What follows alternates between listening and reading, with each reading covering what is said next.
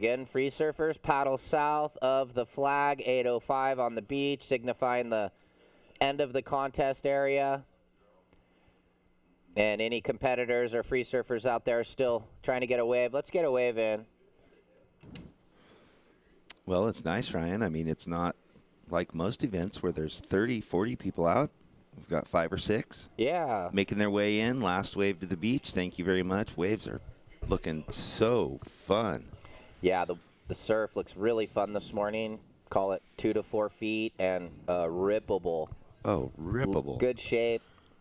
Peaks everywhere. Yeah, a little higher tide. Pier bowl working. We've got the down the beach sandbar working. So it's going to be exciting. Another fun day. Day 3 of this QS 1000.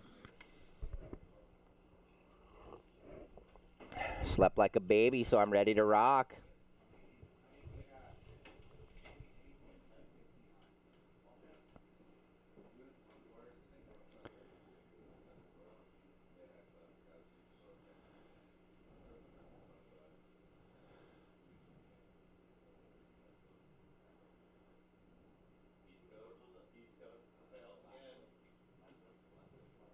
So Sage won when it was the CT in 2017, and then she won when it wasn't the Challenger Series yet. It was the 10,000 in 19 when Yago won. Okay. Those were the 2 wins, so the championship tour and then the 10,000.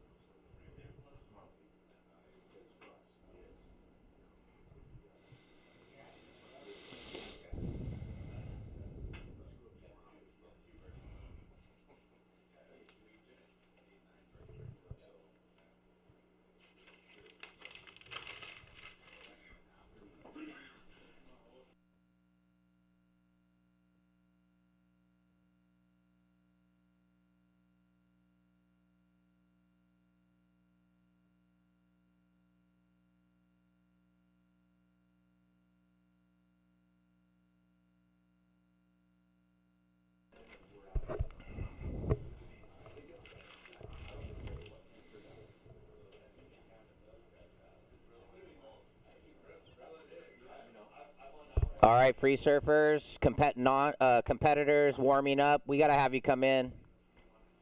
Yeah, I mean, we're minutes from blowing the horn, so please make your way in, free surfers, or down the beach. There are peaks down the beach towards the stand-up paddler to the south. Literally, the horn is going to blow in, well, I don't know, 3 or 4 minutes, maybe? 3 minutes, yep. Well, I'll let him tell me. go ask Ruby if we're going live. Oh. No one's told us. No one told us. All right, well, good morning, everybody out there watching live online. We've got day 3 getting ready to unfold here. Hope you've been tuning in and kick back today. It's going to be another incredible day of surfing. Saturday, call it moving day, where it's very important. We've got the round of 32 and the ladies. Stand by, ladies. We're going to count this thing down here shortly. We're looks like about under 2 minutes till the start.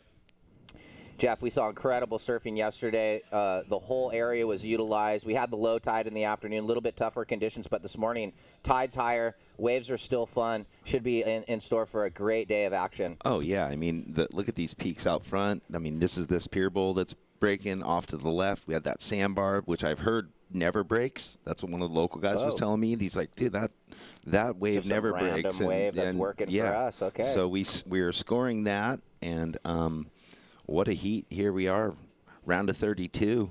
I mean, 2-time U.S. Open champion Sage Erickson out there in the red, Shiasa Mariyama in the blue, Rubiana Brownell in the white, Fabiola Alcala in the green. So that's the first heat of the morning. Ladies, stand by. No more surfing. Hold your positions. Looks like we're right around 1 minute till the start. So we'll be seeing that 10-second clicker counting down shortly. We'll let you know. Oh, that wave just peeled off down the beach. So the ladies sitting over by the pier bowl right now, but we do have the rip bowl kind of going off. which we'll see in play, Ryan, once that tide. I think we're almost to high tide or soon to be, and then once it starts drawing out, that's when we start seeing that rip pull out. And as you were alluding to yesterday, those last few heats, the first 4 heats for the women's round, were definitely challenging on the super extreme low tide. But those surfers now, since we flipped the schedule, they get these 8 heats, and then the next round of the 4 heats, the round of 16, in these conditions, where the men are going to kind of have the more challenging lower tide. But so real quick, we got to get that free surfer on the South Peak to move more south. Thank you. Sir with the hood, we need to have you move south. Thank you. The ladies might move over there during this heat, so we can't have you out there. Thank you. All right, ladies, stand by. We got the go-ahead. There we go. 10, 9, 8. We're counting down. Day 3, this QS 1000 in 3, 2, 1. And we're on, Jeff. Yeah. Slow Cal Open at Pismo Beach, presented by French Hospital Medical Center. QS 1000, ladies, round of 32 in the water. Let's check in the second heat real quick. Samantha Sibley, Ella McCaffrey, Kaylee Gilchrist, Havana Cabrero. And like you said, we are off and running. Day 3, January 29th, and today looking a little more like the Central Cal weather that we're used to. We scored yesterday with the pristine Indian summer days, beaches full of shirtless people in bathing suits having fun. Today, cold, brisk offshore, a little gray cloud cover, still sheet glass. We hope it stays like that all day again. I kind of feel like it might. These types of days seem to stay glassy longer. Yeah. But we're on the wood table. We're in the here and now with the competitors. Heat number 1, round of 32.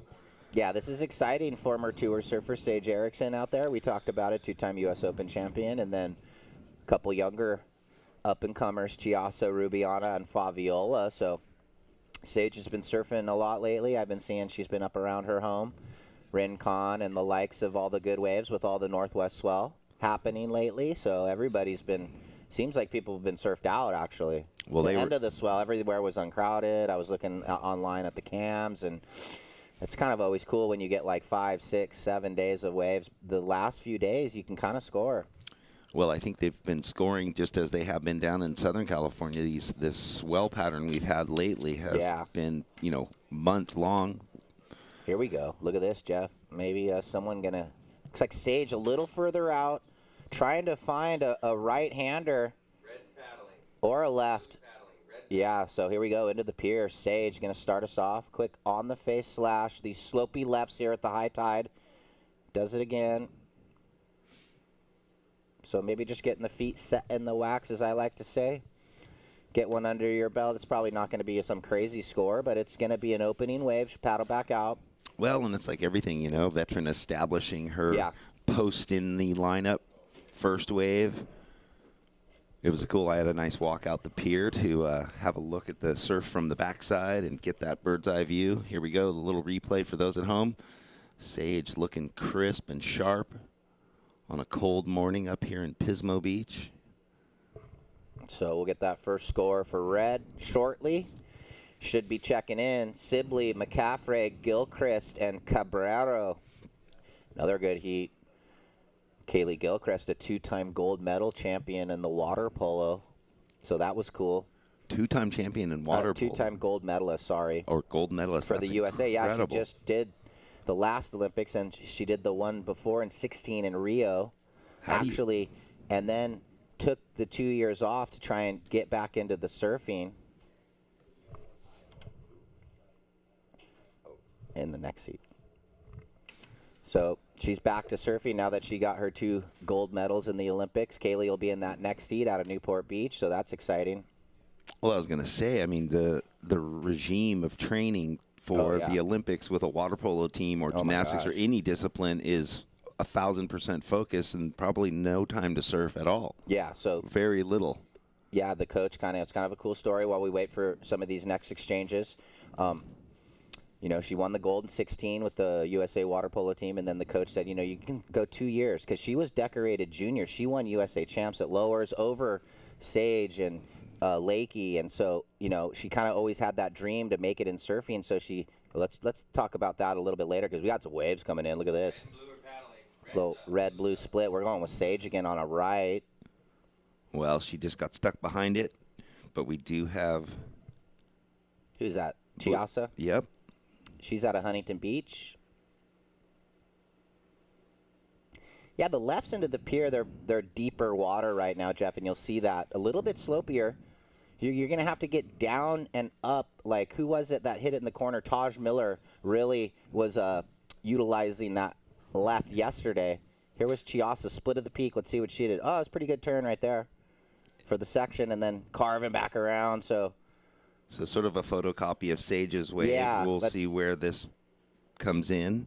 Like, was that first turn better than Sage? I think that's what the judges are going to kind of look at. And I think as the heat wakes up, right, they were all tucked over there by that side of the pier, but they're going to eventually, spread their wings, get a little further south where that right maybe gives them the opportunity to run away. We've seen some long, long waves. Yeah, well. Rubiana now, goofy foot in the white. A quick tucked up turn in the corner, nice redirect there. And again, that's sort of the way that left's going to work. You're going to get two open face turns and a really slow finishing cutback as it fades away into the pier. Yeah. Waiting on those opening scores. Let's check that last of Rubiana. Actually, pretty good turn. She was so high on the wave at the end of the turn. That's why she had that little bit of stoppage, because it's so slopey that if you don't stay in the face of the wave when it's slopey. But it didn't really affect her, just that bit of a stop and then back down into the wave. She'll probably get a decent score. Looks like all those opening scores, red, blue, and white, similar. See who gets the nod. Stand by, ladies. We're dropping those numbers here right now. Last of white, 4. Last of blue and red. Last of red, opener of red, 4.5. Opener of blue, 4.75. So Chiasa gets the nod by a quarter point.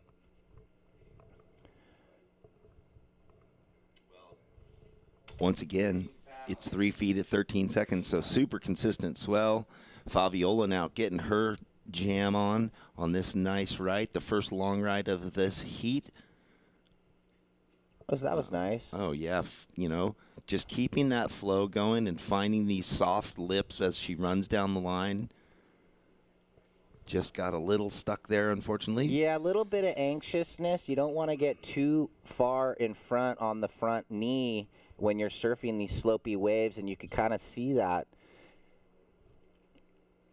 I think she's staying sort of close to where our hotel is, and yesterday morning early at about 6:30, I was going for a walk, and there was this group of seagulls, probably 20 seagulls squawking away in the street, and I looked to the left, and there was a plate that had been left out on the patio from the night before. They were like attacking the food. And they were attacking it, and she was in the doorway in a towel photoing or videoing it. It was funny because they must have woken her up like an alarm. So see right there, she did 2 down the line snaps, and that wave sat back, and I mean, ideally she could have went down and up a little more. She just was like racing down the line, and it came in at a 3.4, so it's a decent opener for Fabiola. We got to battle Chiasa right here. This little right wedge that we saw in the free surf coming off the pier.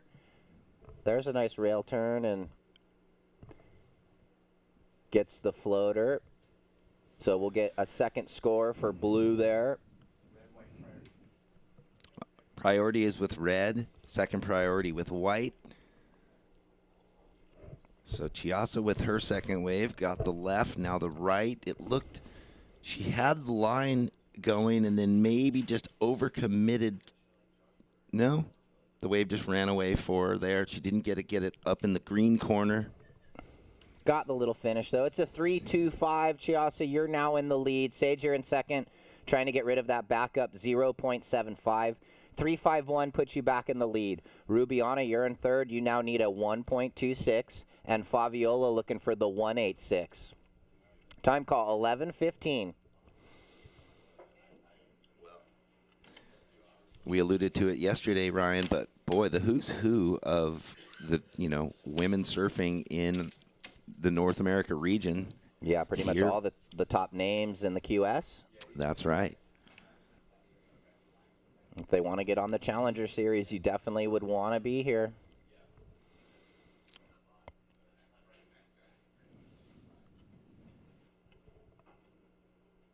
Looks like a couple lines coming in, but more to the south. All the ladies are kind of sitting by the Pier Bowl.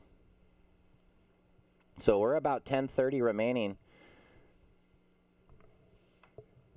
Yep, that's right. Same format, 20-minute heats, top 2 waves. Just this round, and then we jump into 25-minute heats with the round of 16 coming up next for the ladies and then the men's.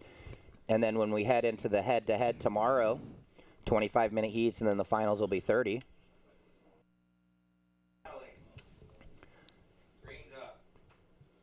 All right, Fabiola sort of tucked herself on the inside, pushes the tail up over the lip the first time, and then a little bit too aggressive there on that soft section for the second turn. Yeah, maybe just misread it. I liked the first turn. Through the lip, nice.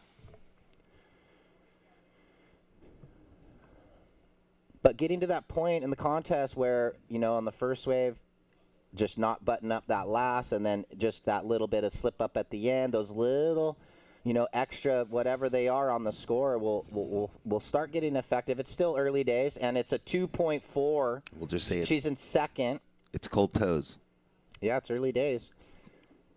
I saw a few of the surfers walking down for their warm-ups or getting ready to, get the jersey, and they had no shoes, barefoot, walking from their hotels, and I'm like, it's cold out. Here we go. So see, this first turn, you can see how slopey it is from the pier angle. So that one, there was a lip, so she got through the lip, and then here, with the offshore and the slope, you can't go all the way up to the corner, especially the wave had moved to the inside. It lost a lot of its energy. 9 minutes, Sage, you're third. You hold priority 1. You need a 1.3 to turn the heat. Rubiana, you need a 1.8.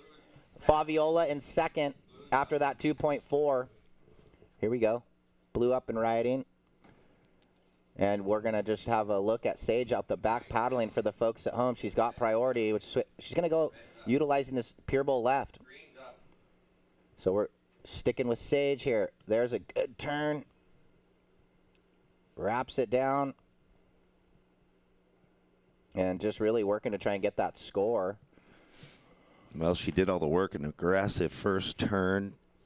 Had that rail kind of give her a bit of trouble, but then she refocused, got the next 2 turns. Nice second or backup wave for Sage, who had opened with the 4.5. Priority is with Rubiana in the white and then blue. 8 minutes remaining. Well, that last wave, Sage, 5.5, throws you right back into the lead. Little bigger wave and a little more aggressive right there on that turn. So the judges are now, starting to implement the breakdown of the better maneuvers to have this scale separate a little bit. You don't want to get real bunched up. So red in the lead, blue in second now. Chiasa looking to throw away the 3.25. Green, you're third. You require a 4.61. White holding priority. You need a 4.01 for Rubiana Brownell. And here we go with more waves. Pretty consistent. Looks like white having a look, Jeff. Yes, Rubiana now on her second wave. That wave a little bigger, a little steeper. 2 nice turns where on her first wave she just got the 1. A third sharp cutback into the foam. So Rubiana, that's going to be a nice backup for her. She needed just a 4.01 to get up into second place. Nice rail surfing. Very nice. I was going to say, with these soft conditions, it's so critical, the timing of where you put your power in the lip, because it's going to give you the ability to get out of the lip, down into the bottom, into the next turn. So out on the open face, wrapping the rail, and then that was another little wrap back, and actually one more. Stand by. There it is, 5.25. Straight into second, Rubiana. Blue, you hold priority. Chiasa, you require the 4.51. Fabiola looking for the 5.85. And more lines approaching with this little 3 foot, 14 seconds. Looks like green going to have a go. Green's up. On the backhand. Quick vert hack. Comes around the corner, snaps it. Gets another one, so a little better up and down this time. And again, coming undone. Straight into Chiasa, Jeff. Yeah, so Chiasa with a shorter left, having to sort of place that tail in those turns down from the lip and just redirect, but milking it for everything it's worth. Chiasa needed a 4.51, and we've got a bombing set on the outside. It looks like Sage might be in a perfect spot. Oh, but no, just a little too deep with the size of that set. We have seen some of those sets actually hold the bank and run off for what would be an 8-turn wave. Here's that wave for Fabiola waiting on the score. Looks like scores are in, 3-1-5. Really needed to button this thing up. She's losing a little bit of points right here by all these falls at the end. And, you know, because she's not far out of qualification into advancement position. 5 minutes, 5 minutes. So priority is white, then red. So Chiasa was looking for the mid-4, got a 4.2 blue. Not enough. You're still third looking for the 4.51. Green, you need a 5.85 with 4.45 remaining. Priority white, then red. So, yeah, everyone in that mid-range, nothing too far out for the surfer in blue or green to achieve. 4.51 needed for Chiasa and a 5.85 for Fabiola. Yeah, I mean, this is one of those heats where everybody's getting similar waves, and the point of difference right now is Sage and Rubiana are just turning a little bit harder in the corner. They're getting a little more steepness on those first turns, and actually Rubiana on that 5.25 had a good, better second wrap, and then the third in the mushy section, excuse me. So Sage and Rubiana just a bit cleaner and quicker into the lip based on the waves they're catching. Everybody's surfing good, though. And that's what you're going to get in the round of 32. Kind of whittle away the weaker surfers in the earlier rounds. Interesting to see that no one in this first heat has been down there on the Rip Bowl, though, because at the higher tide you would have thought, but we've got Green going to try and get that 5.85. Quick snap. Looks a little more centered right here. Setup turn. And just timing's just a bit off for Fabiola right now. 3:30. Green still looking for the 5.85, and blue looking for the 4.51.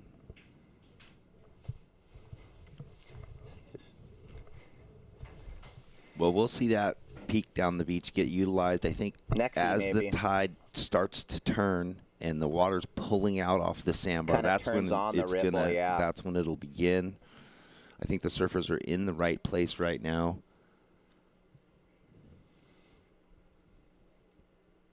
So, yeah, the point of difference is that Sage and Rubiana so far have just, you know, had that real connective rail flow, the speed power flow, although the waves have been soft because that's what the conditions are on those lefts.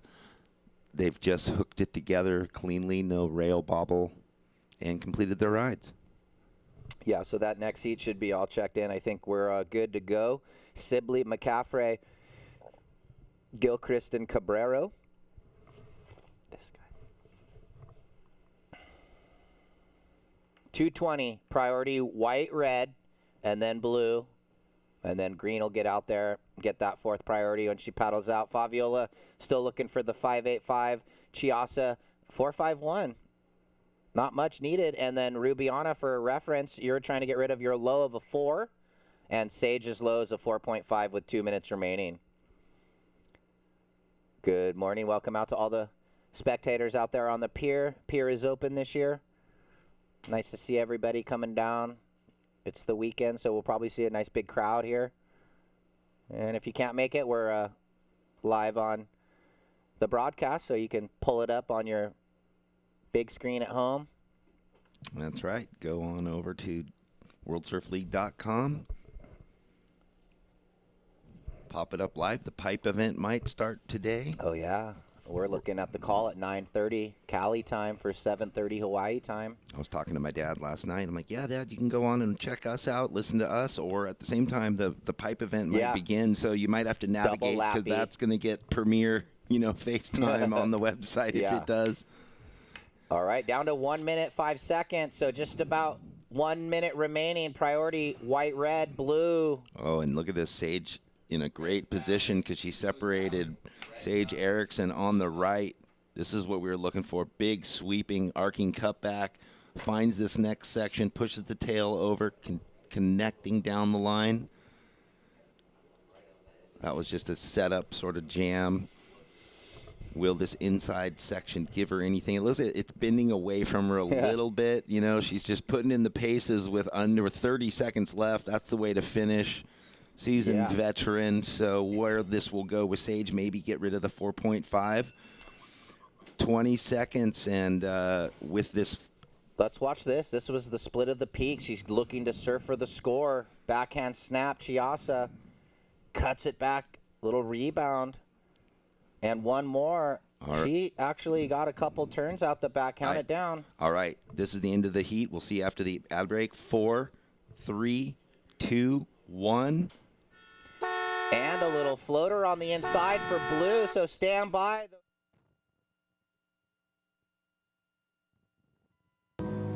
Welcome to the land of wide open spaces, full of hidden secrets. Welcome to SLOCAL, where life is too beautiful to rush. Welcome to the land of endless summers and timeless memories. Welcome to SLOCAL, where life is too beautiful to rush.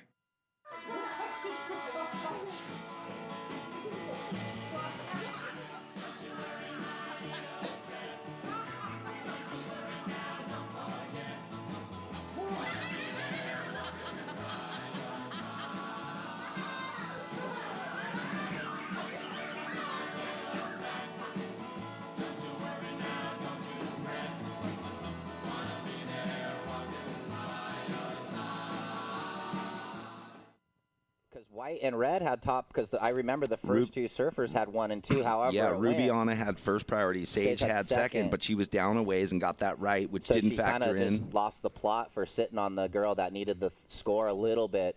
Well, here we are. Welcome back to you guys watching online here at the SLOCAL Open in Pismo Beach. Our first surfer, Samantha Sibley, in the red. Nice. I like how she opened her shoulders there to get back in to the power source, although it's not super powerful, but still, that's actually harder to do on weak, gutless waves to continue using the rail and fluid speed. That's when you know you got a good board under your feet if it's maintaining that flow. We got to get this non-competitors, the two guys sitting out there. You guys are still in the contest area. Could we get you to move onto that next peak down? Thanks, guys. Let's get that last wave for red. Sibley came in at a 4. But maximizing the wave was junk, but the surfing was great right there, like you were talking about. So a 4 out of that wave was really good. Yeah, like the way she's just lifting her lead hand and letting the rail come up out of the water, that little weightlessness for the quick, pop on the whitewash to redirect back into the wave. Yes, sorry. Oh, I was going to say, hey, surfers to the south. Yeah, down. You have some black flags on the beach, kind of right in front of the lifeguard truck. That's sort of the area, the demarking line. If I know the surfers aren't down by you yet, but eventually they will be. But thank you. We appreciate it. All right, well, let's give a first call for heat number 3 of the morning. Sawyer Lindblad, Zoe Benedetto, Brooke Young, and Emma Stone.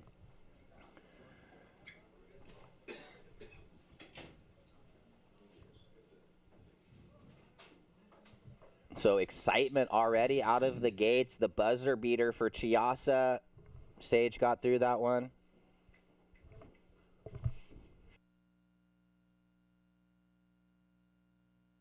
I was going to say, like you were alluding to, Kaylee, 2-time gold medalist in water polo. Has she just taken a break from training? Or is there no training that's as hard as that training? What? Must just be here we have. I think she's retired now and back to surfing. Yeah, but that's her right there. Nice wrap, floats it. What I was meaning, and I thought she might find that inside section. Just the thousands of hours of training for the water polo and with the team. So now strong. that she's surfing, you have so many surfers cross-training to be fit for surfing. Yeah. And is she like, okay. It's a little bit different. That's sure. a little more like strength-centered, kind of, because you got to be really strong in the water polo. Obviously, you're treading water for just so long in the pool. But, yeah. All right, well, we'll get back to that, and we have Kelly downstairs with Sage. We are live. We got a lot of people watching us right now. I think you might be a favorite here this morning. Good morning, Sage. Congratulations. Thank you so much. What's it like being here for you? Yeah, I haven't competed here at Pismo probably since I was 16. And I always go to Morro Bay or Big Sur up the coast and enjoy the beauty. But it's been so nice to be back. And it's really cold this morning. I was first heat.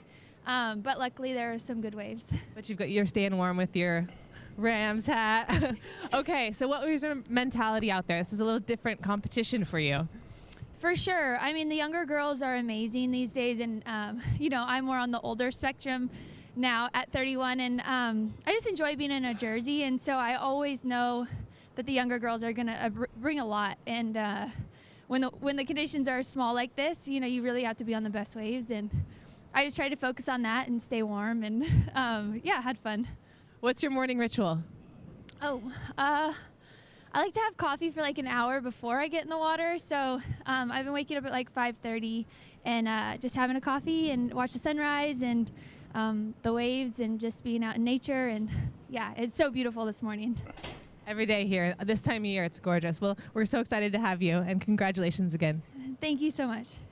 Back to our live coverage. All right. Thanks, Kelly. Thanks, Sage. That's great that she's here competing here, and she hasn't since she was 16 years old. Like us, when we talked about coming back to do the commentary for this event, we used to have to come up for the different NSSA events that would run here, and we never got waves like this, though.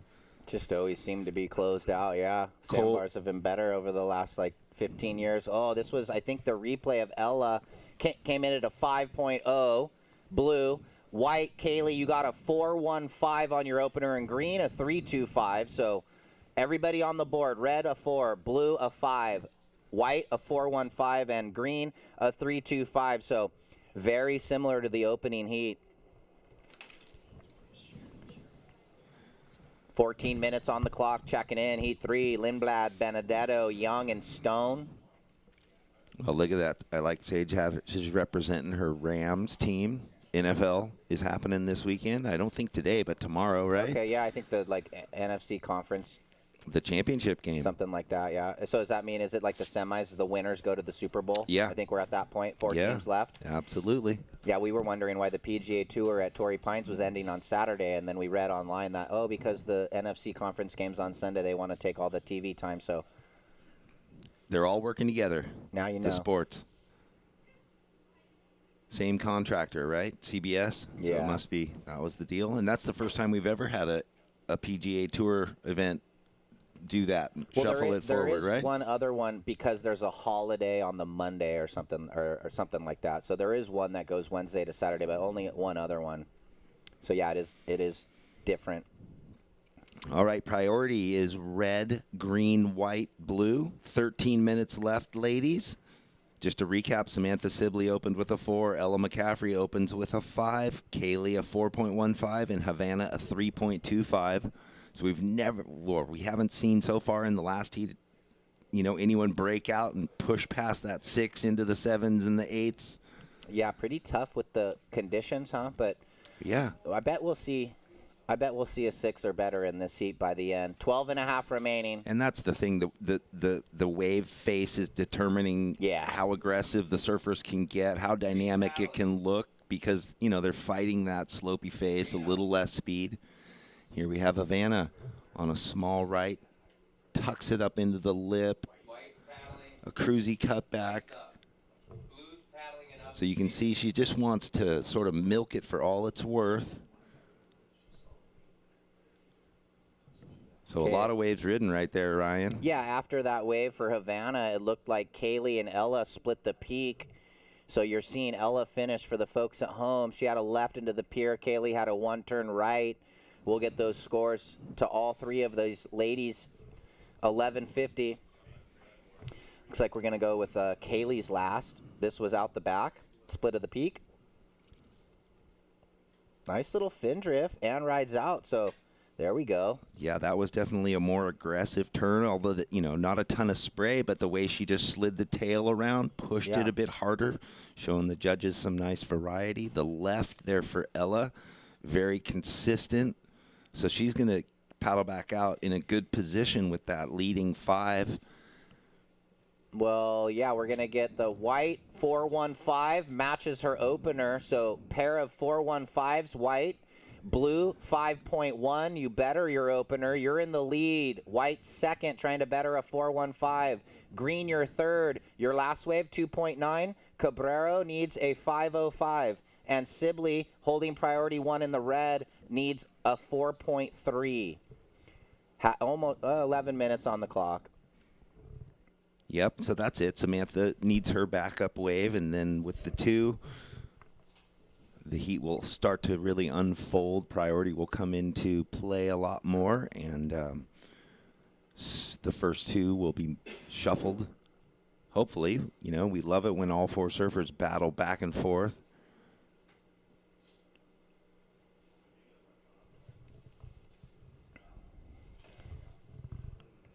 Yeah, so we got 8 heats here in the round of 32, and then we're going to go back into the women's round of 16. So looks like we have some waves approaching, Jeff. Yeah, priority red, white, green. Got to let them know. All right, so the higher priority gets the wave. This slopey left. Kaylee. Red's battling out back. And it looks like Sam out the back is going to go on this one. A left from a little more south of the pier. Will it hold the sandbar better? Couple nice gouges to start. Rail gouge there. And Sibley out of San Clemente. She kicks out next to the tee, so we'll get those last waves for white and red. Yeah, so as I was saying, 2 rounds of women. Back into the men's, we have the 4 heats in the round of 16, and some of those matchups look really good. So stick around with us today. It's going to be a great day. Yeah, great utilization of priority there with Samantha. She wasn't going to bother with that first wave. Knew the second was going to be the gem, and she's definitely going to get her high score for the heat so far. A 5.4. Samantha, your last wave, a 5.4, puts you in second place. Here's green, live action. Havana, quick backhand jam. Comes around the corner. Turns the rail over. And one more time for the surfer out of Puerto Rico. Her dad surfed on the QS and now runs the surf shop down there. One of the best ever out of Puerto Rico, Carlos Cabrero. He might have won a QS at Pipe, if I remember back in the day, too. No small feat, man. That is tough, and especially, you go back to that era. Marvin Foster, Johnny Boy Gomes, Ronnie Burns. I mean, or was it past that era? Yeah, it was more the 90s. Okay, but still. Last of green, 4.9. Now only needs a 4.51, Havana. So in the lead, blue, second red, third white. White, you need a 5.26. Green, you need a 4.51. Yeah. Eerily similar to what she also needed, the same number. Let's see if Havana can pull it off like she did. 8 minutes. Yeah, and Keely, your last wave was a 2.5. The left you had, just so for reference, didn't go into your score line. 8 minutes remaining. Yeah, her left was like slopey slow. Soft. She caught it at the end. You really got to get it a bit deeper or hope it, stands up closer to the pier for the at least 2 good turns. Ooh, who's got priority? Blue. No one takes the first one. Green's paddling.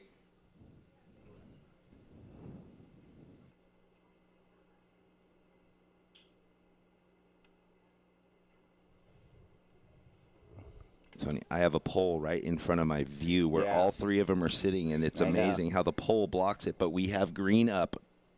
Turns and burns on this inside one. Havana looking to get that 4.51. I mean, opportunistic surfing, just didn't have priority. Looks like she's in rhythm, but that wave was just not the wave. Yeah, inside and slow, but you gotta hope, gotta try. Yeah. And like we always talk about, hey, keep the rhythm, keep surfing. You never know. Why paddle out and sit when you're going to be in fourth priority anyway? Totally. And a wave comes right your way. It's a 30-second paddle out, plenty of time. Just under 7 minutes. Priority is blue, white, red. So that last came in 3.7 green, not enough. You still need the 4.51, and white looking for the 5.26. In the lead blue, second red. Red trying to get rid of a 4 as a low with 6.5 remaining, ladies. Coming up next, Sawyer Lindblad, Zoe Benedetto, Brooke Young, Emma Stone. Oh, big set approaching. This is it right here, 6:10. It looks like the girls might be caught off guard, actually. Yeah, caught off guard deep and inside. So Havana elects to go for another one. Will this one stand up for? Nice aggressive turn in the corner, and even a nice redirect as it flattened out. That reform doesn't come through to a right on the inside like Huntington a bit. Shot to pier. Yeah. Look at the right on the rip bull. Yeah, down the beach. That is a beautiful right. I mean, you know, 2 turns on that. That looks like the wave Tyler got yesterday. Yeah. They replayed it on the WSL QS Instagram. And looks like what, Ella out the back. Aggressive slash. This one's pushing closer to the pier. And one more quick turn. So priority with white and then red as they sit out the back and hope for another set coming up on the 5-minute warning.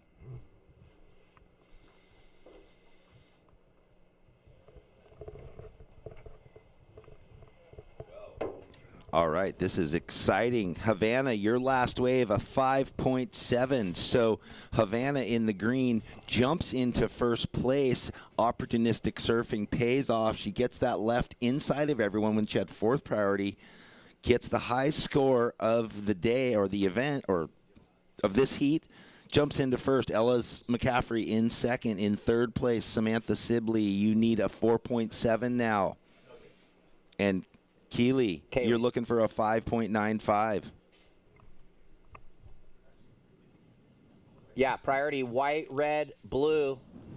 White looking for the 5.95. Red looking for the 4.7. 4:15 remaining. Havana, your last wave, 5.7. She got set and hammered those 2 turns. Really clean transition. Well, and it worked out so well for her because in the fourth priority, before she even got that wave, took that other one that was just soft and fizzly, paddles back out, and that set came, and she took the wave under the set because all the other surfers were too far out. Yeah. Perfect. Perfect timing, perfect rhythm. Tactical perfection. You can see her still hanging on that inside left because no need to get out, and now she finds herself in the lead with 3.5 minutes left. Priority white, red, blue.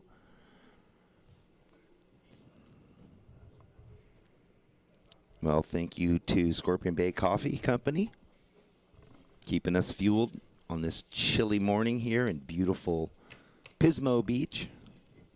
It is a Saturday in the end of January, Ryan, and we are happy to be back for this event.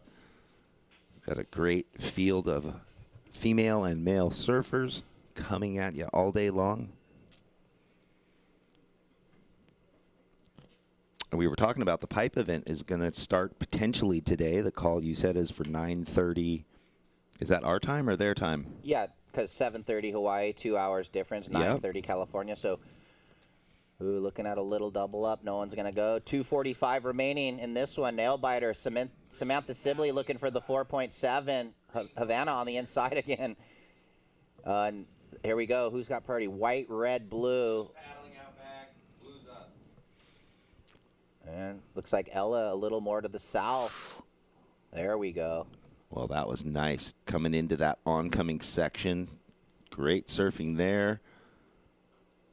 Very aggressive, and she got that left from far deeper than anyone so far. And in third priority. Well, that's because she was so far up south from everyone, and there was no face or there wasn't potential for the other 2 higher priority surfers to even catch the waves. Yeah, so blocker or something.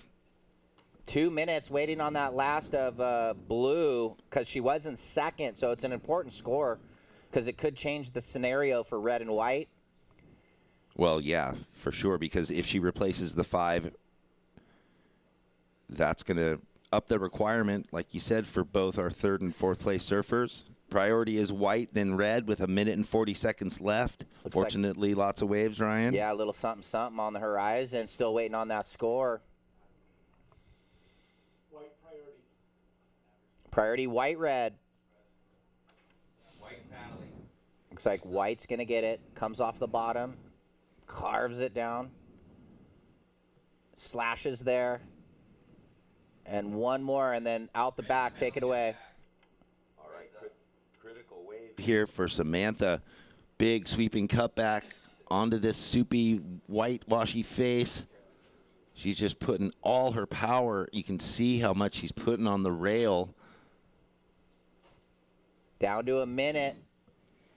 So judges were typing the blue, but stand by. They had to watch those last exchanges, and now they'll get back to work.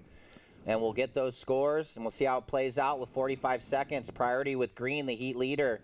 Yeah, looking like the requirement was going to go up a bit for Samantha after the wave of Ella.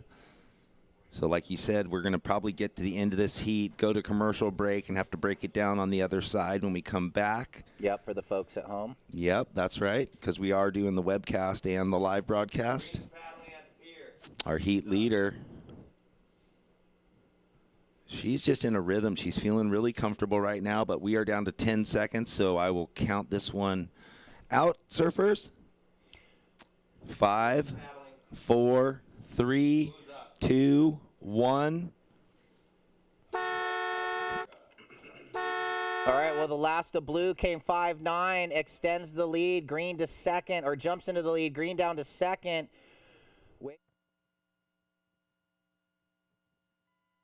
Welcome to the land of big-time natural beauty and intermittent cell service.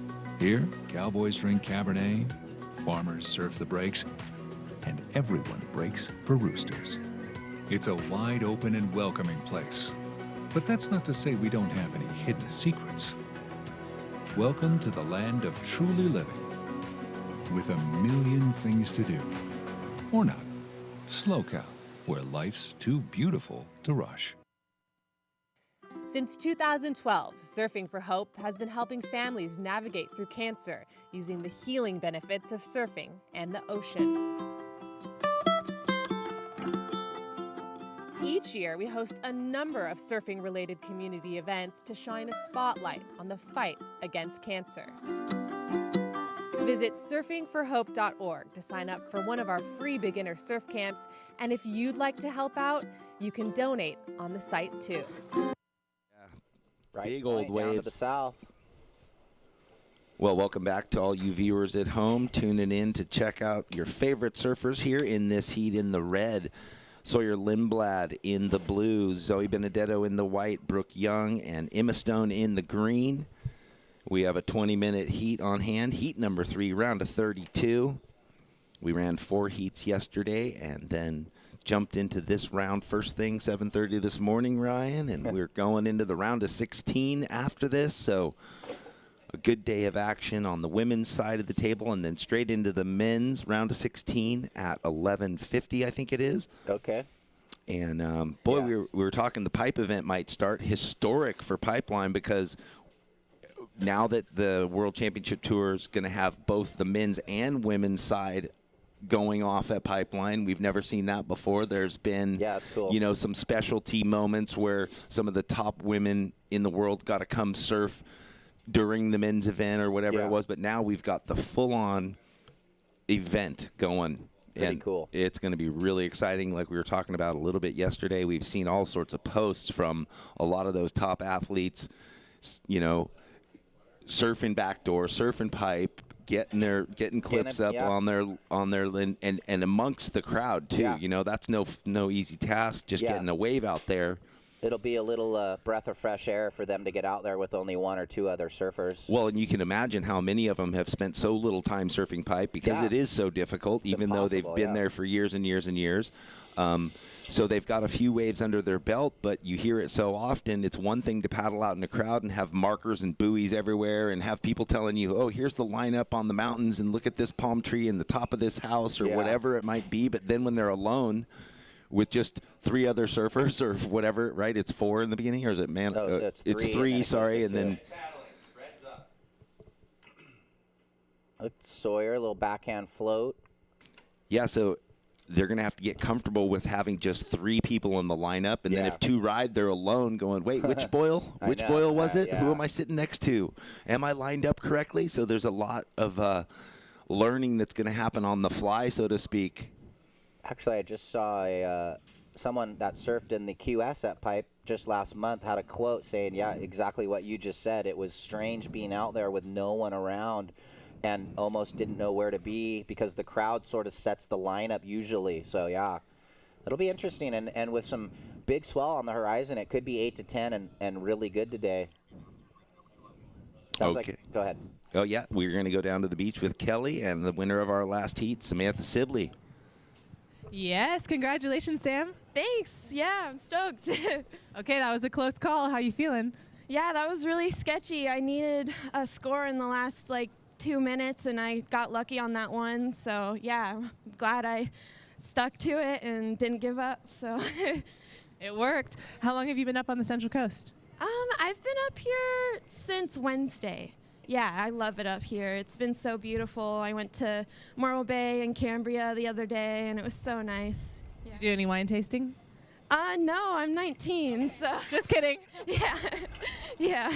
Too early for that. Coming up soon. Okay, so what's your strategy moving forward in this competition?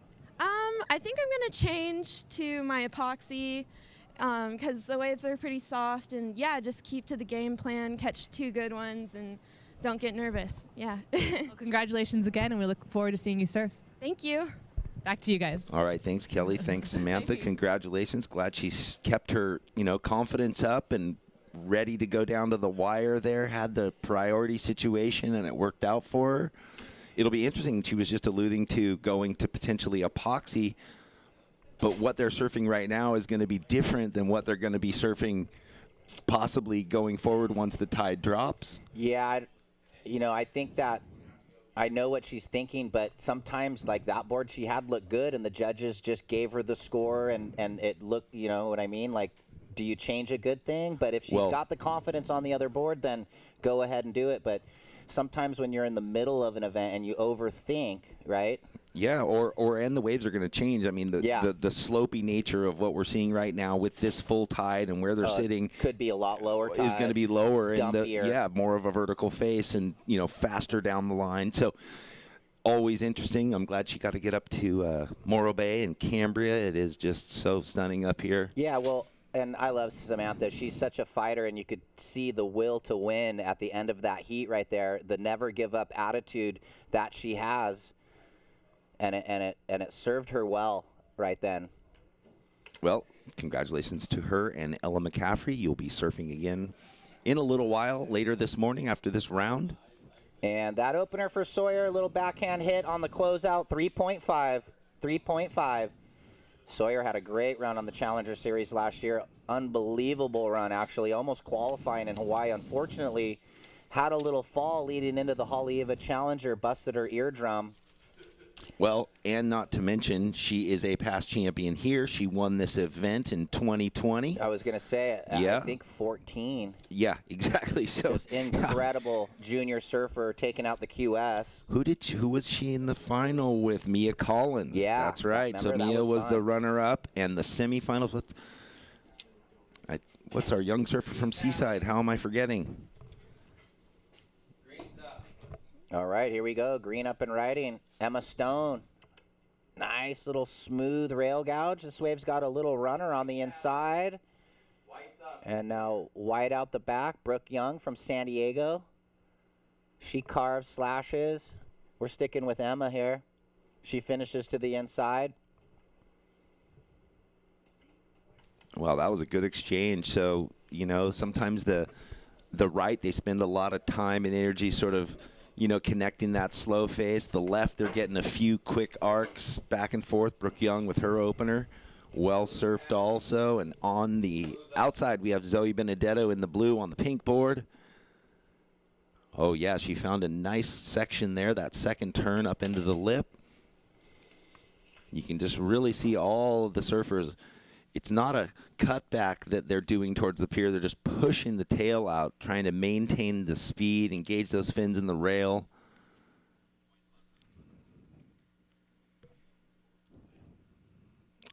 So this was the replay of Brooke.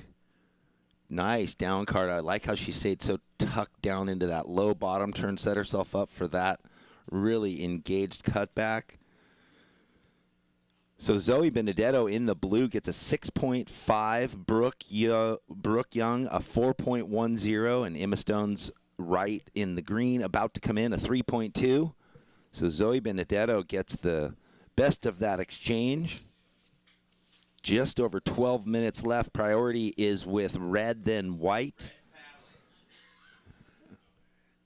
And here we go. Sawyer flying down line. Oh, there we go. Finding a beautiful section to throw the tail at. Pushing the tail. Almost slides it again. Really confident, aggressive surfing on a not very aggressive wave. Really so good surfing. That's the demarcation point of what the judges are looking for. Then, you know, that wave gave her the opportunity on that first section. A 7.0 drops instantly, so the judges knowing what they're looking for. Well, this was the 6.5 for Benedetto right before on that Shea Lopez shape, and she ripped that wave. Yeah. And then Sawyer behind got the 7.0. So red with a 7, blue with a 6.5. We've got white having a look. Brooke Young, another left into the pier. Let's see what she's got. Quick cut back. Another one.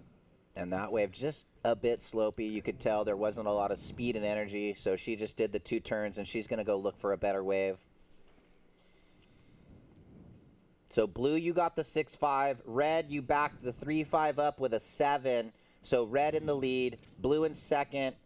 Actually, white just jumped into second with a 3.4. Brooke, a 4.1, and a 3.4 sees you in second. Holding priority, surfer in blue, Zoe, you need a 1. You have a 6.5. And Emma, you need a 4.3 right now. Nearing the halfway point. Wow, this heat's gone quick. Yeah, they go quick action. and... So Sawyer really maximizing that first section. We got to see the first wave where there was a real sort of a proper lip to come into. Bang. Carry the speed, engage the board all the way into that turn, which I love how she tucked up low and arced it. Yeah, so you could kind of call it 2 majors there, and that's why she got the 7. A nice blowtail through the lip and built board speed before. Had that little... like down-the-line pump roller coaster, as we like to call it when I was a Grom. Well, and you always know, you know, the judges saw it and the score came in within seconds. Yeah, it's funny like that because it seems like the 3s to 5.5s, it takes a little bit longer to kind of button it up, and then the better waves. This was Brooks 3.1, 3.4. Yeah, you could see it was out and down, and then kind of out and down, only due to the wave, where she wasn't able to turn off the bottom and come up a little bit, but good surfing for Brooke for that wave. So again, red in the lead, white in second, trying to get rid of the 3.4. Blue, you're third, you only need a 1. And then green in second priority, looking for a 4.3. Yeah, that's right. So priority blue. So Zoe in a great position with just under 10 minutes left. Only needs a 1. Has a really nice first leading score of a 6.5. I think she made the semi in the Supergirl in November where it was Alyssa and Caroline in the final. So that was probably her last big event. So still probably feeling the confidence of that event in her home state of Florida. 9 minutes, counting down. I mean, haven't seen anyone surf the South Peak, but who will roll the dice and go over there? Isn't Bella from Seaside? Mm-hmm. Yeah, that's what I thought. Earlier you said I thought you said from St. Clemente, and I was like, wait, yeah. Okay. Here we go, some waves. Priority blue-green. And it looks like Green, no wave. Blue's up. blue, front side hit. Priority change. Red, white, green. Green's up, white's up. Green gets a front side float, and then down the line, Brooke Young had a little backside hit. Just the single turns for those exchanges. Yeah, an interesting exchange all around. Zoe Benedetto only needing the one, had priority and went for that wave that it looked like she was going to go right and then redirect left, and the wave kind of just didn't work out with maybe what her mind's eye saw. She only needed a one. Probably going to get and she's going to get, with just the one hit, so possibly very tactically savvy in that move, just to go, it's a set wave, I'm going to get one big tail jam. And knowing the time, and if it goes flat, there it is, Jeff. A 3.3. So, Zoe, you got a 3.3 on your last wave. You're in second place now. Brooke, you're in second, or in third, needing a 5.71, and Emma in fourth needs a 6.60. Yeah, I mean, and that's, remember what I was talking about yesterday. So to get that low mid 3 that you might need, she just posted it. She jumped into a better second position for blue.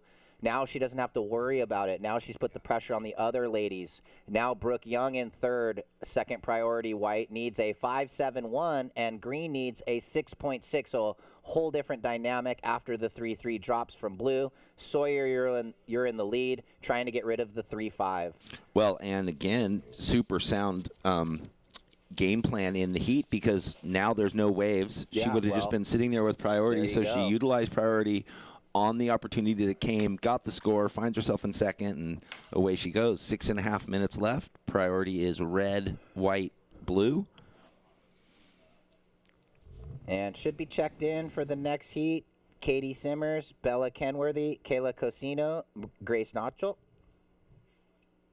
I know what I was thinking. So Sawyer just advanced, won that last heat. It was her and Ella McCaffrey that were in a semifinal. Samantha. Yeah, Samantha Sibley. They were in a semifinal up at Morro Bay. Remember, the waves were pumping. It was like solid 6+ foot. It was open ocean. You needed a bigger board. It was real ocean moving, and those two young ladies just like fireflies out there, and they were getting smashed too. Remember, there was like 20 wave sets, and they couldn't get back out, and they'd get washed in and have to do the paddle back to the rock. Yeah, it was small kind survival. Here we go. Look at this. Split the peak. We're going with red for the folks at home.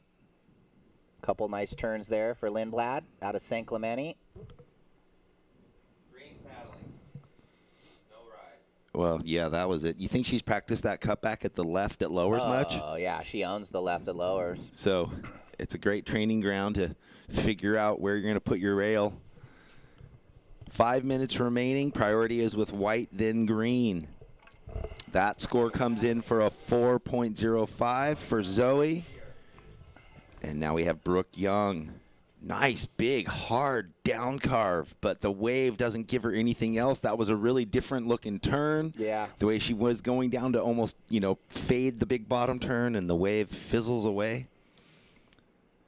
Kind of those ones that just started a little too close to the pier. It didn't give that area. I liked the line, though. Yeah. Even though it's not going to get the score, it was a different look, a different, unique line. Yeah. The wave just didn't give her the next opportunity. Yeah, Brooke's a dynamic free surfer. Check out her Instagram. She's always traveling and ripping good waves. Here's a slow-mo, and even though she didn't get the score, the sort of setup line was really cool. Yeah, held the rail. It's a 3.05. Still looking for the 6.46 white. Green looking for the 7.35 with 4 minutes. And Sawyer, your last wave a 5.25, so you bettered the 3.5, extending your first place position. Priority is green, blue, white. Brooke, you need a 6.46 to get into second. Emma, you need a 7.35 to get into second. That was a case for those viewers at home on the slow-mo replay that makes it not look as good as it was in real time, where we've had a few replays that were in real time. It's funny how that is, right? The real time works better for the flow of the wave, and the slow-mo works better for the freeze frame of the big move. Yeah. When it's happening, just static.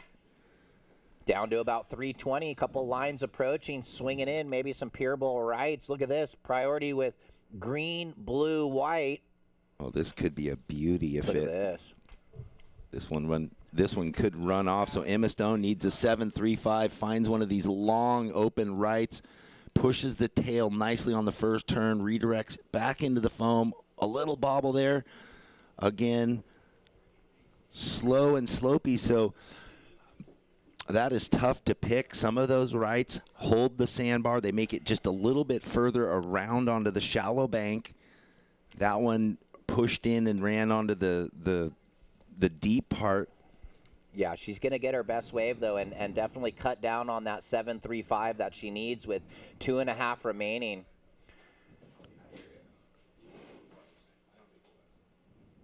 Yeah, so she really was just trying to break that 4 point. You know, she wants the 5 and the 6. She needs the 7 and a 7.35. 2 minutes and 15 seconds. Live action right here, Brooke. Little front side hit, and the last of green came in 3.9. So Emma, you now need a 6.65. Green looking for the 6.65. White looking for the 6.46 with 2 minutes. Priority blue-red.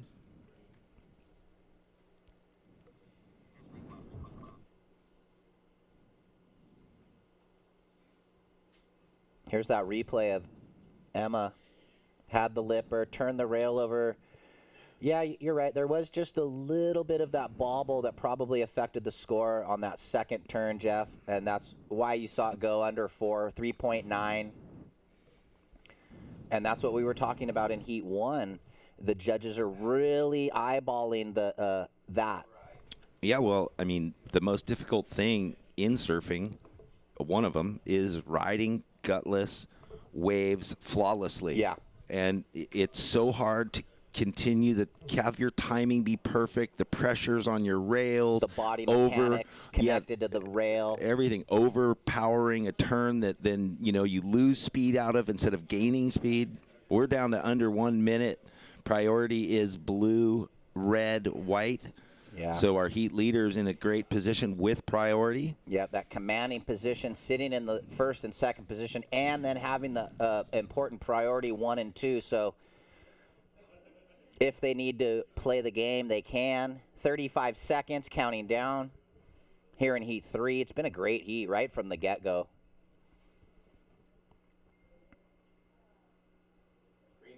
Looks like green, white, the surfers that need scores. Looks like Brooke might get into this one.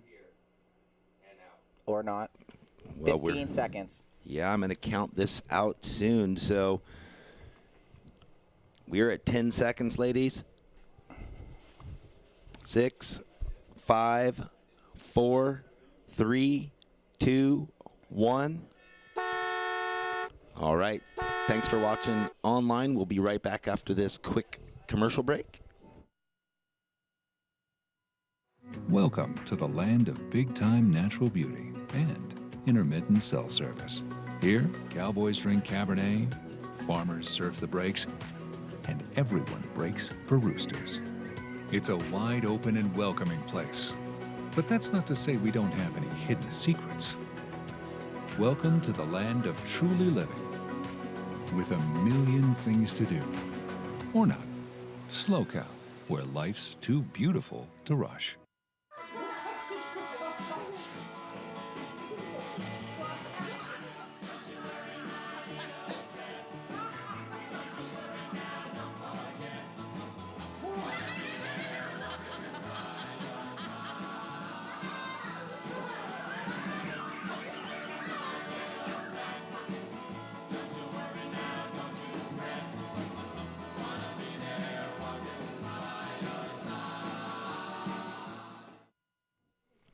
Okay, welcome back, viewers.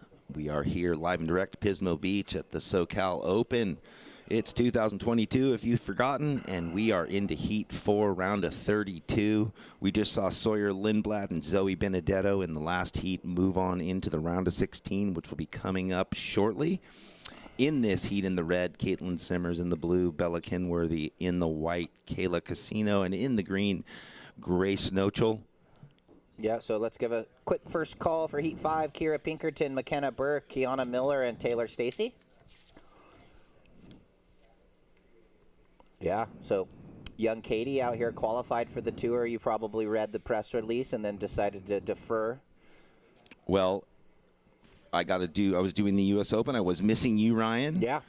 It was really fun, though. We had Hans Hagen and Micah Byrne, so that was really cool. And to see Caitlyn Simmers just wax the field, and her post, victory interview was all time with Chris Cote up there on the stand as she looked out, and she's like, yeah, the waves look kind of fun still.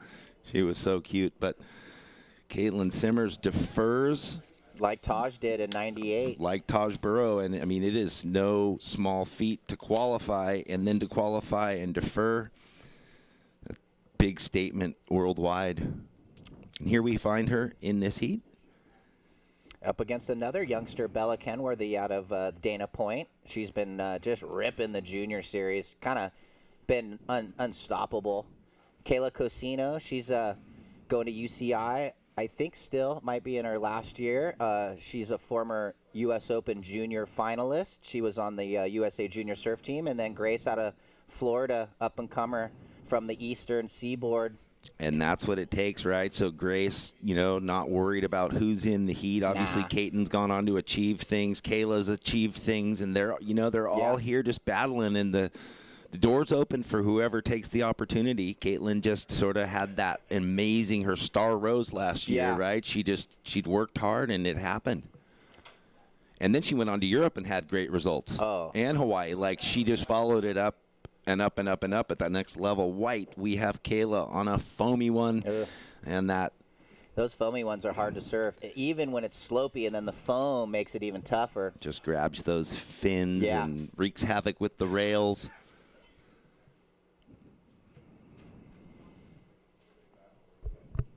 So it's great to be back up here in Pismo for the Slow Cal Open. Thanks to Andy McKay for all the hard work he's done over the last few years to make sure that these events are happening up here in the Central Coast. Thank you to the French Hospital Medical Center, also to the Surfing for Hope Foundation. Sounds like we have Kelly downstairs. Take it away, Kelly. I'm here with Sawyer, the defending champion. Congratulations. Thank you. We're just talking wetsuits here. So you're wearing a 4-3, staying warm, or ish? Yeah, kind of. It's pretty cold this morning. Okay, what's your strategy going into this competition? You had a little lull over the last few years. So how about today? Yeah, I just want to have fun and get some good waves. Okay. What have you been up to since there hasn't been a lot of competition going on? Just surfing a lot. I went to Europe for the Challenger, which was really fun. So, yeah. Nice. Okay, and what we do now, get warm, get ready? Yeah, maybe eat something and then get ready for the next heat. Okay, it's good to see you and fun to watch you. Congratulations. Thank you. Back to you guys. All righty. Well, that's who I saw walking on the boardwalk early this morning, 6:30 in the morning in the dark. Okay. With probably her mom, and she had the wetsuit on, the big poncho towel on, the backpack, but bare feet. I'm like, why don't you have Ugg boots or something on? What's going on here? Oh, my gosh. Katie blows the tail through the lip, little whitewash climb out the back. Looks like young Bella. She's going to go on the forehand. She gets a nice little fin drift and hits it. Wow. And out of there. Two nice opening waves for red and blue, finding that right. Caitlyn, no stranger to the big move. Yeah, I mean, that is her forte. Mm-hmm. She finds those moments and she does executes some big moves, especially when we would talk about, for her stature. Yeah. So the power she packs for that tiny, petite body. Frame, that's a good word. Thank you. Grace on the backhand, quick snap. And that wave super slopey. White, Kayla, going to go on the forehand here out of Laguna Beach. Nice off the top. Comes around the corner and hits it again. And it's kind of a nonstop set right here. So ladies are going to let that next wave right there, you can see for the folks at home, let that one go by. Reset, get out, get priority.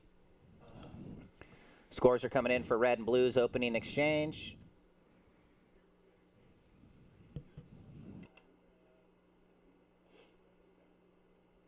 Red 575. Blue 5-5. And here we go, Katie. Nice carve there and smooth wrap.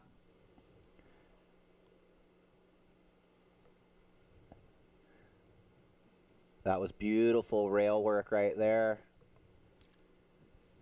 White's up on right. And it looks like we flip right back to Kayla for the folks at home.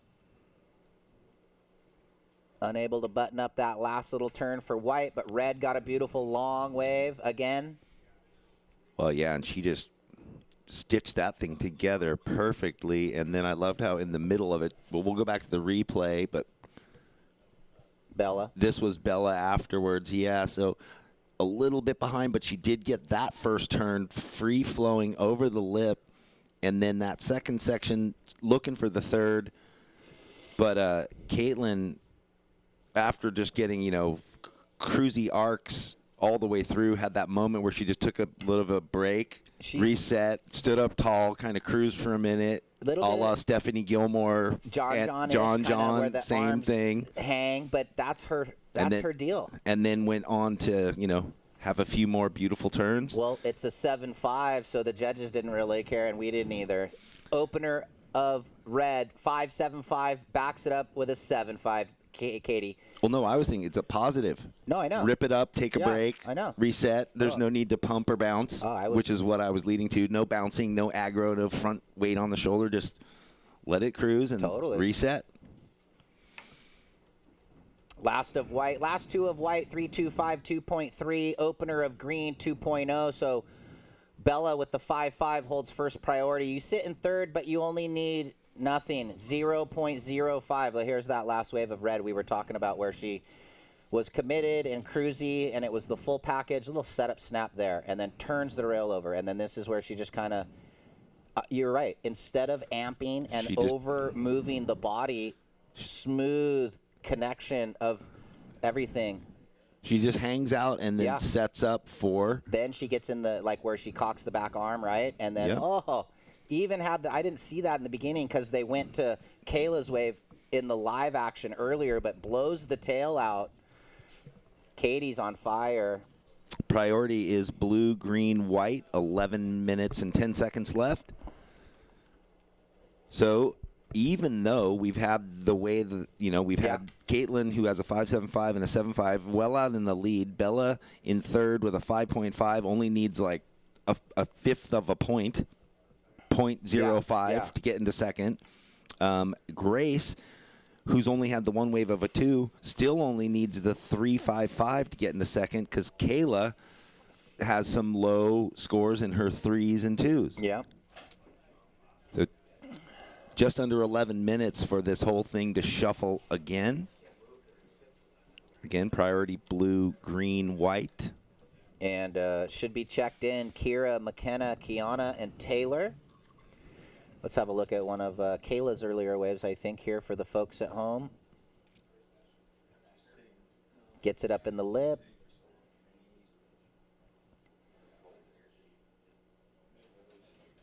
And the late float, I think that was the 3.25 earlier. Mm-hmm. Halfway through the heat, 10 minutes remaining. And so for the first time so far today, the competitors have now sort of spread out. Maybe that's due to both, I think it was Caitlyn and Bella getting those long rights and paddling back out. But it looks like they've kind of just decided to sit further south. I'm actually pretty perplexed that someone hasn't paddled over yet to the South Peak because when the good ones come in, it's like 8 turns. So and it's bigger. I mean. Well, but hey, who are we? Here we go. Grace on a bomb, head-high wave. She's just a little behind on the takeoff, which is super important. We talked about that yesterday, the paddle, the entry, where you put yourself in the lineup to get into these slopey waves. Very important. So priority changes now. First priority blue, second priority white.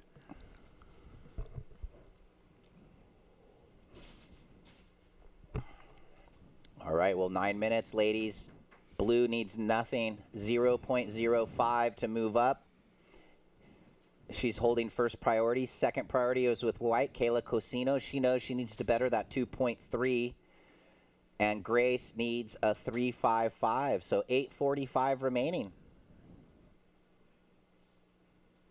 Maybe a little something coming around the corner here. Got that drone out there. I think we're for the folks at home, that's the drone angle now.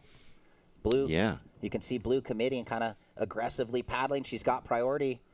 How's this going to play out? She's going. All right, carrying her speed down the line. Big sort of down the line throw tail floater combination.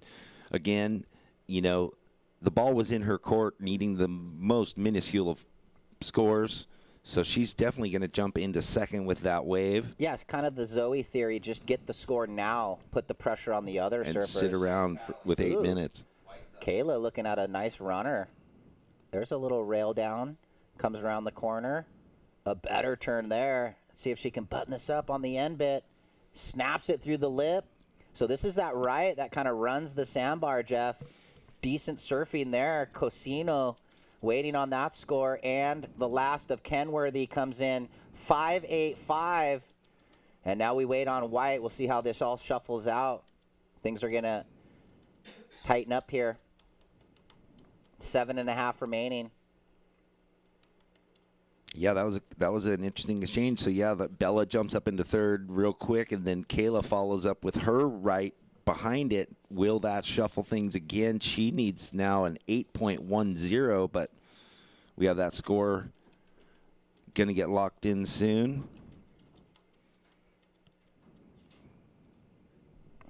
Here's the last of Bella. Yeah, that was well surfed. I mean, the one turn, but the board speed carried the long driving bottom turn into that fins free top turn. And this was the wave behind her, Kayla. Yeah, and this wave came in at a 4.25. So Kayla in third looking for the 7.1. And Grace looking for the 9.35 with 6.5 remaining.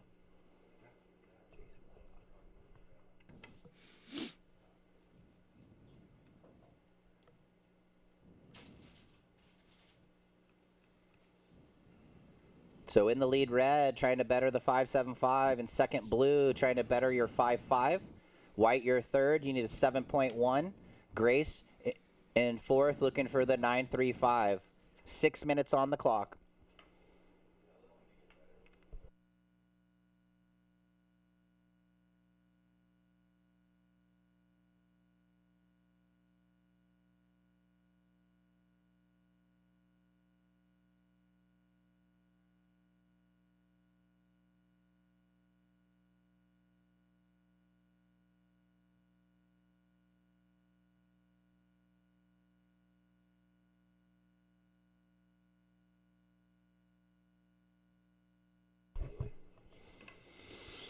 Coming up on that 5-minute warning. Well, we're down to almost 5 minutes. We're going to change the disc.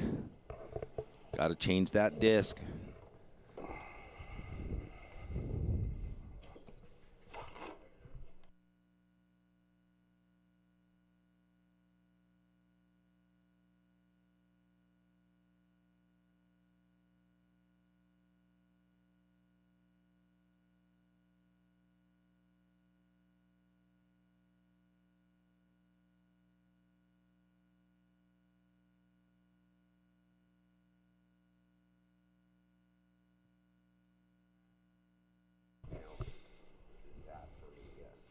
Couple lines approaching under the 5 minutes. 4:45. White looking for the 7.1. Green looking for the 9.35. Well, Grace in a good position. I mean, she needs a massive score, but she does have second priority, our heat leader. Look at this ride on the Rip Bull. But we got over by the pier. Green having a look. Well, this is a tough ask. We see Grace redirect into the foam. She had second priority, used it. Possibly, well, this is going to get rid of the 0.75 and maybe better the 2, lowering the requirement with this small amount of time, 4 minutes left. Caitlyn in the red with first priority in the lead. Bella in the blue with second priority. Caitlyn, third priority, needs a 7.10. So that score comes in as a 2.8 for Grace. So now bumps down her need to get into second to an 8.55. If you're just joining us online, watching your favorite surfers and your friends and your daughters and your friends' daughters, whatever it is, welcome here to the SLO Open in Pismo Beach. A beautiful Saturday morning, little cloud cover, a perfect glassy 3-foot swell with lefts and rights up and down the beach. The surfers electing to surf by the pier right now. And we are in the round of 32, heat number 4. I'm baffled someone hasn't paddled over to the other peak. You keep saying that. Someone's going to because eventually. We keep seeing perfect waves over there. A little bit of the scared to paddle away from the other competitors, I think, right now. Well, you know, and yeah, it's tough to say right now. Why do you think anyone hasn't gone over there? You know, I think the time involved, one. Okay. You know, if maybe, you know, we have seen surfers get, like, within the first 3 minutes, 2 waves. If someone did that and they were like, hey, I got my 2 5s, my mid-range scores, I have the time now to get over there, sit for a few minutes, and if one of those sets comes and it works out, great. They could also get over there and then elect to come back. 2.5 remaining. Because, you know, at the same point, for the waves that we have seen that have run off there, the few good ones, it's kind of like every fifth wave of that set that makes it over here. We're right in front right now has more opportunity, yeah. So that could be the reason why. Or that's what I've seen, and there are those mystery waves. 2 minutes on the clock. Last of green went 2.8. Now needs the 8.55. This was that wave for the folks at home. You know, putting it on the rail right there, but then look, you come out of that first turn and you're so close to the pier, the wave is so slopey, there just isn't much happening after. 1 minute 40. Will we see some more waves here in the last 90 seconds of this heat number 4 where it's red and blue? Yeah, and I mean, you want to keep surfing, but at a certain point, the years of competing, the strategy, you got to know you need a wave with face, right? You cut downs and cutbacks feel good, but they don't score in the end on a flat wave. Well, you can even just look at Bella's last wave. She dropped in on somewhat of a lined up wave, ran, built a lot of board speed where the judges, a lot of those slopey lefts, the surfers moving slow, cutting back. Bella running, creating board speed. There's a little excitement. Gets the tail up over the lip. Almost gets a 6 score. So the one explosive maneuver scoring higher than the 3 cutback waves. So, and that is kind of how the judges' scale has been set. The big explosive maneuvers, even if it's one, will score higher than 2 or 3 okay turns. Yeah. As it should. All right, well, with 35 seconds, priority red, blue, white. Little bit of a pier bowl stacking with 30 seconds. Who's in the spot? Victory lap for Caitlyn. So here we go. Tons of power in that turn. Nice flowing bottom turn. Got a little behind that second section, but it's not going to affect the result for our surfer in red. But out the back, a critical moment here for blue and white. Blue uses her priority. Bella in second.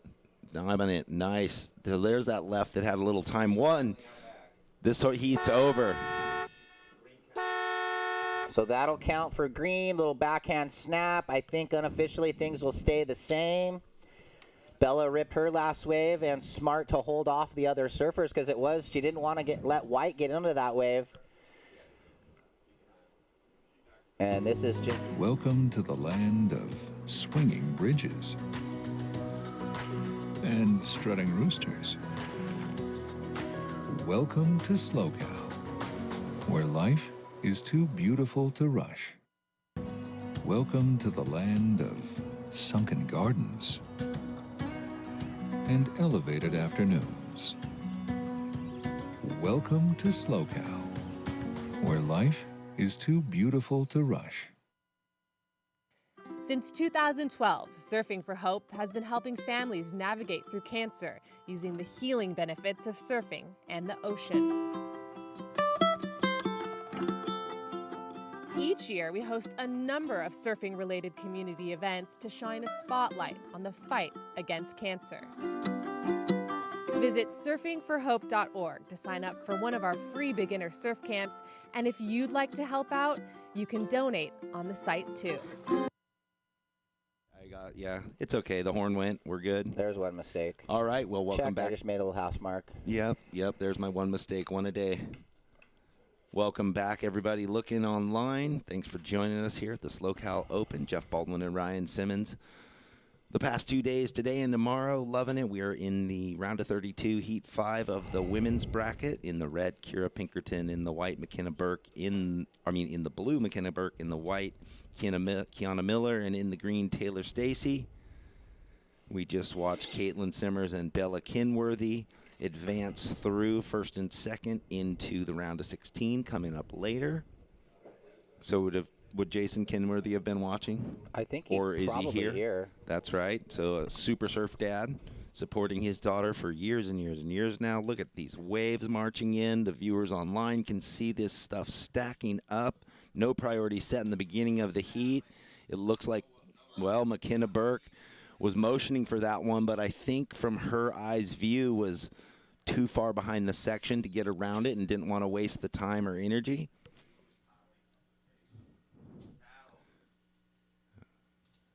Nobody can get these waves that are rolling through. This is kind of a big, long, lined-up set. Marching through. So Taylor Stacey up on this left. One big jam in the corner. That was live on the website. Kenna Miller went right. So I'll have to recap that because I was looking at the left for Taylor Stacey. So Ryan and I are doing double duty here, talking to the surfers live in the beach here, and then also to you on the webcast who are tuning in here at this QS 1000 in Pismo Beach. And this was Taylor Stacey. She got a medium size, or this is actually the set, but threw it up into the oncoming section on her backhand. A quick eject to get back out there. So Taylor, your last wave a 3, and Kenna, your last wave a 3.25 are your opening waves.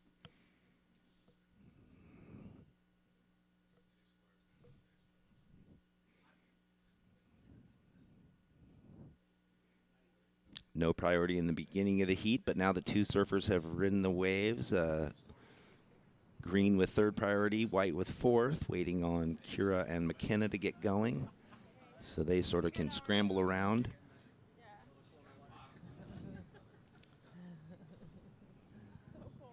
Looks like we might have an interview coming up shortly with our last heat winner. That's right. So Kelly will be interviewing Caitlyn Simmers here shortly.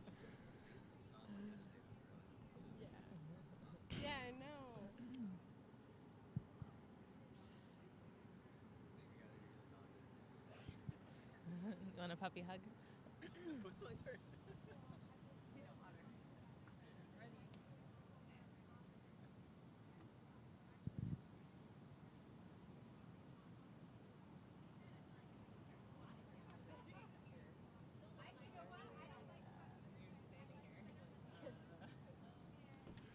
Okay, now it looks like they're ready for the live beach interview with Caitlyn Simmers.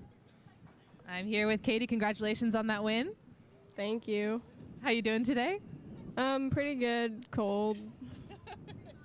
Okay, so you've had a couple of pretty incredible years, and I'm just curious about the CT and your future. What's on your mind? I don't know. Just see what happens, I guess. See what happens? Yeah. What have you been up to? I don't know. Just surfing, and I don't know. That's kind of all I do, so. That's your life.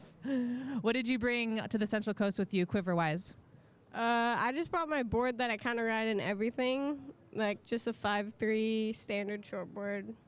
I could probably use a groveler out there, but this board worked good. So we were talking about the conditions yesterday when the girls' heat began, low tide, but you had it a little better for you today, this morning. Oh, yeah. I was praying my heat would not be on low tide because that's really unfortunate on low tide. All right, girl, go get warm. Thanks. I will. Back to you guys. Okay, thanks, Kelly. Oh, boy. Well, Kira Pinkerton, we had a few waves ridden, but this is Kira Pinkerton in the red, and she carried a lot of speed. Riding that board with the full grip up to the front foot. One big sweeping cutback, carried a ton of speed through it. So Kira gets her feet set in that decking there. Like Potts used to say, get the feet set in the wax. We had Taylor Stacy ride her second wave, and we had Kiana Miller. So, Kiana, your last wave at 2.65. Taylor, your last wave at 2. We might get replays of those, but they were sort of short one-turn waves that they didn't offer much. Obviously, you can tell by the scores. Kira, your opening wave, a 5.5. 14 minutes remaining now. Priority is blue, then white, then green. Yeah, here was those replays for the viewers at home. Just short waves of, pushing it hard, trying to connect things together, but we look like live. McKenna Burke down the line, a fast running right. One big hook so far on her backhand. Little downturn, and she's going to milk this thing through. Lots of surf action out there.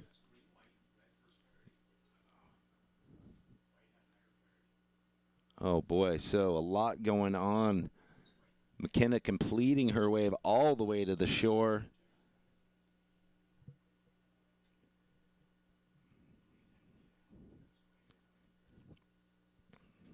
So we had 3 surfers riding all at the same time. McKenna's sort of turned out to be the best of all 3, rode it all the way to the sand. So that'll be her first ride of the event, or of this heat. Kira, your last wave was a 5.5. Red has first priority. Green has second priority. Taylor's last wave came in at a throwaway. Didn't affect her score line. Kenna, your last wave, a 4.25. So with that wave, Kenna jumps up into first. Now waiting on McKenna's score. There we go, a 4.55 McKenna. So now that all surfers have had one wave, Kiana Miller in the lead. Kira Pinkerton in second. In third, Taylor Stacy needs a 2.51, and McKenna, after one wave of a 4.5, needs a small point, or just a 1-point ride. So with just over 12 minutes remaining, priority sits with red and then green. Looks like Kira having a look at this one over by the pier. That was a nice first turn. Slashes there on the open wall. So she'll try and put a backup number to the 5.5. A second score. All right, looks like we're going to have a replay of McKenna's last. Yeah, Ryan, it was a real long. The first turn was the money turn, and into that second one, and then, but even though that was sort of a check, and it just kept kind of being that all the way down, and the wave didn't grow and didn't give her more opportunity to really push the tail through the lip or carry more speed. Kira, your last wave, a 4.95. So Kira out to a quick start with a 5.5 and a 4.95, and really looking like she hasn't begun, because each wave just sort of one major. White. Here we go. Kiana out of Santa Cruz. Nice off the top. Yeah. Almost on the bar. Just a little bit deep on that one, but nice little backhand snap trying to throw away a 3.25 with 11 minutes remaining. So we'll get that fourth wave for White, and we'll see it's a 3.7. Red in the lead. White in second. Now trying to get rid of the 3.7. Taylor Stacy in priority 1 in the green. You need a 4.95.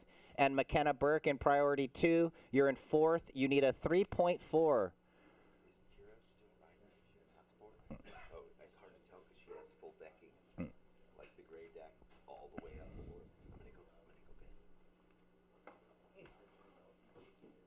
So time call about halfway through this heat, 10:15. Who's coming up next? Tia, Leilani, Malia, and Molly. Check in, ladies. That's a good one. Down the line, heat 7, Chelsea Tuak out of Barbados, Autumn Hayes, Izzy Gomez, and Talia Swindoll. And then heat 8, Alyssa Spencer, Noah Clapp, Shelby Detmers, and Vela Mative, the youngster out of Santa Barbara, who had a good run yesterday afternoon in the low tide, glassy conditions. So Kira, you're in the lead, now trying to get rid of your 4.95. White, you're second. You have a 4.25 and a 3.7. Green, you're third. You need a 4.95, so a 5 or better for green. And blue, a 3.4 required. 9:20 remaining.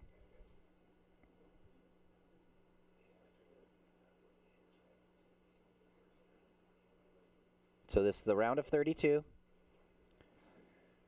We'll go right into the 4 heats of the round of 16.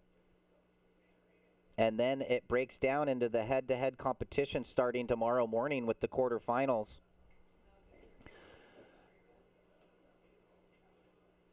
And the winner, it's 1,000 points, hence the QS 1,000, and it's $2,500. So it's good points and prize money on to hopefully get you onto the Challenger Series.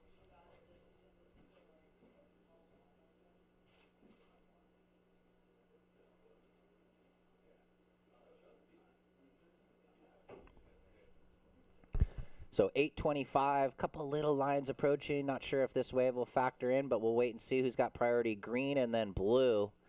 Green looking for the 4.95. Blue looking for that 3.4. We do have someone sitting over near the Rip Bull. Kiana.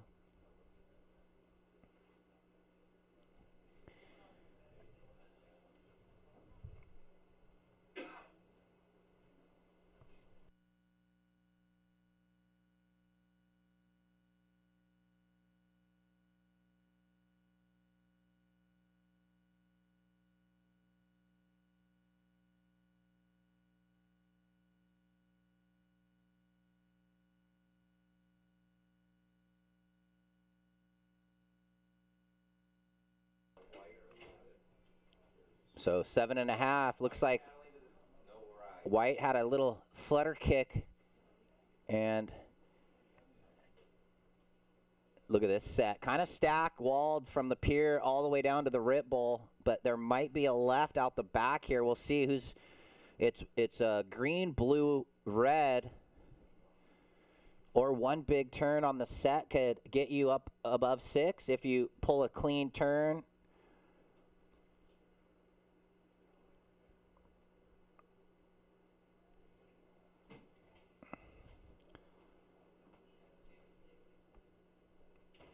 So now we're at 6:45.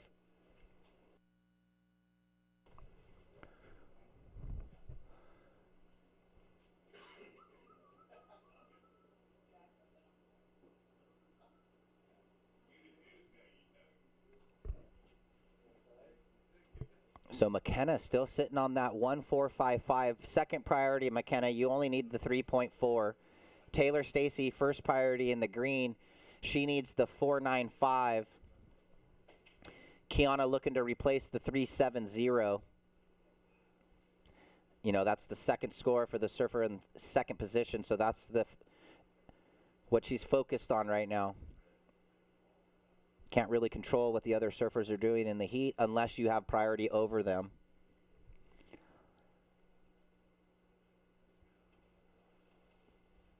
And we're down to 6 minutes, so a little bit of a lull here.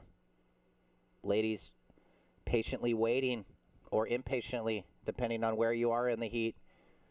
Should be checked in. Tia Blanco, Leilani McGonagall, Malia Osterkamp, and Molly Tushin. That'll be a fun one there.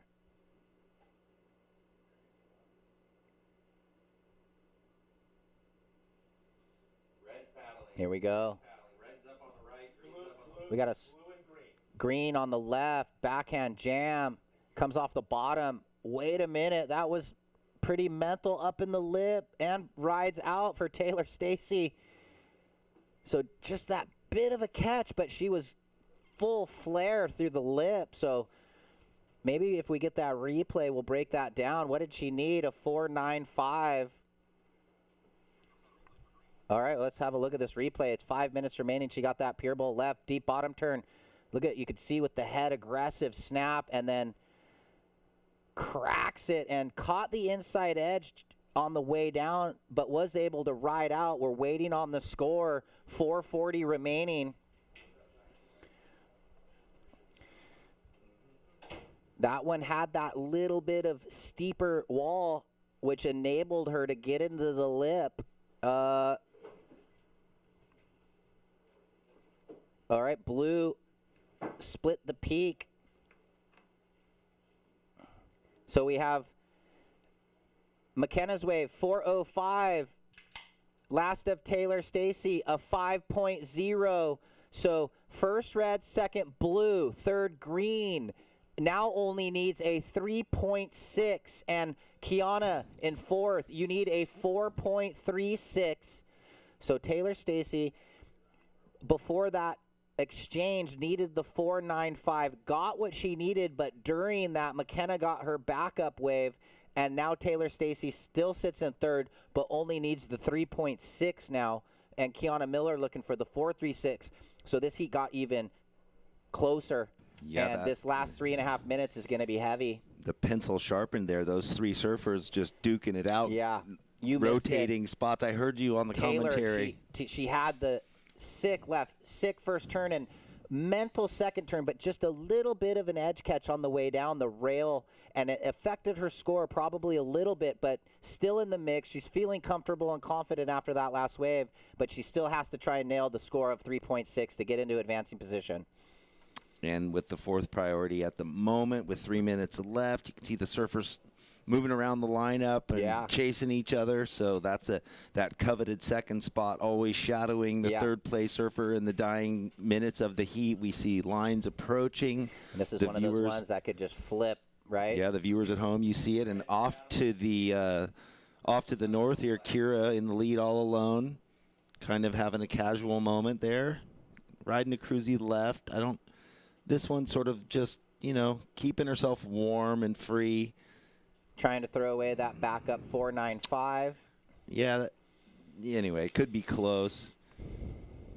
Judges will make that decision. 2.5 remaining. So now priority is white, blue, green. And it looks like with 2:10 remaining, a few of the girls shadowing. Yeah, so that wave for Kira doesn't affect her score line, a 4.15 throwaway, but we have Taylor Stacy. Oh, and that didn't work out. She had the lower priority, so risked it. The wave didn't work out for her. 1:50. Yeah, she's going to have to try and hunt around now in fourth priority once she gets back out there for green. And white in first priority looking for the 4.36, still in the hunt right here. And Kira just finds herself in a pretty cool position for that left one, really first aggressive turn. Again, we can't say it enough, that left with this full tide, it's sort of just carve backs. Yeah. It's not even a cut back or a roundhouse, just a carve back, push the tail out, kind of try to fake it to the judges. I'm throwing spray, I'm pushing the tail. Yeah, that's why the green Taylor Stacy wave, when she got into the lip a couple times, just had that little bobble like we talked about. But, oh, look at this. 1:10. Priority with white just needs the 4.36 and green a 3.6. Kiana takes the first wave, backhand float. That one, tough call. We've seen it over and over at so many events. If you do get that vertical face, one big vertical 6 to 12 turn can get you that mid-range or up into a 6. That wave, real soft. It was a horizontal turn, a little stuck up top. Just really wasn't the wave. With 40 seconds, the door is open here with our surfer in blue, but green in second priority, needing the 3.60. Yeah. They're sitting a little further away from the pier, but they're close together. Yeah. Blue and green. 20 seconds. Okay. Well, I'm going to count it out. I'll let you watch the surfing, and to the viewers at home, we'll recap what goes on at the end of this heat after a quick commercial break. 5, 4, 3, 2, 1. All right, well, blue bringing us to the end, and since green never got a wave, it looks like it's going to be red and blue moving on to the round of 16. Welcome to the land of wide open spaces, full of hidden secrets. Welcome to SLOCAL, where life is too beautiful to rush. Welcome to the land of rugged beauty and smooth, smooth sailing. Welcome to SLOCAL, where life is too beautiful to rush.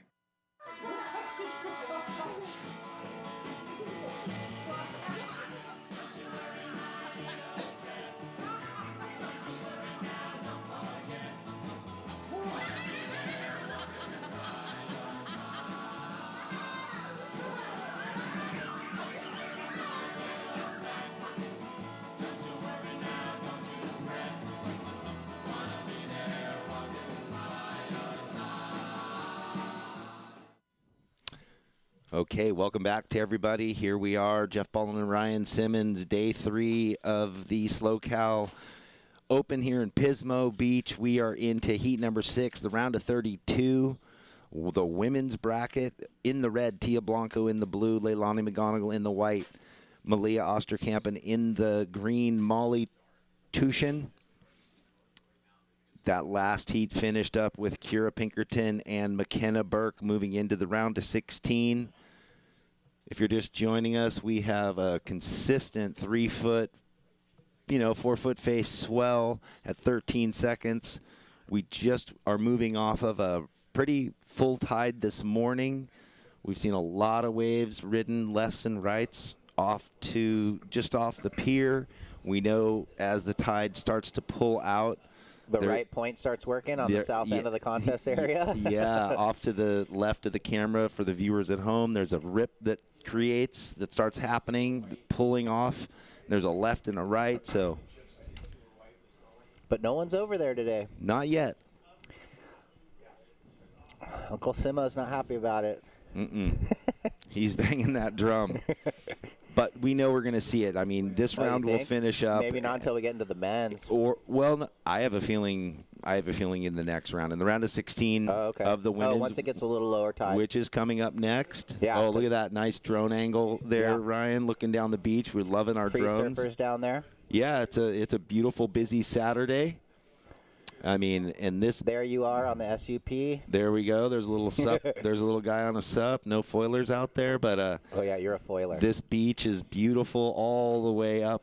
Oh, look at that. To the south. Backdrop, just love it up here. So not far. You take the one, I think it's the one up to the end, and then you get past the trailer park, and that's when you can go drive on the beach.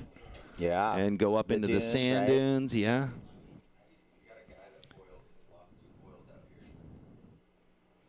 I love this. The drone's doing a great job. This is why you need to come visit the Central Cal coast. I mean, those hills behind the beach town, right over those hills. Here comes the Vespara, I think, right? Yeah. It'll be right there as it's coming into the scene with the blue umbrellas. That's the front yard. That's where we're staying. Not a beautiful. Bad, thank you so much to the Vespara. We are enjoying it. What's going on? A little calisthenics class? Yeah, there's volleyball. And everything. The team is down there doing their beach volleyball on a Saturday. Oh, slow goings. 3:15 off the clock. Let's call up the next heat. Chelsea, Autumn, Izzy, Talia. Chelsea, a former World Tour surfer there out of Barbados, coming up next.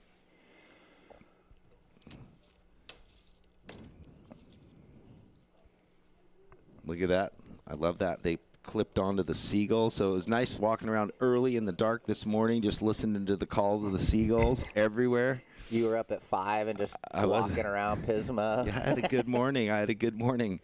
went down into the lobby and read for a while by the fire. That was great, and then took a walk. All right, wow, 4 minutes off the clock. 16 minutes remaining, ladies. This is a good one. Tia Blanco in the red, Leilani McGonagall in the blue, Malia Osterkamp in the white, Molly Tushin in the green. Both Tia and Malia came up through the USA Surfing Decorated Juniors. Tia, 2-time World ISA champion. Yes. Malia surfed on our World Junior team in the Azores. And Tia won when I was down in Costa Rica, right? That was one of the 2 World Championships. Okay, well. That was a fun time doing the commentary down there for the ISA and the World Games. Okay, here goes Malia. All 4 surfers behind any opportunity there. Yeah, Leilani's going to get a 2 or something, but still. And then throwaways for green and white. Priority shifts to red. Tia? We hope that the 2's a throwaway. Yeah, right. And so does she. Well, it's a 2.5. 2.5 Leilani out of Costa Rica. Pavones, one of the best lefts in the world. So fun. Have you surfed it? Yeah. Oh, I want to go. Long ago. Kind of before it was the whole surf camp village, like so many places around the world. And some of them I don't know if I want to go back to because I'm happy I got it. Yeah, right. Pre-chaos. But Here's green? Yes. Couple nice backhand snaps. Gotta say, pink is the flavor. So many people color, riding pink boards. I'm digging it. They all took a cue from Julian, yeah, who did it forever via his mom and having the breast cancer. Yeah, and I mean his story is so cool because his mom used to paint a ton of his boards. Oh, okay. You know. Blues paddling. Blues up on the left. All right, Leilani on the inside. Ooh, nice second slash. And the drone angle, McGonagall. And she's going to finish into the pier. And live action behind Tia Blanco will probably get back to the Tia wave, but you watch Leilani, and then Tia was on the second exchange, so she utilizes that priority. Man, both surfers blazing boards just right there. The sort of the fastest, most committed lefts we've seen. Yeah. Okay, so we're going to get that replay of Tia. Little bigger set wave. Ooh, little quick slash. Kind of kick the tail and again. So 2 good cars for Tia. So nice exchange, Leilani and then Tia, and the scores are in. Look at that. Take it away. Yeah, so both surfers. First, Leilani got the 6.5 in the blue, and then Tia backs it up. Behind her got the first wave for her, a 6.75. So by far the 2 highest left scores we've seen of the day. Okay, we're going down to Kelly with our heat winner from the last heat. Congratulations. Thank you. Okay, you are the 2018 winner of this event. What's different for you this year compared to 2018? A little bit different is it's on a different side of the pier, and I think it's different time of year, so the waves I feel like are a little bit different. But yeah, I'm really enjoying this side of the pier. I used to do WSAs on this side and kind of just look back and forth on where the waves are best, and I think this side has some good waves this year. Conditions are definitely nice for you this morning. Okay, who's with you at this event? I'm actually by myself, but my grandma came up today to come and support me. Awesome. I just saw her holding your board out there. Okay, what's on your board? You've got a little artwork going. Yeah, it's the purple girl is me with some blue hair, and she's just different from the rest of the world, and that's kind of what I think of myself. Different how? Just, I don't know, unique. I don't think the same as everyone else. I'm really here for the environment, and I travel for surfing not only for competitions, but to learn more about the world. Okay, the pink wetsuit. we can see you. My friend has the same suit, and she's always like, people are like, wait, I thought you were wearing nothing out there. So, do you get that? I get that a lot. Either that or I look like a salmon, but a little bit of both. A salmon girl. Okay, well, congratulations. Fun watching you. We can't wait to watch you again. Thank you. Back to you guys. All right, well, there we go. Kira Pinkerton breaking it down. And I thought that from far away that the board had a full deck pad, like so I was wrong. Using the front. Yeah. Front deck. Look at this. So Leilani McGonagall, the replay, this was the 6.5, I think. Yeah, that was the first wave. She just had another that was a 4.5. Backed it up. So since I saw Leilani last, added some power and some speed and a bit more of that. Went from the, I don't know, smaller stature to really opening up the body. Power. So down to 10:45, and it was the slow start to this heat. Last of green, 3.25. So the situation, blue in the lead with a 6.5 and then a 4.5. Red, you're in second. You have a 6.75 opener. A 4.25 would see you into the lead. Green, you're in third. You need a 3.51 right now. And white holding priority, Malia, you need a 5.91. She's still yet to really get that opener, though, with just the 0.85. So Malia in the 2-for-1. Going to be looking for 2 good scores in the back half of this heat.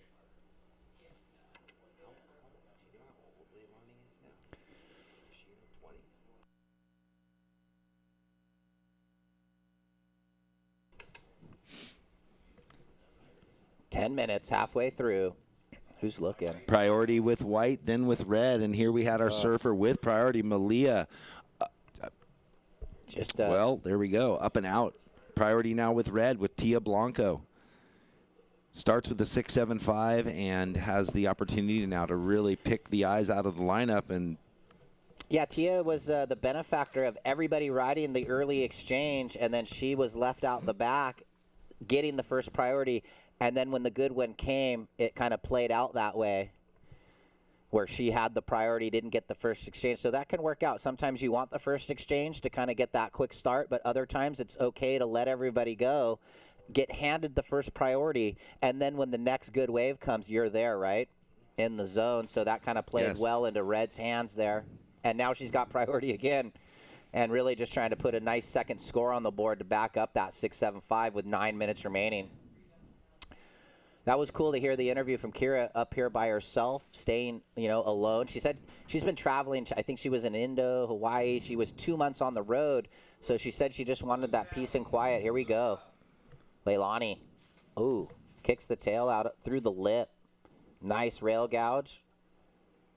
I mean, her technique on the forehand is probably just so solidified by her home break.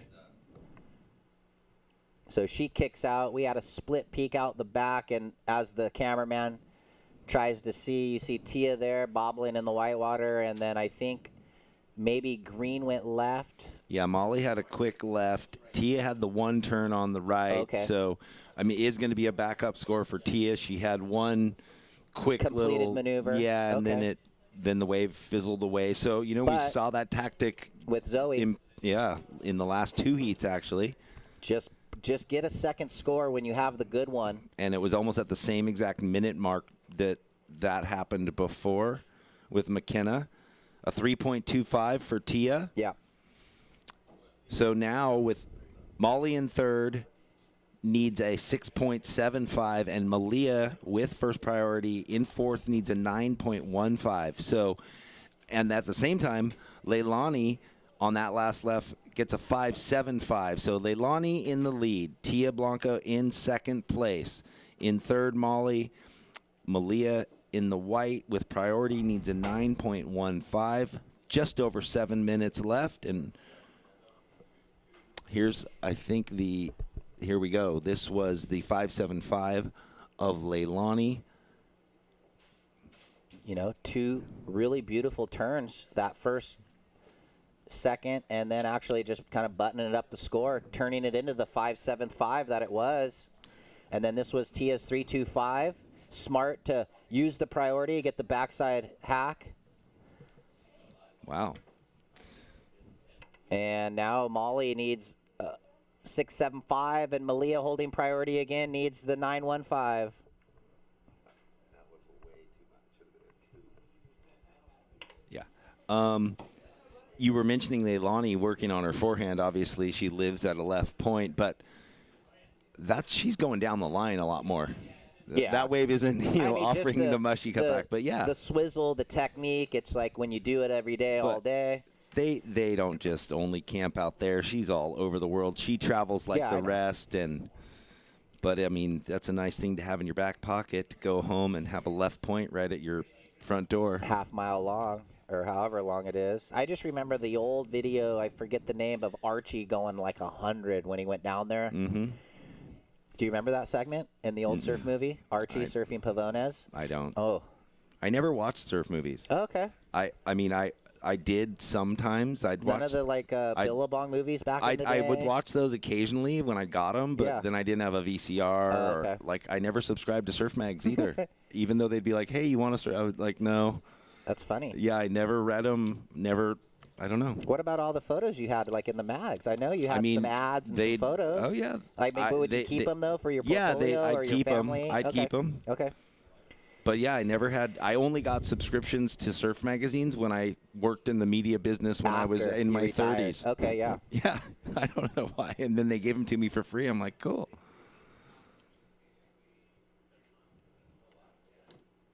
I definitely wasn't. I didn't live by it that way. I don't know why. I just liked surfing. But enough about me. These women are far better. We are just under 5 minutes, so we need to change our disc. Priority is with white, then red, then green. Thank you.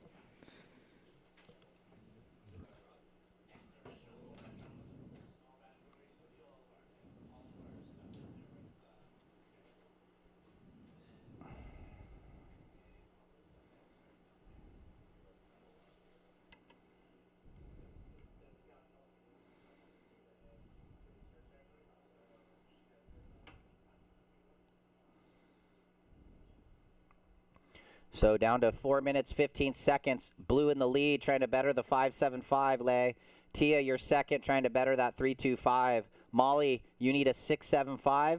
And Malia, holding priority 1, you need a 9.15. Or if she hustles, she could get 2 scores. The total is 10 for second.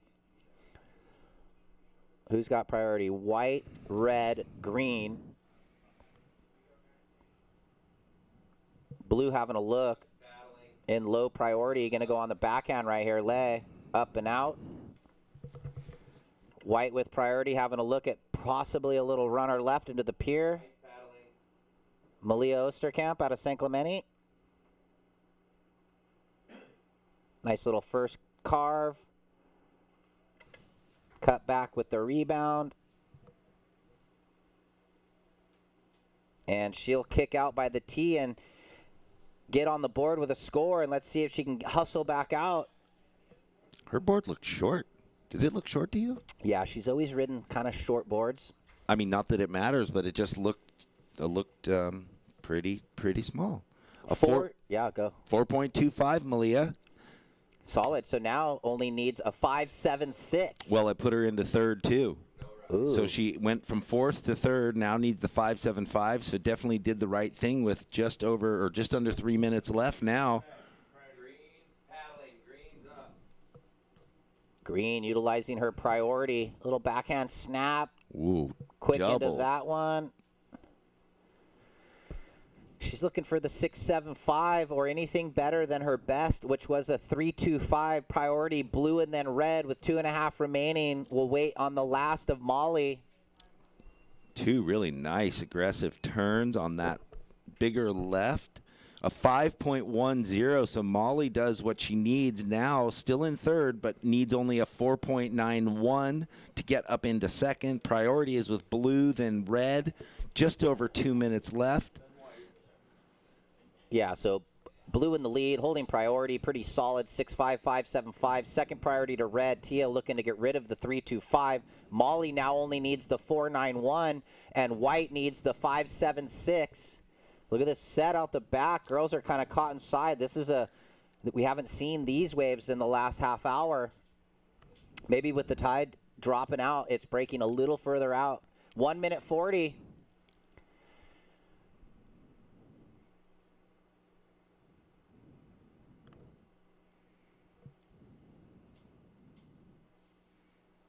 And this time ticking away, 90 seconds, a minute and a half remaining. Priority, blue, red, white. Well, yeah, exactly.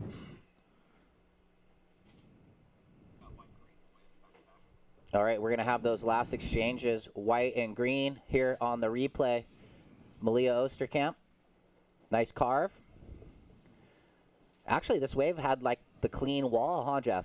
Yeah, it really did. And again, it's amazing how the different angles really show bits of the wave that you don't see from our perspective. Yeah, we're pretty it looked far a lot away. flatter from that perspective. It showed that the wave had face. And then the wave of Molly, her best wave, we're down to 45 seconds. Priority is blue, red, white, green. Will we see a buzzer beater? Molly needing a 4.91 and Malia needing a 5.76. So they did great to get their best waves and cut down the task needed, putting pressure on the second place surfer. Tia holding second priority over those ladies. She has the 3.25, but we're down to 15 seconds. Will there be any more waves? Not sure. Ocean looks to be taking a breather. I'm going to count this one out, ladies. 5, 4, 3, 2, 1. All right, so Leilani and Tia on to the round of 16. You'll see them surf again today. We'll be back shortly for the folks at home. Welcome to the land of complex wines and simple pleasures.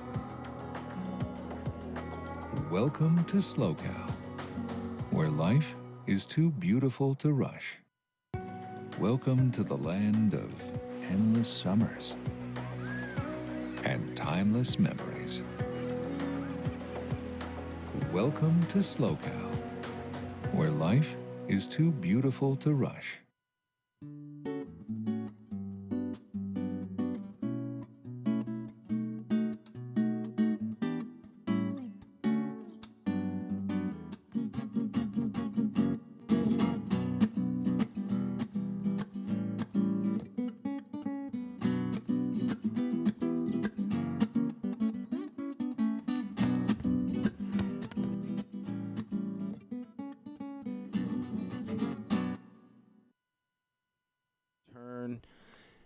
And the wave runs away from her. Well, welcome back, everyone joining us online. Thanks for popping in to check out what's going on. We have live surfing from Chelsea Tuak right there. Thrifts the fins, has to drop the hand down to control. We are straight into this heat, Ryan. We are. Ryan Simmons and Jeff Baldwin, if you're just jumping online. In the red, we have Chelsea Tuak. In the blue, Autumn Hayes. In the white, Izzy Gomez. And in the green, Talia Swindoll. This is Heat 7 of the round of 32. So this is the second round of women's. We had 4 heats yesterday. And we are moving through this round into the round of 16 coming up next. All right, we'll check in. Oh, we got a paddle right here. Blue, Autumn Hayes out of Santa Cruz. Cuts it back. And a split peak out the back. Looks like we're going with green. And sure. For the folks at home, here we go back to, it looks like Izzy. So we'll get that first exchange. I guess we're looking, the beach marshal's looking for Taylor Stacy to come on back. I don't know if she has the jersey or something. Okay. So Taylor, if you could come back, grace us with your presence there down front. They are looking for you for something. All right, well, scores are dropping in from all the first exchanges. Stand by, ladies. Talia, Chelsea, single turns on the right. This was Talia. Nice off the lip, but just the one turn, it came in at a 3.25. And then behind her, it was Chelsea Tuak out of right, and she got scores dropping in right now. 3.5, little better. And Izzy might get the best of the exchange. 4.25 white, and Blues wave just came in. Autumn Hayes, 2.50. So 3 minutes into this 20-minute heat, Tuak with a 3.5, Hayes with a 2.5, Izzy Gomez 4.25, and Green with a 3.25. Oh, this was Izzy. She's back in the water after a pretty intense injury that she had to rehab for 4 or 5 months. She's been doing some of the big wave stuff, hanging out with Paige Alms on Maui. She's kind of her mentor and actually got a bomb at Jaws. So really cool to see these ladies surfing these gigantic waves. Guts. All guts. Yeah. Definitely. Oh, so the red paddles, so the former CT surfer going to lose first priority, but it's early days. Priority now green, blue, white, and then red, Chelsea. 16 minutes.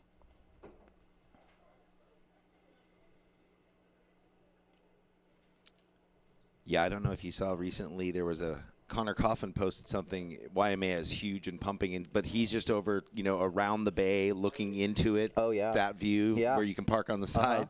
He's like, great place to watch. So you're thinking there's certain people that just want to be takers and others that are like, hey, maybe later. Like we even saw the thing with Griffin Colapinto. Oh, yeah, you were watching that. Took him out to, Waimea for his first session. And he's like, got a wow. bomb, got it like a 20-footer. To ride this 9.6 and feel this energy maybe later in my career. And then here you have Izzy already, who's like decided that's my calling. I'm going to do it. I'm going for it.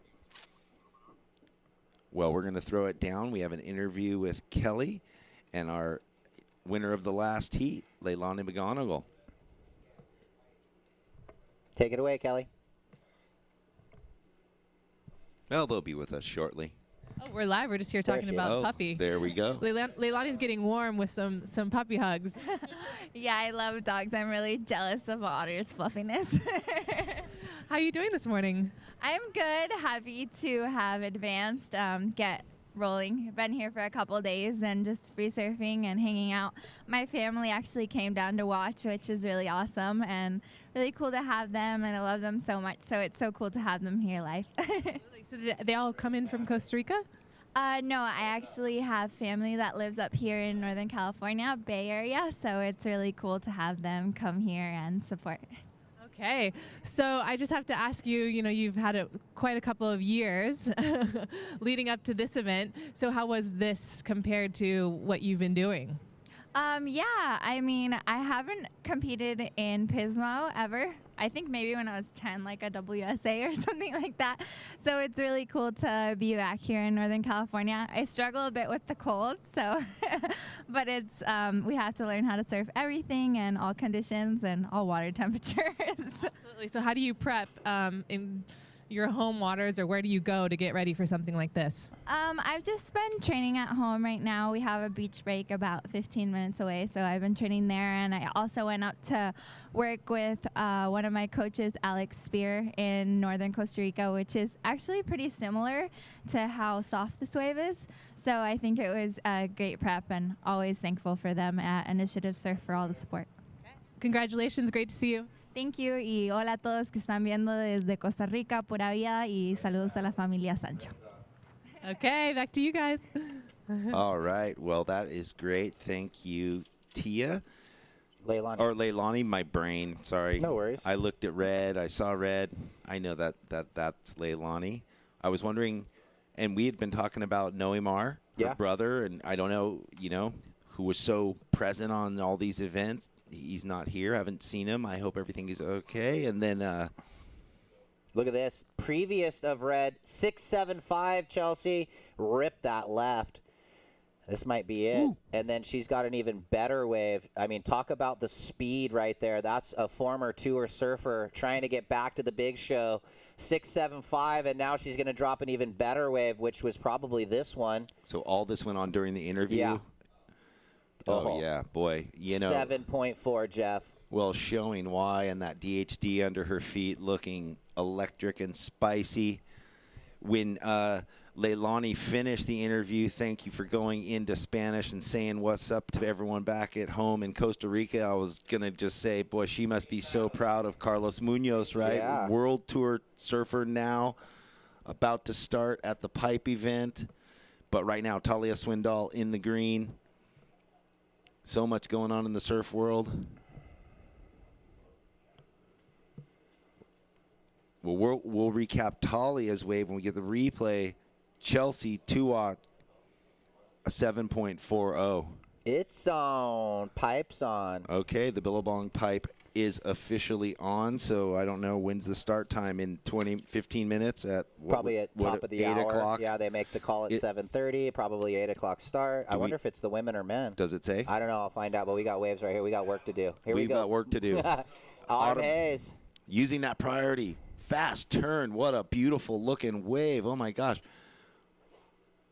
Yeah, she ripped that wave. Talking about that board looks loose in the tail. I mean, very nice. Autumn Hayes going to jump back into this. Only needed a 4.5 with over or 11 minutes left. That's going to set her in a great position. Very well surfed wave. Ooh, White going to lose priority with that paddle. So now it shifts back to red, green, then white.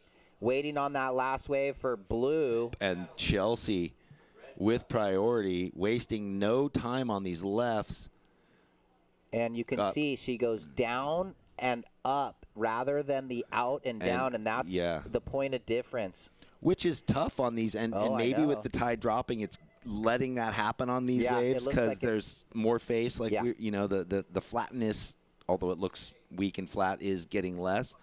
So she's going to get another good score. This was a 6.75, Autumn. This could be the board she rode in Florida. I think she dialed down a good small wave short board. 6.75 for the Santa Cruz surfer, Autumn Hayes. You're in second. Now trying to get rid of that 2.5, Autumn. Talia, you're in third. You need a 5.51, and Izzy now needs the 5.01. So everyone's still in the mix. Chelsea way out in front with a 7.4, and that last one actually went 6.8 for red. Yeah, so it bettered the 6.75 just barely, but still going the right direction up the mountain. That board of Autumn's looking, do you see what I was saying, how fast it looked redirecting off the whitewash? Autumn over the last couple years has kind of always ridden like a normal shortboard, and then in the small surf, it just seemed like she needed that little bit wider tail area, kind of like when Kolohe was a Grom and Matt made him those like 14.5-inch tails.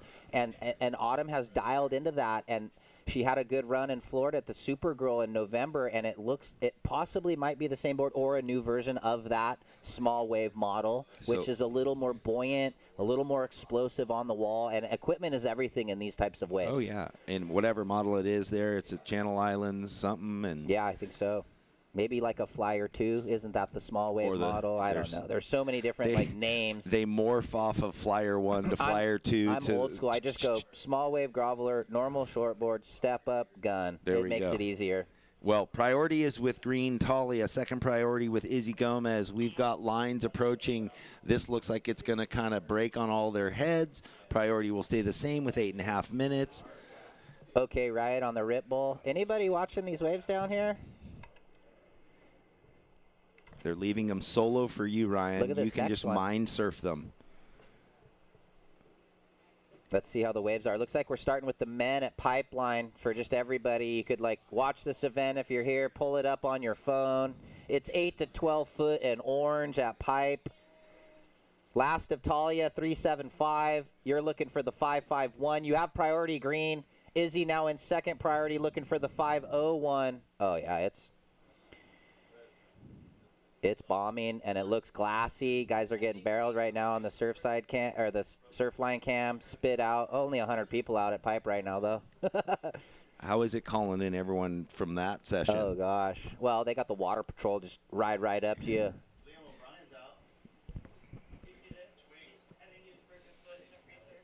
Oh, Liam O'Brien broke his foot in the free surf this morning. That sucks. Newsflash. Wow. It's coming through. Everyone's on their webophones. Okay, in the water, 7 minutes and 20 seconds. Chelsea Tuak out in the lead. Autumn Hayes. We have Talia up and running down the line. This wave will not let her get in front of it. That priority used and gone. Priority now goes to Izzy Gomez in the white. Izzy, you are looking for a 5.01 to get up into second. Yeah, very attainable score for Izzy. Holding on to that first priority. Just really want to find the right wave with 7 minutes remaining. Who's next? Alyssa, Noah, Shelby, Vela, And then actually we'll go into the round of 16 of the ladies. So 4 heats with 4 surfers.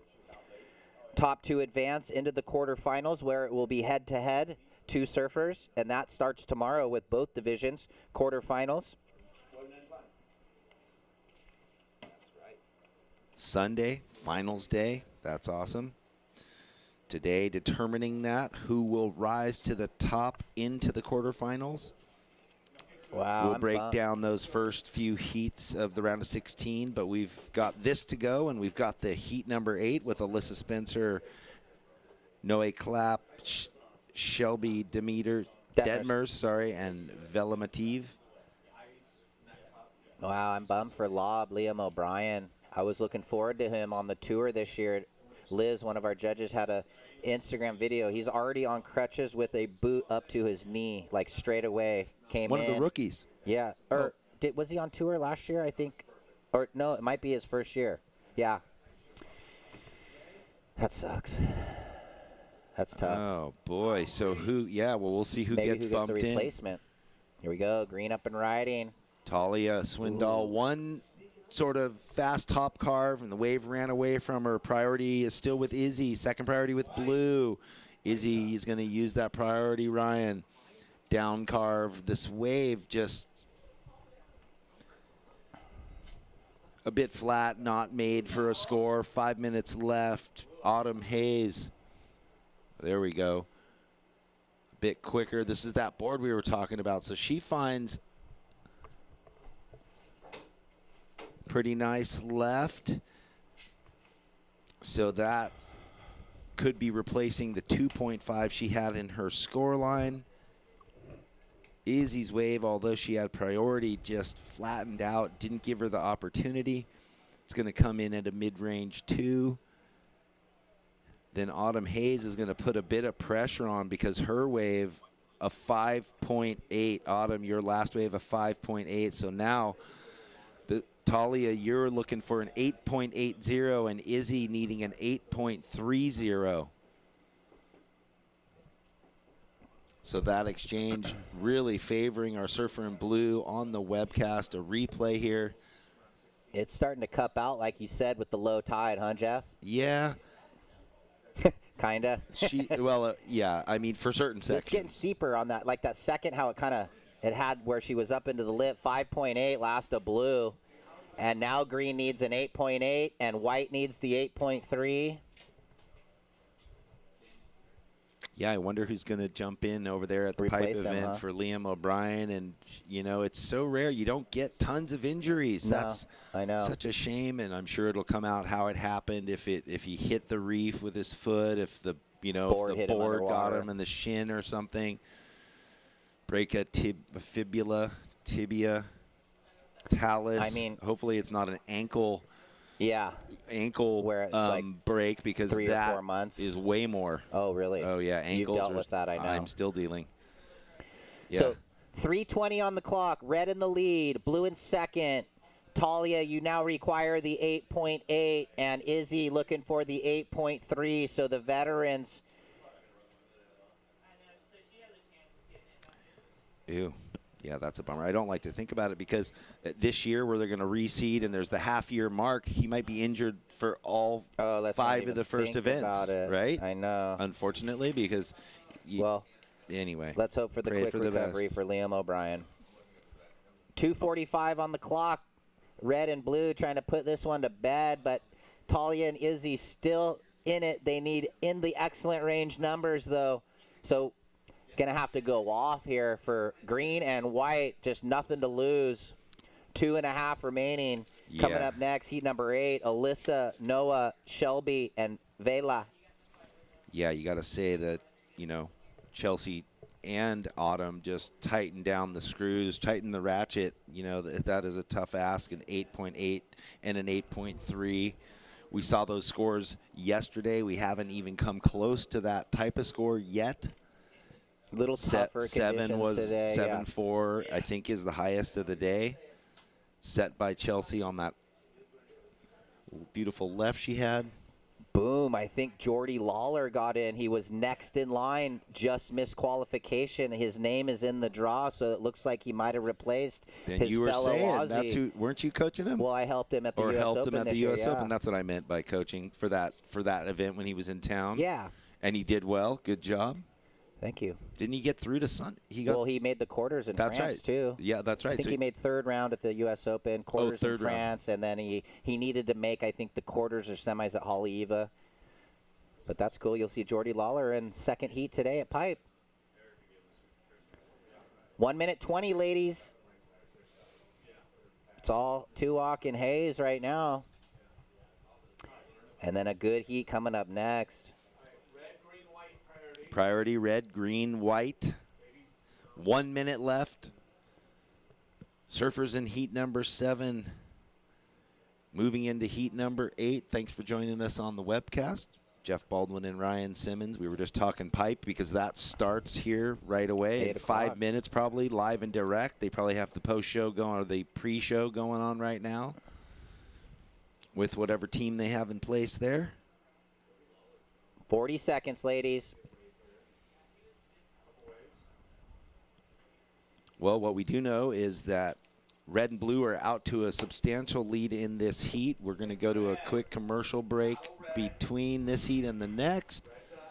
Chelsea looking like this isn't even a victory lap. This is just a nice casual cruisy wave in. We have 15 seconds. Izzy's going to give it her last effort, needing an 8.3. 10 seconds. 5, 4, 3, 2, 1. All right, we'll see you after the commercial. Welcome to the land of big-time natural beauty and intermittent cell service. Here, cowboys drink Cabernet, farmers surf the breaks, and everyone breaks for roosters. It's a wide open and welcoming place. But that's not to say we don't have any hidden secrets. Welcome to the land of truly living, with a million things to do. Or not. SLO, where life's too beautiful to rush.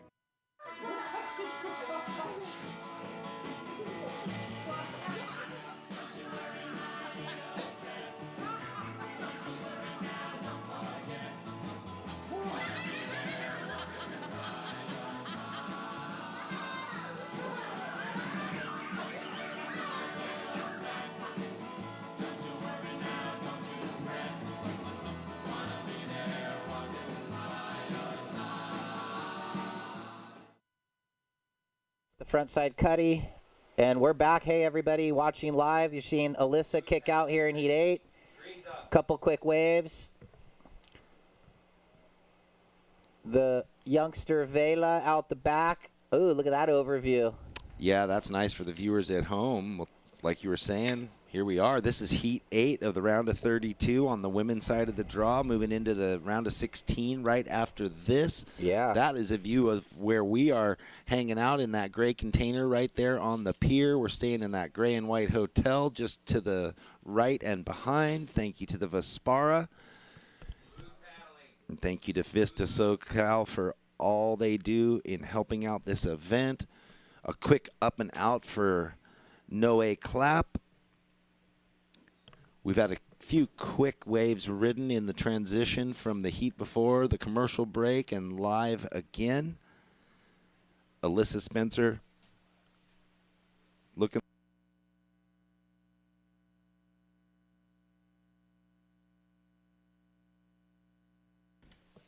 Well, Alyssa Spencer in the red, Noe Clapp in the blue, Shelby Detmeyer's in the white, and Vela Mativ in the green. Alyssa opens with a 4.75. Noe opens with a 4.75. And here we have live with Alyssa. Well, there was a lot of catching up to do, so I'll recap. Alyssa opens with a 4.75. Noe opens with a 4.75. Shelby gets a 3, and Vela gets a 3.5. Now Alyssa has another wave that will come in shortly, just under 18 minutes. And as this tide is slowly hitting, into a medium mark, The waves are starting to stand up a bit more vertical. We see that in the speed of the surfing that was happening there with Alyssa. This is the replay of Shelby's wave. I'm going to wait for this set to roll through and then break down the scores for our surfers. Alyssa, your last wave was a 4.55. Your opening ride, a 4.75. Noe, your opening wave, a 4.75. Shelby, your first wave, a 3. Vela, your first wave, a 3.5. Priority is white, green, blue, red. Coming up in the next heat, the first heat of round of 16 is Sage Erickson, Zoe Benedetto, Samantha Sibley, and Bella Kenworthy. That is going to be a firing heat. The waves are still just pumping. We have a 3-foot swell at 13-second intervals, sheet glass conditions. Yesterday we had brilliant blue, sunny skies. Today there's this slight overcast, keeping everything so calm, easy to see. Yesterday and the day before in the afternoon, that sun got really bright and twinkly. We had lots of spotters. That's not happening now. But here we go. I'm going to throw it down to Kelly Moore with an interview of our last heat winner. We are live. Congratulations. Thank you very much. It's a good way to start the day. Yes, mood booster we're just talking about. Okay, so I think you got some pretty high scores. Looking at all the scores, how does that make you feel? It feels great. And I feel like always first heat, a little bit of nerves, and I knew that it was slowing down a bit, so I was happy to get a couple of quick ones. And I think you can't be too selective out there. If you see a good wave in front of you, just go and make it count. So I think I got lucky with that. So how do you channel the nerves? I mean, you've got 20 minutes. What's going on? Oh, gosh. I think just before the heat, warming up a lot of jumps to stay warm. And then when I'm in the water, just deep breaths and know that the wave will come and enjoy yourself. I think at the end of the day, you got to remember to have fun and not get too nervous. Absolutely. You're far from home, repping your country here on your board. What is this like compared to home? Well, for starters, I will never, ever get this cold, and we don't actually have that many beach breaks, so it's always very different. And there's a couple of other, like Josh and Ocean are with me here from Barbados, and we just got here early and try to get used to the booties. I'm not wearing booties because it takes me too long to get used to, but getting used to the thick suits and the booties, the hood if we need to, and just the shock of the morning cold. But yeah, a few days getting warmed up, and you kind of get used to it. There you go. Congratulations, and we look forward to seeing you surf again. Thank you so much. Ryan, Jeff, back to you. Yeah, thank you. What a great interview with Chelsea. The Bayesian Invasion is here. Great to have her advancing through. We have had some action in the water, too. Boy. So this Alyssa Spencer, if you're watching online, had that one turn. It didn't come into her score line due to the fact that she just got a little stuck in that 6-12 up in the lip. But like Chelsea was saying, they don't have anything like this in Barbados. It's all reefs and it's all warm. So I, like her, never could quite get used to booties. Not my thing. I like to feel my board no matter how cold it was. I'd elect to wear a thicker wetsuit. Quick replay of Shelby. One turn and out. She got a 3.5 for that. So currently with 13.5 minutes left, priority is green, blue, red. Alyssa Spencer in first, Shelby in second, Noe in third, needing a 1.75, and Vela needing a 3.01. So a good position for Vela with first priority, only needing a mid-range score under what she got on her first wave. Plenty of surf coming in. We see Alyssa Spencer up and deep, flying down the line, live, carrying tons of board speed. Big arcing turn. Wow, she really got to throw that first turn on rail. Continuing the speed power flow. Even into now that dying flat section at the end, but the money all happened in the beginning. covering about 15, 20 yards of ground into that first big turn. That'll be a fun replay, and the score about to reflect what she did on the face of the wave. So there we go, viewers at home. This is what I'm talking about, and this is nice and close in. Beautiful long driving bottom turn up through the lip, down, and it set her up for these, rest of these nice cutbacks, completing the ride to the tune of a 7.75. Alyssa, your last wave, a 7.75. So that also was, done when she wasn't in first priority. She just happened to be sitting furthest to the south when that wave came, letting her be in a commanding position. None of the other surfers could even get close to the shoulder. 11 minutes and 45 seconds left. Priority is still green, blue, white.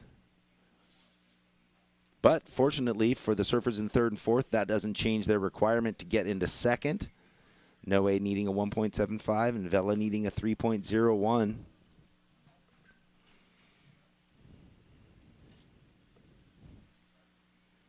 So, yeah, we definitely see the difference happening in the faces of the wave, the sort of the speed they can carry because the tide dropping out. I mean, this is far from low tide. Low tide doesn't happen till today, somewhere maybe 1:30-ish, something like that, but it is a negative tide, so it's really going to draw and draw and draw through this next round and into the men's round coming up at 11:50. Yesterday, we didn't see it really affect it until the last 3 or so heats of the day, which happened to be the women's round. But here we are today, and they get the opportunity to surf through the high and medium tide, which is great, because I'm sure any of them having a free surf yesterday in the low tide, it was shocking. Now they have the opportunity to ride all kinds of waves.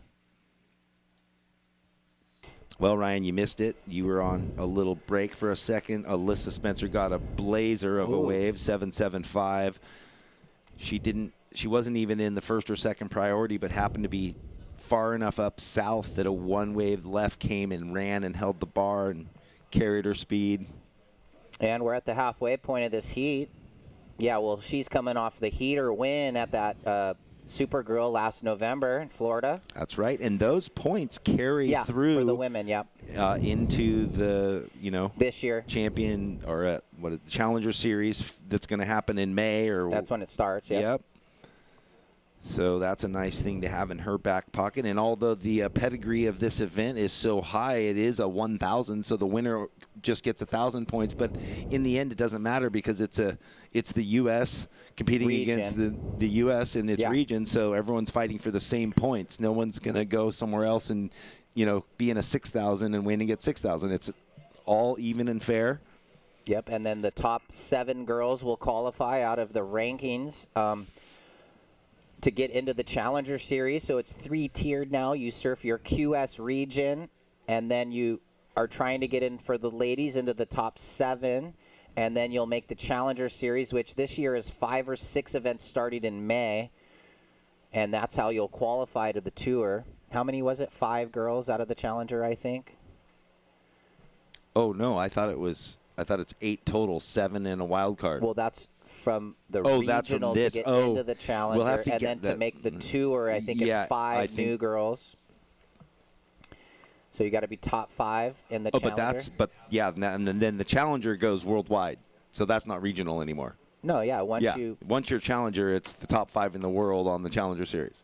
Yeah, the top 5 in the rankings after the Challenger Series is over make the World Tour. Right, but the Challenger Series is comprised of the international of all the top. Yeah, from all the regions. Here we go, green, Vela, the rookie. We were saying the same thing, just in 2 different ways, 3 different ways. Communication, it's so tricky. White out the back, Shelby. Just the one backhand hook right there. And now blue. Oh, that was better. So that's sort of what you could see. Shelby was looking for that kind of a wave. It didn't happen, but Noe got that. One turn, got to come off the bottom on a green face, up into the top, push the tail, and the score will reflect that. Shelby's wave a 2.40 and Noe's wave a 5.10. Yeah, and that put her up in a second, yeah. So red in the lead, blue in second, now trying to get rid of your 4.75. Vela, your last wave, 3.65. Green, you need a 6.2. And white looking for a 6.35 with 7:15 remaining. Priority, red, blue, green. And checking in, Sage, Zoe, Samantha, and Bella. Ooh, that's going to be a great heat right there. Oh, boy. That and first heat of the round of 16. And I was looking at the second one with Sawyer, Kaisa, Caitlyn, and Ella, too. I'm like, wow. Good. I mean, yeah, down to the round of 16 where there's only 16 surfers remaining.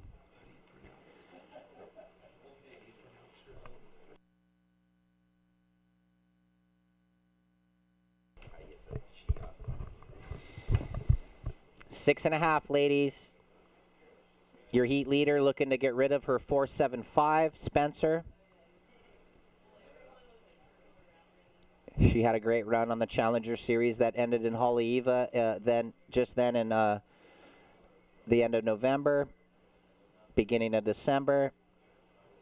Just missing the qualification by like two spots, so just needed to make, I think she made the quarters and just needed to make it one more into the semi, so she's on fire, though. She'll probably get on there this year. I would expect that. 6 minutes remaining. Hey, well, anything can happen. We just saw an injury at Pipe, and Jordy Lawler is now in. Maybe she gets a call-up if there's one or two ladies that don't get into an event. That's always cool. You know, you get some practice. As an alternate, you get a call-up. Well, and there's so many other factors going on in the world beyond injury. Yeah. Who knows how it's all going to play out, but we just hope for the best as it goes from Hawaii to Australia and onwards. Ooh, coming up on the 5-minute warning, so 5 minutes, 20 seconds. Alyssa still out in the lead and with first priority. Noe Clapp in second with second priority. 5 minutes left. Vela needing a 6.2 and Shelby needing a 6.35. So no one really blowing the lid off. Alyssa has that 4.75 in the scoreline, mostly with second place, though. Noe has that same, the 4.75. So the door kind of open for Vela and Shelby. Here comes a couple lines. Let's see if anybody's going to take advantage. Priority red, blue. So Alyssa first priority, Noah second priority. And it's going to be white, Shelby Detmers. Cut back and looking for the lipper.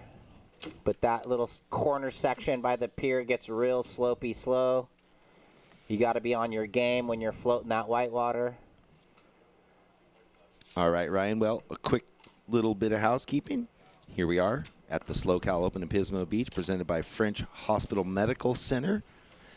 And thank you to Scorpion Bay Coffee for the nice warm Joe this morning. And thank you also to Splash Cafe, sponsored by Bristol Myers Squibb, for the breakfast bowl that we had. We've got a bunch of great supporting cast helping this event come to you. Title sponsor, Visit Slow Cal, which we recommend highly because the area is gorgeous and there's a lot to get done up here, a lot of fun to have. Life's too beautiful to rush. Thank you. This event hosted by Surfing for Hope Foundation. Thank you to the Vespara Hotel for putting us up, this luxury place. Beautiful gym, great spa and pool, right on the boardwalk. Welcome to the public. Great place to come by and kick back in the big Adirondack white chairs by the fire pits. What, weren't you saying that they have the chef that won Top Chef in the region Yeah, I think there was like a little competition between all the local chefs and the guy that works at the restaurant over at the Vespara one. I was reading online about it. Yeah. So it's pretty cool. We haven't eaten down there, but we might have to give it a try. We'll have to give it a try. We get so much good food here, we just walk away fat cat. That's right. Vespara, named after the stars. They give you a star chart. There's a telescope in the room, so you can go check out the star chart with your telescope. We didn't do that last night, but it clouded over. We didn't know until yesterday, and the first 2 nights were super clear and sunny. Thank you to Cal Poly Journalism. Thank you to Griffin Equipment, Cyberhawk Drones, American Riviera Bank, Alpha Fire Unlimited, Slow Cider, Mosh Pit Digital, Geo Solutions, Columbia Builders, and Pack Design Group. We are down to 2 minutes, Ryan. The situation remains the same because our 2 heat leaders, or first and second, have first and second priority. Although Surfer in green and in white, not looking for huge scores. Bella needs a 6.2 and Shelby a 6.35. Although they have the lower priorities, so we'll see how this plays out. The waves have been consistent, and we have had quite a few turns of the heat at the end, but it looks like Vella gets the opportunity on this yellow board, a triple cut back.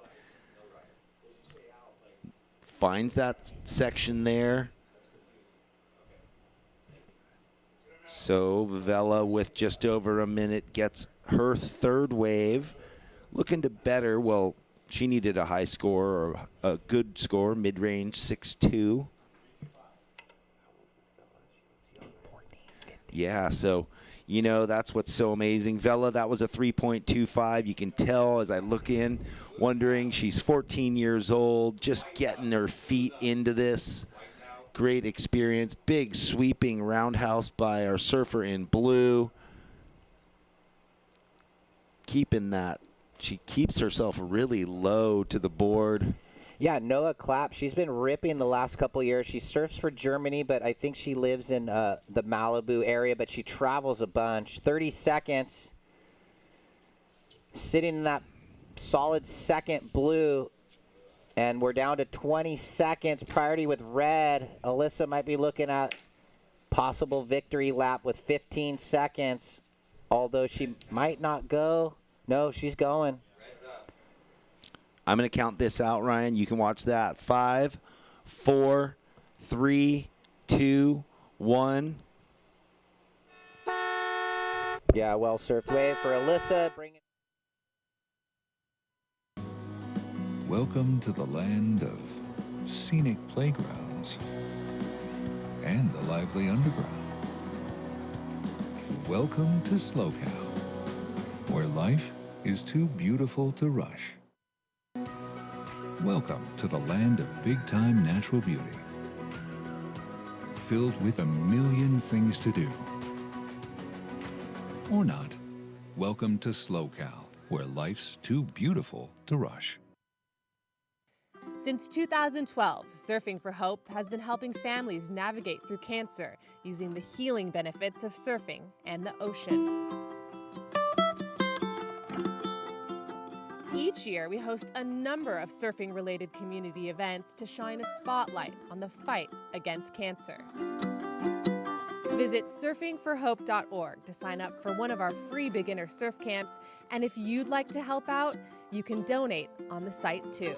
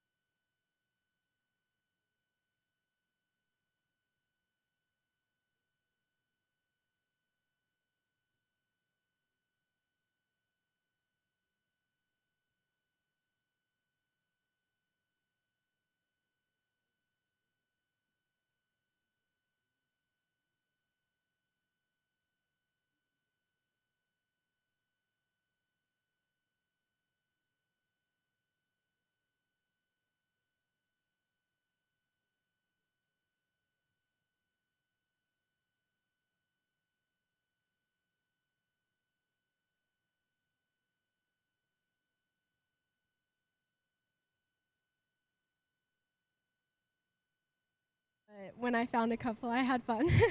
Okay, I have to ask you about your nickname, Lala. I called my grandmother Lala as well, so it's very sentimental for me, but I'm curious, how did you get that nickname? My younger brother Ty, when he was like a little kid, he couldn't say Alyssa, so he started calling me Lala, and he would just run around saying that, and then it's kind of just stuck ever since then. That's awesome. So you're from down south, but do you do much cold water surfing? I try to come up here a couple times a year, you know, just doing road trips up to Central and Northern California, and it's always good to get in the cold water, and there's such fun waves up here. So yeah, I don't mind the cold water as long as the waves are good. Any favorite pit stop? Yeah, I mean, I normally go like up to Santa Cruz. I haven't spent much time down here besides in like Santa Barbara, but this coastline is absolutely beautiful. So I definitely want to spend more time like checking out different waves and exploring the coastline up here. We're glad to have you, and congratulations. Thank you so much. Back to you guys. All right, Bella on another wave, live, looking so sharp. I was saying in that camo wetsuit, fired up from the last heat, once again looking tight. On the webcast, you have that first wave of Sage. You know, 3 different surf styles. She's definitely she's the tallest, strongest, throwing a lot of water. And then you had Bella behind her, got that foam climb her board, both on Channel Islands, looking really fast. Well, all the scores are in. First of red, 3.75. First of blue, 3.0. First 2 of green, 4.5, 3.5. And priority sits with white. Sibley, someone having a look by the pier, Zoe Benedetto out of Florida. And that one just a little too close to the pier. All right, we just had an interview with Alyssa Spencer, who's from down south, and I don't know what they're talking about. Like, what? The water's 2 degrees colder up here? It's cold down there. Like, do they think it's tropical in Orange County and San Diego? I think it's like 58, 59, yeah. And I don't even know what it is here. Maybe 55, 56? Yeah, so it's a couple degrees colder. The air's the same because it's been my house was 37, so whatever. Let them be cold, Jeff. Let them be cold, man. Take a cold shower every day. Get used to it. So, Zoe. Toughen up. Bella's next wave at 3.5. Priority is white, red, green. Bella out in the lead with her first 2 waves. Sage in second. All right. It looks like we're going to get a replay of that last wave for Zoe Benedetto.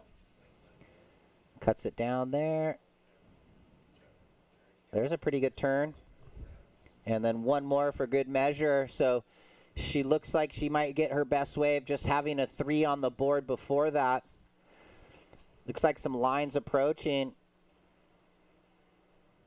It makes me think of those photos of the Godowskis or whatever when they're in Nova Scotia and they've got like their beards covered in ice, right? Yeah, that's that was cold. A funny photo of Dane. Yeah, kind of went viral. That's some serious cold.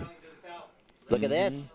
Red on the rip bowl. Sage floats it. She listened to you. No, look at this. Super blast. Okay. See, there's a little more speed over there if you get the right one. What did I tell you, dude? Low tide. Oh, you told me. Well, you kept saying they're not there. I know. But I'm saying they're going to get there. Get better, yeah. They're going to go over there. So Sage separates by 200 or 300 yards. Paddles down bar. And gets that wave. There it is. 5.75. Here's the replay. Head high.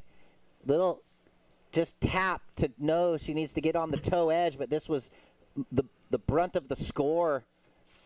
Sick little connection in the corner. It goes 5.75, Sage. And now she gets to paddle out, sit alone. I know. All the way over there, and, you know, maybe one of those beginner, or not beginner, but maybe one of the first lefts off that rip sandbar, which starts working. Hey, it was there yesterday. It could not be there today. Who knows? Yeah. As the tide draws, we'll start to see if it starts pulling out. It almost looks like you can see the current in that horseshoe over there, so there's potential. 16 minutes. Last of blue, 4.25. So red in the lead. You're low now, a 3.75. Bella holding priority. You're in second. You have a 4.5 and a 3.5. Zoe Benedetto, you need a 3.76, and Sibley just had that up and down then, so she's still looking for 2 good scores for the surfer in the white jersey with 15.5 remaining.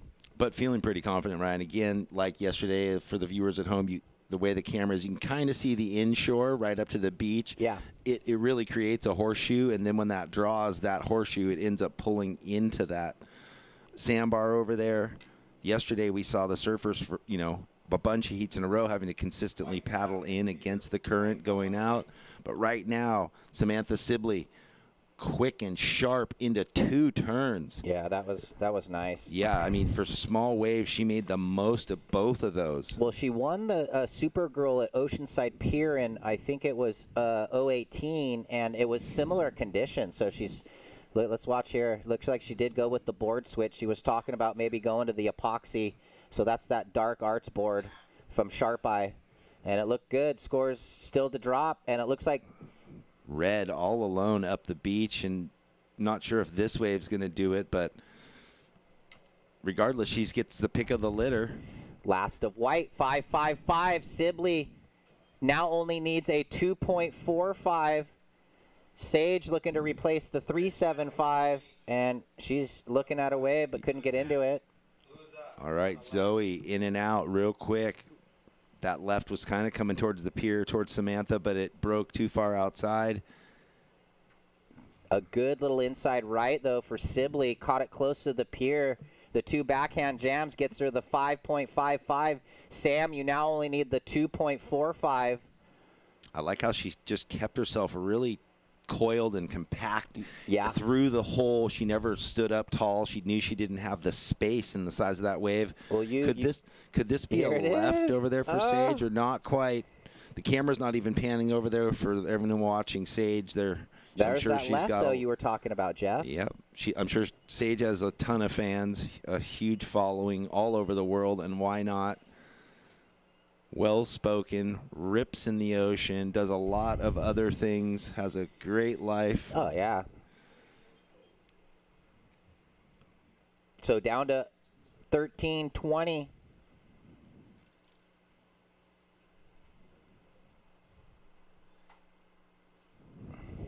So so it looks like Samantha's kind of gone off down to the south a bit. She's she's in the middle. That's Bella over there in the green. Oh, that's Bella in the green in the middle. Sorry. Yeah. She turned, and the flat light messing with my eyes. Yeah, look at that. So for the viewers at home, you can't even see Sage in that panoramic view. She's farther left, way up the beach. I'm sure when she surfs, we'll have someone pan over there. We'll pan over. The drone will go capture her action. Right now, priority is green, red, white, 12.5 minutes. In this heat number 1 of the round of 16, 25-minute heats, so they get a little more time, 5 more minutes of time. Yeah, that's nice. And whoever advances out of this heat will be going into the quarterfinals tomorrow. And I don't think we have the schedule yet, and we might, but I don't know where it is. 7:30 start. Oh, it's another 7:30 start. If it's the men's or the women's, I'm not sure. I think that's above my pay grade. I'm going to guess the women, but we'll check. Okay. Coming up in the next heat. Wow, that's going to be amazing. Sawyer Lindblad. Someone stole our schedule. Chiasa, Caitlyn Simmers, and Ella McCaffrey. All right, well, White having a look. Hey, and to the free surfers way down south, sitting there next to our surfer in red, just please continue paddling south in case she gets one of those rights that do come through that entire area. We'd appreciate it. Please make your way south. Give her some space. To all those surfers on the inside from our surfer in red, can you guys paddle out south on an angle, beginners or not beginners?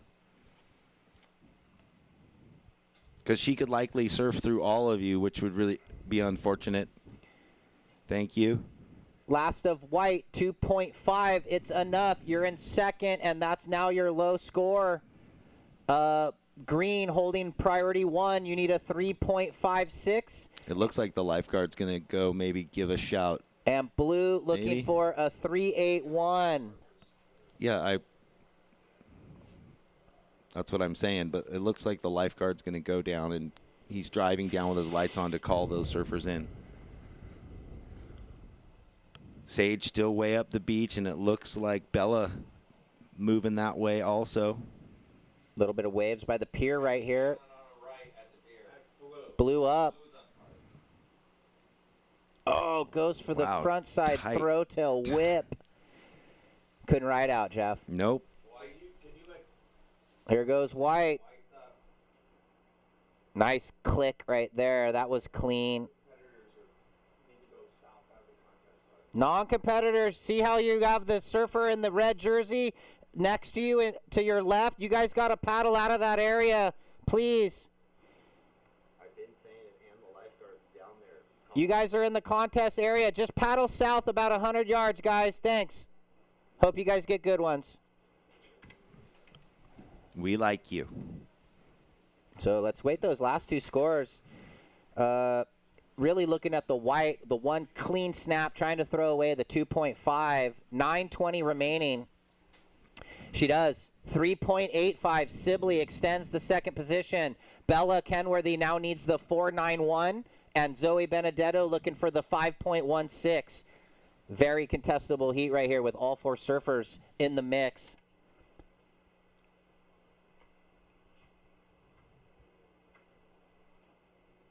Nine minutes remaining.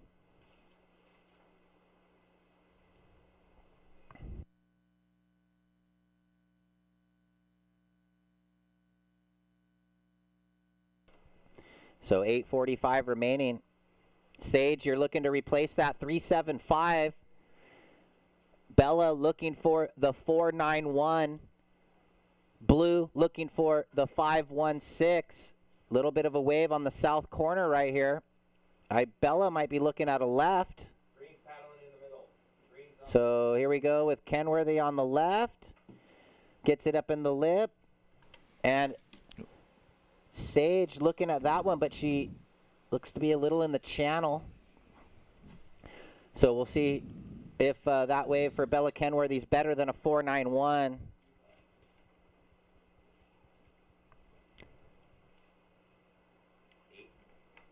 Eight minutes left.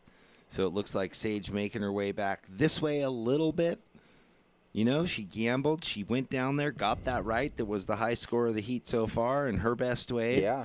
And then it's, I would have to say, the first lull of the day since we started. And we're, 9 heats into the day. Good thing that we got the 25-minute heat. Yeah. Kind of let the ladies relax and breathe a little bit. 7.5 remaining, where the 20-minute heat's just a bit more chaotic. 7.5. Gives them a little room to breathe. But, yeah, the tide drawing quickly. 10:30 in the morning. Low tide at 1:30. A negative something. Yeah, it's going to go way out today. So coming up on 7 minutes, priority red, trying to better the 3.75. Second priority blue, needs the 5.16. Third priority white, Samantha looking to better the 3.85. And Bella looking for the 4.91. For reference, your last backside hit, green, 3.5.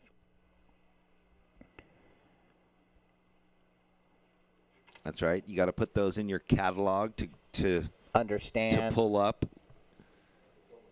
pull the ticket and go, this one turn can get me this.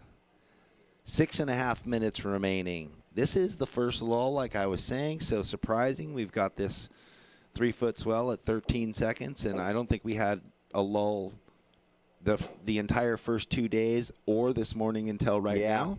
So I'm sure it's just the ocean taking a quick stretch. Looks like Owen Wright won the first heat at Pipe, Zeke Lau second, Jordy Smith third. So is it first, second advance, and then third goes to the sketchy bracket round? Ooh. Yeah, well, unless something changed and I don't know about it, but that's how it's been. Yeah, that's what I was just making sure. Jordy, man. Ooh. But hey, you know. You can still make it through the elimination round. Yeah, maybe if it's same thing psychological. It fires some people up because it's, all or nothing. All that training with Kid Pellegro. Yep. I saw him doing a great workout with him. Or, you don't see Kid Pellegro over there on the North Shore, jiu-jitsu master that puts a lot of the surfers through these really kind of dynamic animal movement, John goes surfing. There. Oh, ton. Tyler, Mahina Maeda. Mahina, Flick Palmatier from West Oz, tons of the surfers. Ooh, Zoe. Building board speed. Benedetto can't get to the lip. Was she eyeing the lip? Was she going above the lip if she got like, around? Yeah, That's what felt like she was going to throw the tail or do something crazy. That's what the upper posture looked like. 5 minutes remaining now, surfers. Situation stays the same. First place red, second place white, third place green. First priority is with red, second priority white, third with green. Here's the replay for the folks at home. Yeah, she was really on that toe edge looking to just get some exciting. What does she need? A 5.16. One huge turn could get you that score. We've seen it throughout the event. I like what you said, but that was it. I'm watching. You're watching. Going, something's different. It was that toe edge. A little bit of excitement. Yeah, little speed run. Mm-hmm. She has that though. Her front side blowtail kind of like fold the back knee down. She's got that maneuver. She did a gnarly one at Waco in the Rip Curl National Grom Championships like a year and a half ago. Ooh, but look, it's... Maybe this boat out the back's going to give us something, but it's definitely going to give the surfers a boat wake through one of their that's waves. not fun. That's Harbor Patrol boat from probably over at Avila. That's always a bummer. Sorry about that. All right. We don't have the convenience of buoys. Go outside the buoy. No go, no taker. So Bella doesn't get that wave. Second priority still with white. First with red. Sage content to sit there. She knows she's out in front, but still only a 2-wave total, under 10 points. Yeah, she's got that precarious 3.75 backup. She's going to want to work on that. Looking like a pure bowl. Any shape on it, we don't know, but blue looking. Trying to find some space. And there it was. But doesn't ride out, unfortunately. Boy, I don't know if Sage was here yesterday watching during the men's round, but she probably was if she was going. I think so. Where is this sandbar that was? I watched it all day yesterday. It's with out the there. Inconsistency, the rip bulls are hard to stay. We know that. We saw yesterday once that tide started running out, it was like a river, and you could see the surfers were kind of facing the sand and continually paddling. But I mean, how yesterday it was consistent. At this time yesterday, it was just A-frame after A-frame after A-frame. Everyone was surfing over there. Yeah, so a bit different. Maybe swell direction. Maybe the interval. What do you got to say? It's the here and now, right? Yeah. Yesterday's gone. Tomorrow isn't here, and we are in this moment, in the now. Here's that last. So this is what she's looking, and that was what we were talking about. That's a tough one when the wave compresses that much. If you don't get the hands up to project out, yeah, you got to get pushing out through the tail. When you drop your hand, all that weight sinks to when the wave lands down in the trough. All right, well, 2 minutes and 10 seconds remaining. Will something come over there? But if not, well, I think so. Look at this. Something stacking on the south corner. Who's got priority? It's red, white, green.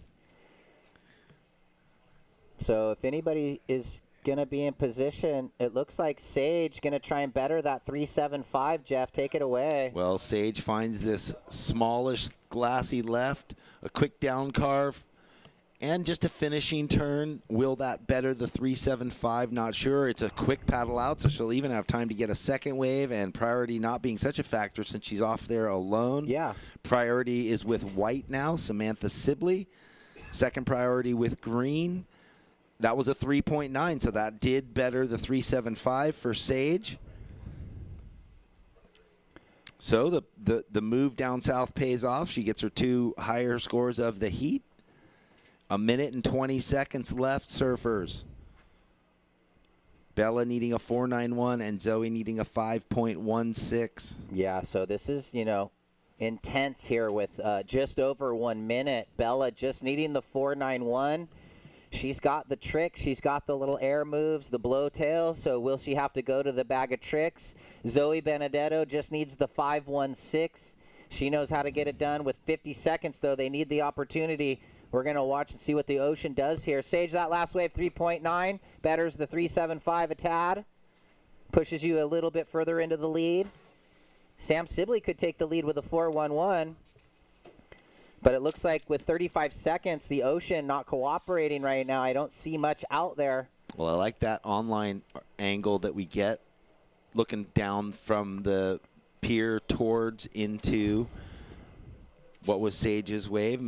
It shows the size and it shows the steepness a little bit. We have just under 20 seconds, and it looks like we might have some paddling going on. We do have Bella on this wave right here. I'm going to count this out, though. 5, 4, 3, 2, 1.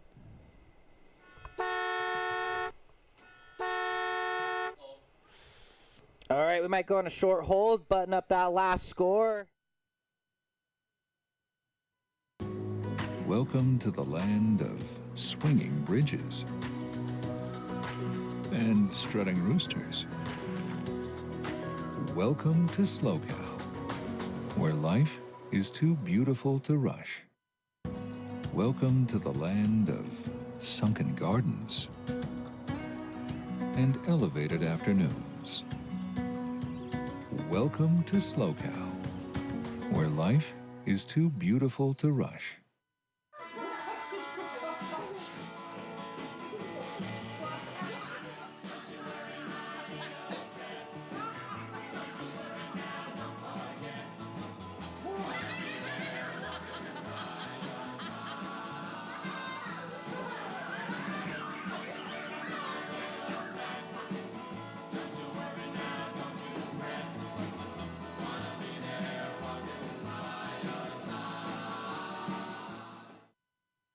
Well, welcome back for the viewers online. We're just doing a little tabulation here at the SoCal Open in Pismo Beach.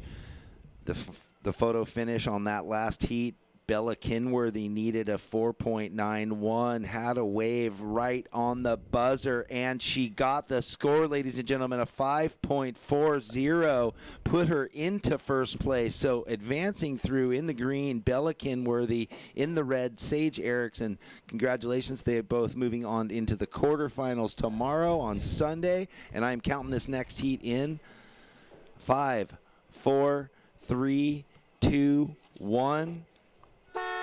Oh, wow, Ryan, what a turn of events right there. Bella. The next heat had Ella in green. Bella in green had gone down by Sage halfway down the beach for a long time, and she found the wave with under 10 seconds and turned the heat, advanced into the quarterfinals. Shoots. Yeah, solid. Oh, here we go, new heat. Green up, Ella McCaffrey from down your way, Seaside Reef area. That's right. Looking like she got that body glove sponsorship going on now. In the red, Sawyer Lindblad. In the blue,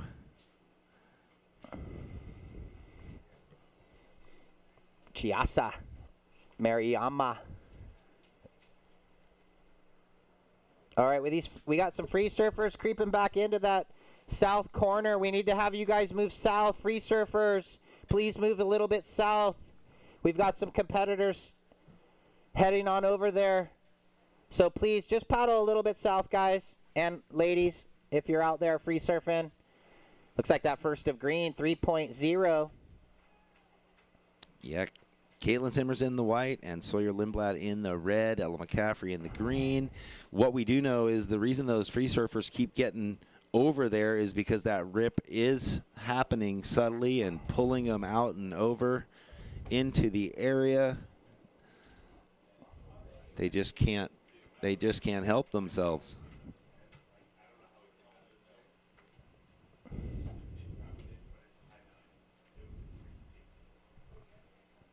Well, it looks like every time I see the lifeguards creep, it's because they'll go down and give the surfers a shout out too. Thanks to the lifeguards for your help. Let's check in Heat 3. Kira Pinkerton, Autumn Hayes, Leilani McGonagall, and Noah Clapp. Look at the totals on that last heat. 9-9 for Bella, 9-6-5 for Sage, 9-4 for Sam, and it was tight. It was so close. And fortunately, you know, that's what kept it in that range, and that's what allowed Bella to jump from third to first.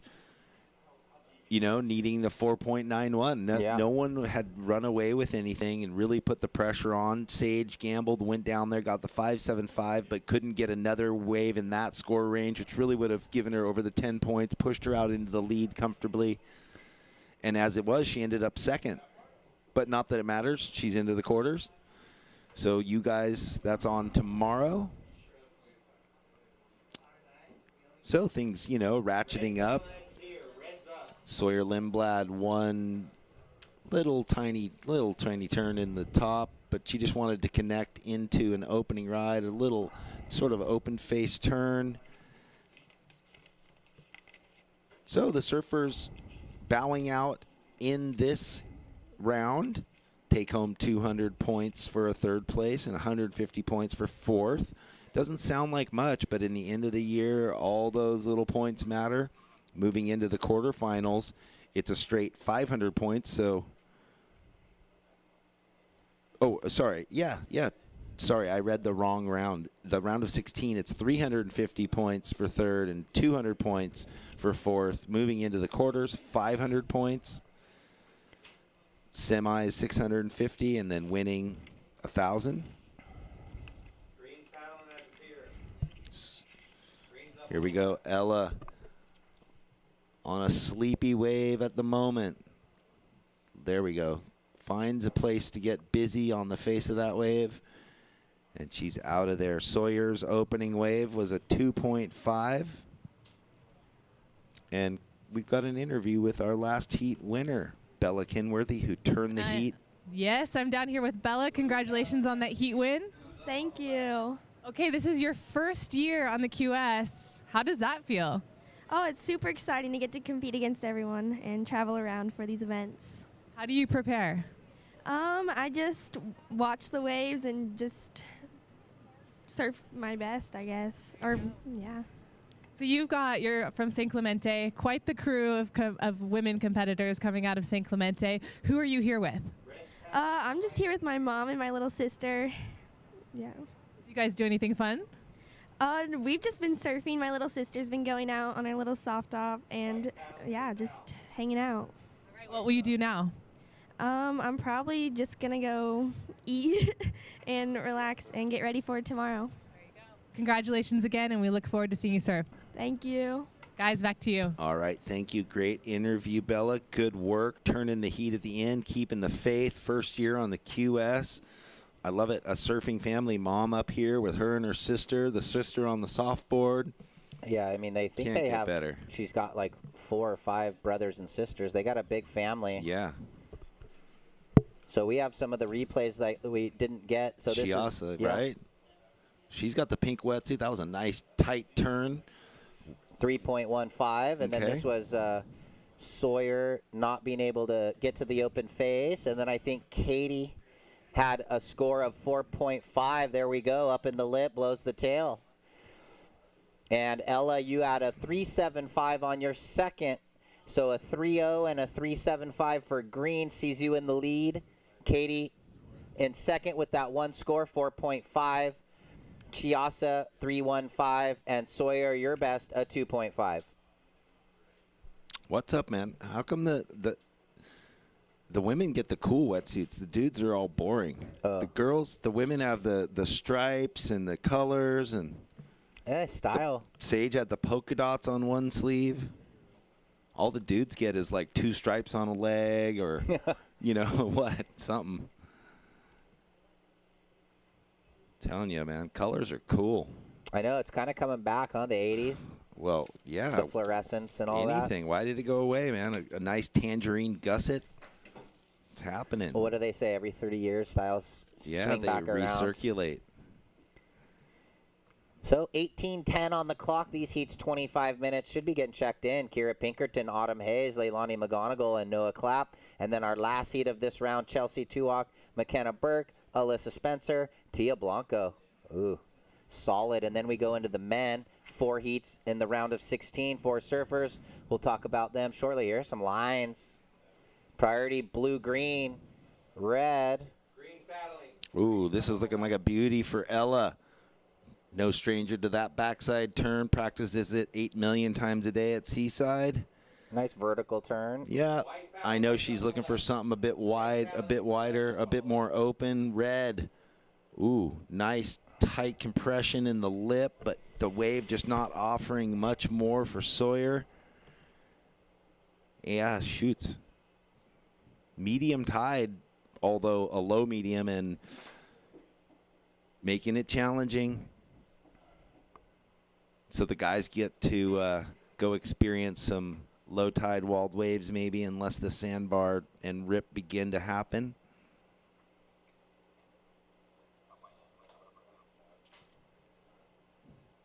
Red's battling. Red's up on the right. All right, Sawyer live. We'll get that on a replay. A couple nice turns on a small, tight little right. This is what she wanted because she has that 2.5 in her scoreline. None of these surfers, they're all used to surfing tiny waves. You know, they grow up competing in it.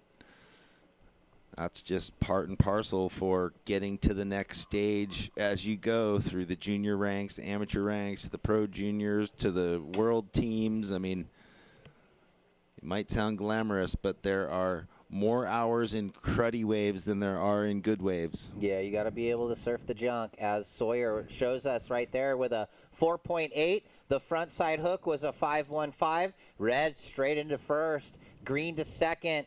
Your last a 3.9. The vert hack. Katie, you now need a 3.15, and blue holding priority needs a 4.5. Well, Ella's sticking to her game plan over here, but that wave doesn't work out for her, so I think she had lower priority anyways, but anyway, the priority is blue then white. Couple lines approaching. The conditions are changing with this tide dropping out. It seems like well, they've moved off from the pier, I mean, trying to see if that other area is going to start breaking, but it's definitely getting shallow and challenging. Priority is blue, white, red, green. 15.5 minutes left. If you're just joining us online, thank you for jumping in to have a check. You're probably watching this and the pipe event at the same time. This is the SLO Open at Pismo Beach. Jeff Baldwin with Ryan Simmons. And if you've just come down from wherever you live locally, thanks for joining us here at the pier on the beach. Hope you had a nice breakfast, coffee. What a day for a walk on the boardwalk. Great to have the pier open. I got to go out to the end of the pier this morning when it was all quiet, no one around, Ryan. Have a sip of coffee. It was beautiful. Well, there was no sunrise because of the clouds. I was actually hoping to get the sunrise over the hill, but get your little zen alone time. Yeah, that got kiboshed since the clouds came in. Red. Sawyer, you are in first place. You have a 5.15. Your last wave was a 4.8, that small right. There's just over 14 minutes remaining. You are in third priority. First priority blue, second priority white. Caitlyn, you're looking for a 3.15, and Chasa, you're looking for a 4.50. 14 minutes on the clock. I'm going to go piss. I swear, standing up out of these chairs sometimes, it's like, those old bugs. It's not the cushion, it's the height. It's like, it's not a tall chair. I have my ankle. Look at this. It's bone on bone. I just do everything possible. What do you do? What do you do? So priority sits blue, white, red. 13:10 on the clock. Couple lines approaching here. So Chiasa looking for the 4-5. She's out of Huntington Pier. Katie looking for just the 3-1-6. Red having a look. Red's up on a right. She gets a vertical for Sawyer Lindblad. Blue over here having a look, and Chiasa gets into this one, but that wave closes out quickly. So priority now, white, green. Last of red, 5-7-5. Extending the lead, Sawyer 5-7-5, 5-1-5. Ella, your second. Trying to better your 3-7-5 for McCaffrey.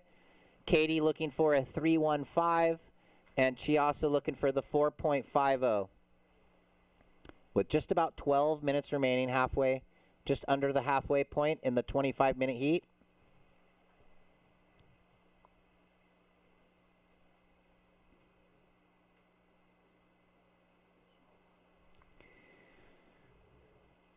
Two more heats here in this round of 16 for the ladies, and we'll know the head-to-head matchups after this round. That will be tomorrow.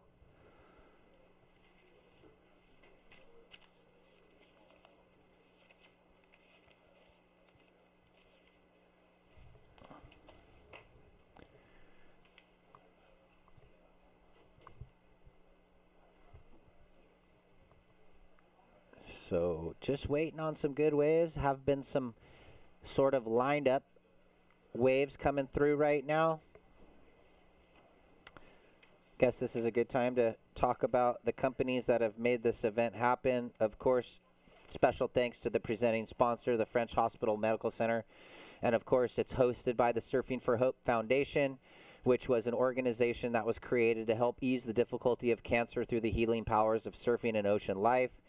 In SLO County, they host free monthly surf camps for kids, along with an annual longboard contest and memorial paddle out, all to put a spotlight on the fight against cancer. Over the last 10 years, they have raised over $500,000 to help local families recover from all types of cancer.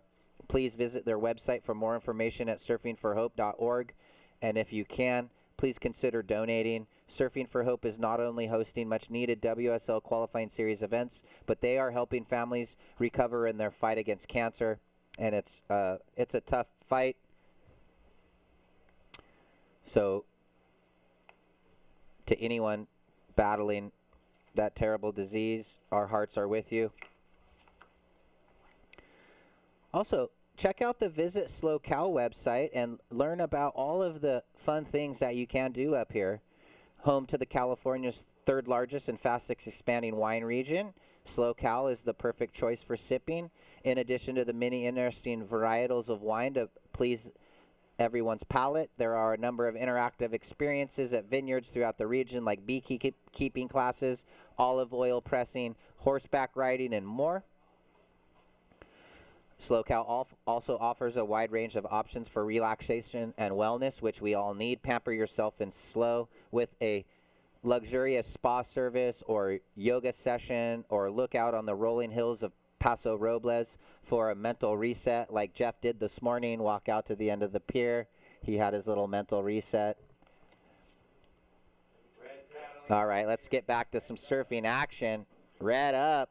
Nice aggressive turn. Oh, watch out for the pilings. Sawyer Lindblad. No stranger surfing St. Clemente Pier, though, to dodging the pilings. Although St. Clemente Pier is not really a pier that you can shoot. Pretty tight, clustered pilings on that pier. Maybe Chris Ward shot the pier once or twice.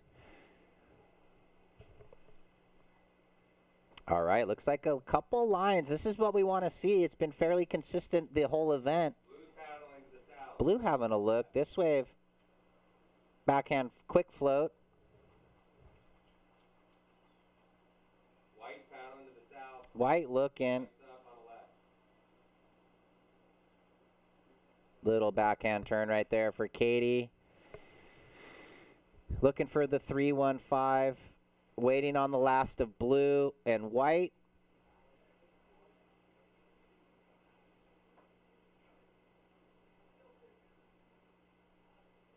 Last of blue, 3.7.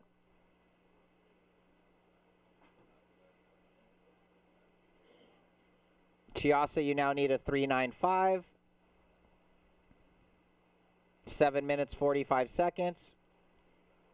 Green's paddling. Green's up at the All right, here we go. Ella McCaffrey having a look.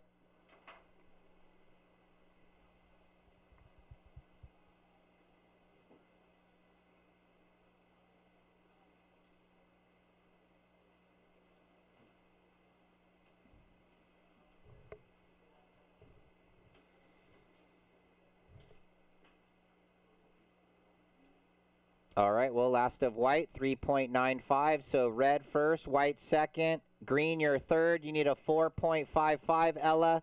And Chiasa, you need a 4.75. And this was Sawyer. That came in 4.85. And we're going to see the replay of Katie's last, which came in at a 3.95. Little bigger wave and had a little fin drift. So 6:40 remaining. First red, second white. White trying to better her 3.95. Green, you're in third. You need a 4.55, Ella. And Chiasa, you're looking for that 4.75. 6.5 remaining. Priority, red, white, blue.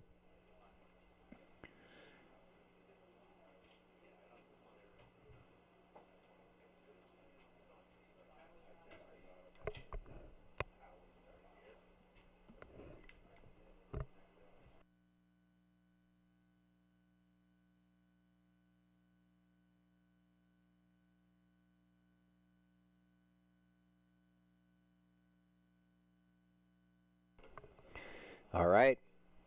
Coming up on 6 minutes, ladies. 2 more heats here in this round of 16. We will know the head-to-head matchups. That will be tomorrow. Quarterfinals, semis, and finals for both the men's and the ladies. That's the final day schedule. Looks like it's just for all the fans at home and the folks that are out on the pier. It's a 7:30 to 1:30 day tomorrow. So just set your clocks if you want to watch the broadcasts. Waves are firing at Pipeline for the WCT event, number 1 of the new year. Pretty exciting. 5 minutes. 5 minutes on the clock, ladies.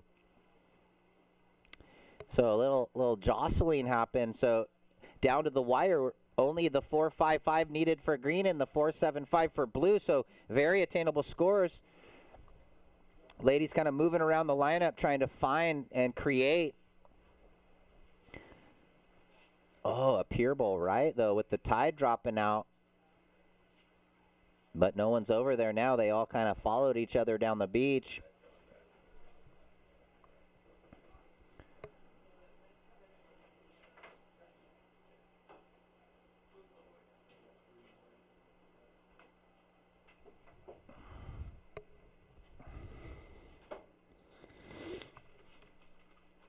And we are down to about just over 4 minutes. 4 minutes, 15 seconds.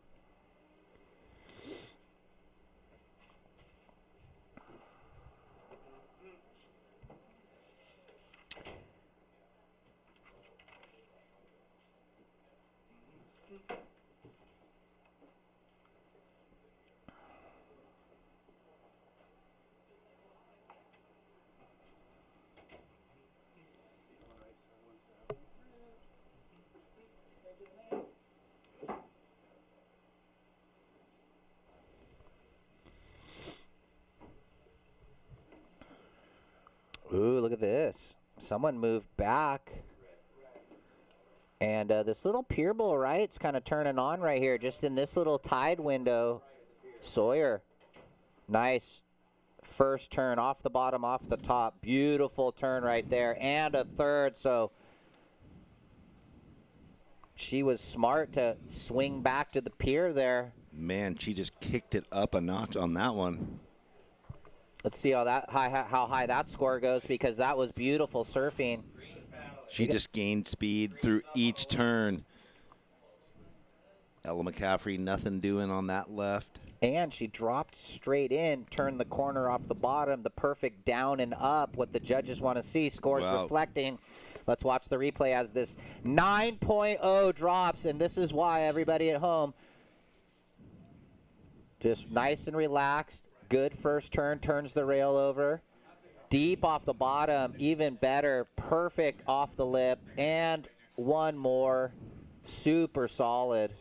Yeah, so even though that wave was tiny, she executed it perfectly. Almost perfect. A perfect ride is a 10 in the scale for the surfers, and she got a 9, so it's an average. 4 judges. 2 9s, a 9.3, and an 8.5. Throw out the high and the low, and average the rest. 2 minutes left. Sawyer well out into the lead with a 2-wave total of a 14.75.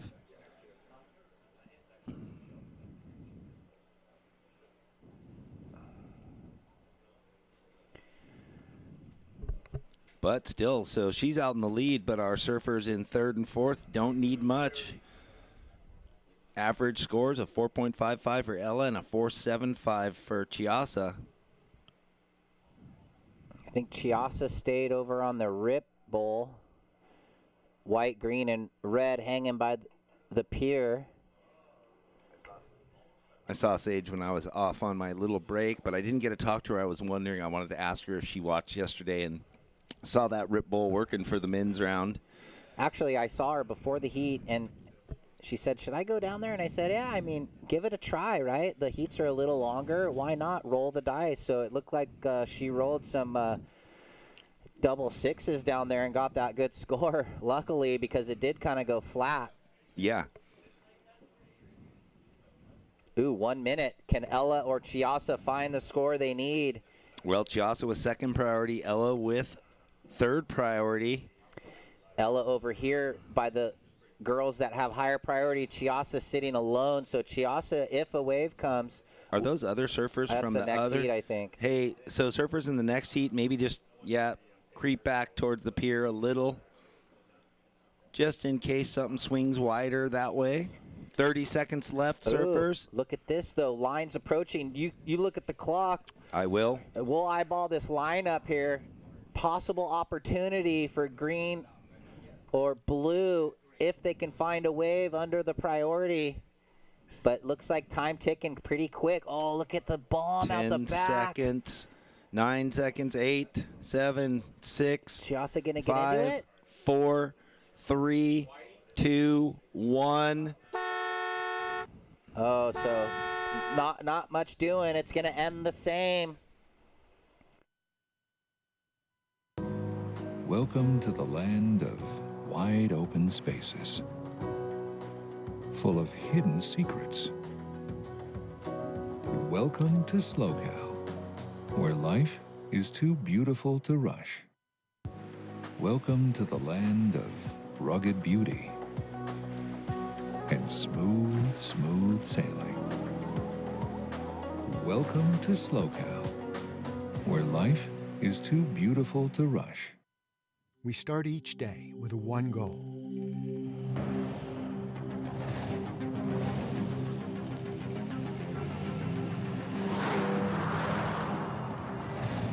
With our state-of-the-art network, we provide reliable, high-speed internet to the Central Coast with no contracts and no limits. Visit peakwifi.com for plans and coverage of our rapidly expanding network.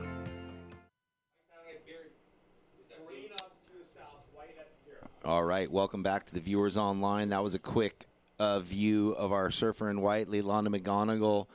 And right before that, which we'll get a replay, Kira Pinkerton opened with a long right on the sandbar down south. And Noah Clapp got the one right behind her. Oh, yeah, so 3 waves. Boom, boom, boom. We are into heat number 3. This is but we are into heat number 3. Kira Pinkerton in the red, Autumn Hayes in the blue, Leilani McGonagall in the white, Noah Clapp in the green. 25-minute heats.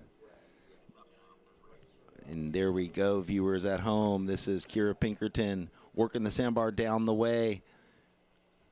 So longer open face right. Sort of a slopey wave, but, you know. Early days. Early. She got a few cutbacks, got herself into the heat. Leilani in the white on her opener got a 3.5. It was just a one-turn wave. And now we have our surfer in green. Looked like she was going, but it's live with Kira in the red on this right. Sweeping back towards the foam. And it just chews up her rail. There wasn't a lot of speed in that wave. White, they're having to paddle hard. Something's happening with that sandbar. And now it is Noe on her backhand. You can see her, she's a little forward on the board. Gets it up into the steepest part of the wave there 2 times. Nice, confident way to finish the wave. So we got a bunch of scores that are going to drop in. The judges got their work cut out. Nothing too huge so far. Looks like that opener of red, 4.75, Kira. The opener of white, Leilani, 3.5. The opener of green, 2.75. And Noah, your second wave, a 6.0. So great surfing from the youngster. Surfs for Germany, but grows up in America. A lot of people do that. Surfs for the alternate country. Maybe get them in the World Games a little easier. Well, you see it in all sports, really.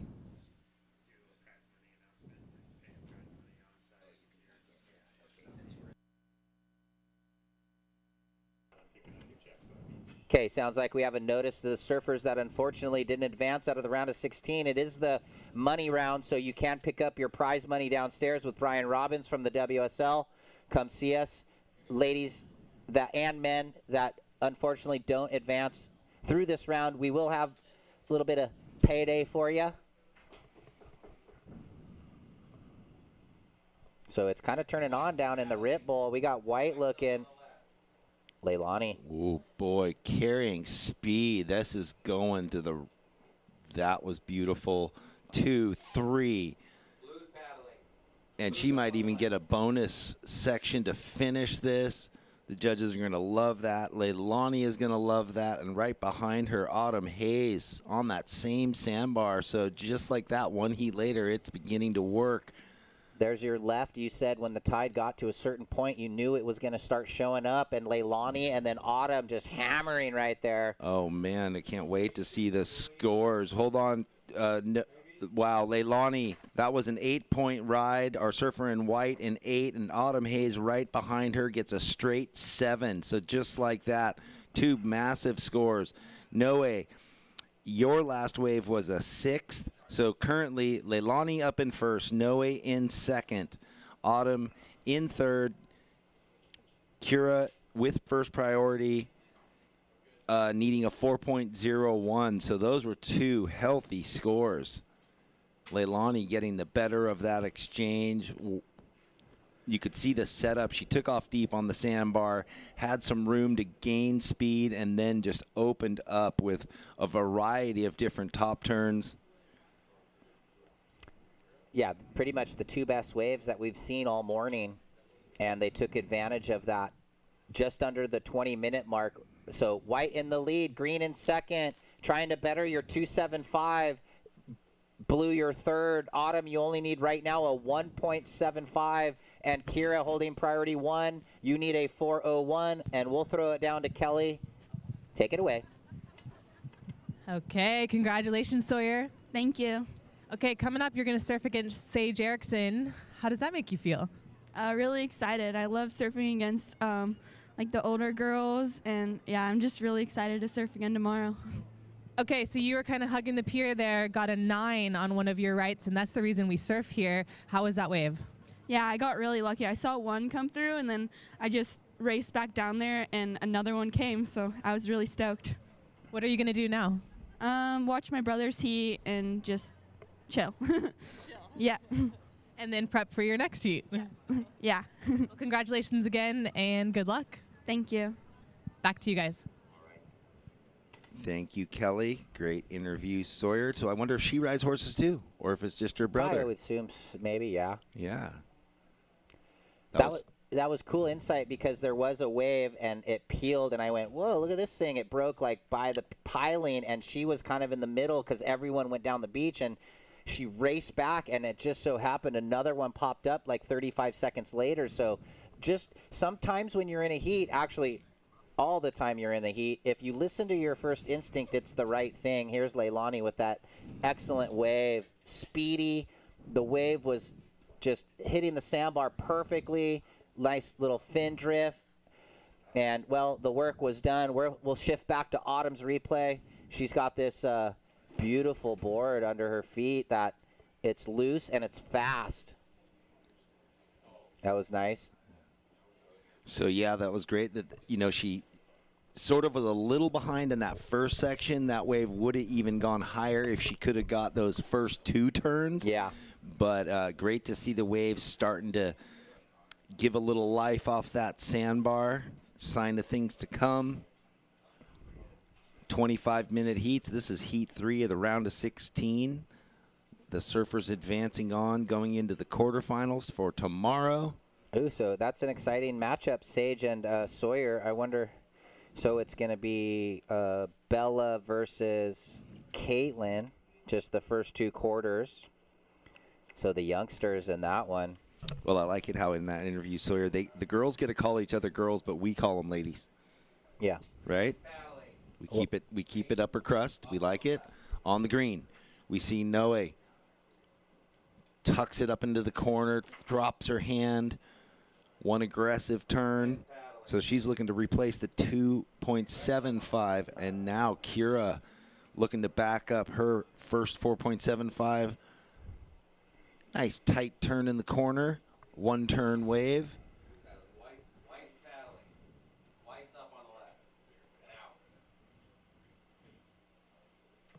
Well, solo priority with blue at the moment. Then they will give us the who's in line after that. It's a short paddle out, so the priority changes quickly regardless of whoever gets up and down.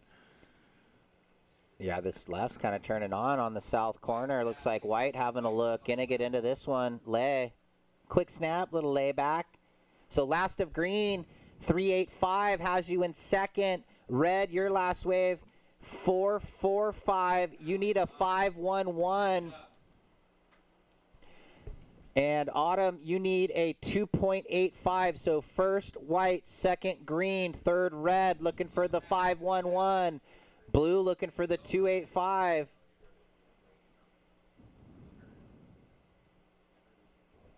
Priority change, red, green, blue. Well, blue in a great position. I mean, regardless of the priority situation, with an opening ride of a 7, only needs the 2.85 with 16 minutes left nearly. We will see the lead change often throughout the heat. It would appear. If you're just joining us online, thank you very much. Welcome to the SLO Open in Pismo Beach, presented by French Hospital Medical Center. Ryan Simmons to my right, Jeff Baldwin here. 4 days of action. We are on day 3. So this wave for Leilani went 3.95, and it is a keeper score right now. Has her in the lead. Green in second, looking to better your 3.85. Kira, you need a 5.11, and we've got lines approaching. Autumn just looking for that smaller 2.85. And the tide has definitely changed the conditions in the last half hour. It looks like a different lineup. As we see nobody up by the pier now, and everybody now focused and shifted down what is basically 200-plus yards from where they were this morning. Sage, kind of the first adapter to go on down to that far bar, which yesterday provided most of the event. Now, are all 4 surfers down there? Or is one hidden? Anyway, I can see 3. It is weird. I don't know. Well, anyway, we know they're out there somewhere. Oh, here we go. Oh, is she even further? Further down, way down. That's why. So. You know what's funny is Kira pointed down the beach when we were talking about that, like, oh, she's over there. Oh yeah. So sorry there. So the camera had to pan. I couldn't see her. She's another 200 yards further south. Layup. All right. Well, thanks, Kira, for pointing her out.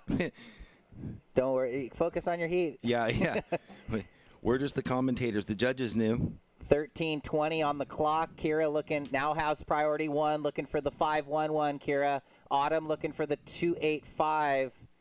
So it's a big playing field. Yeah. Literally 600 yards of ocean to find your waves in from the pier to the south, where we do have a couple of black indicator flags sort of, saying that's the competition zone. Yesterday we had surfers sitting right on the edge of that flag, surfing out of the area, which didn't matter, but they were taking off in the area. We had to continually push the free surfers down and out of the way. 12 minutes and 45 seconds left. Kira Pinkerton with first priority, needing a 5.11. Second priority with green, and third priority with blue. Autumn sitting in the basement, but really just looking for a small score, a 2.85. Opened with a 7.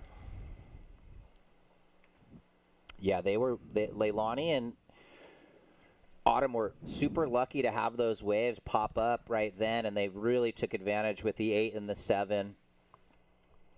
When there's just so many 3s to 5s, those really separating them. And that's the reason why Autumn only needs that low back up 2.85 to turn it. But, oh, here we go. Blue's paddling, red's paddling. Blue, way down there. Nice off the top.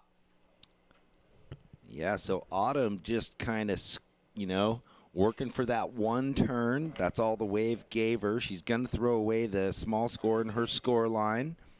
Priority has changed. Green with first priority, white with second, red with third. So Kira had paddled for a wave. And there it is, last of blue, 4.25. So blue into second. Noah, you're holding priority 1 in the green. You now require a 5.26. And Kira looking for a little more, a 6.51 with 11 minutes 10 remaining. She's way down there again. Autumn looking, not going to go on that one. So really smart competitive surfing. Autumn way, way away from everyone. Down south gets a 4.25. And she's sitting there solid in second for the moment. It's 11 minutes remaining here in heat number 3, round of 16. Thanks for joining us here live on this webcast. I'm sure you're bouncing back and forth. Pipeline has begun, probably into maybe heat 3 of the men's first round over there, pumping 8 to 10 foot perfect pipeline. I don't know if backdoor is also working, since I haven't looked at any of it, but I've seen a few of the judges on breaks having a look, and here we have live action. Autumn Hayes. Well, she was firing down the line. Kind of a lazy, slow finishing turn.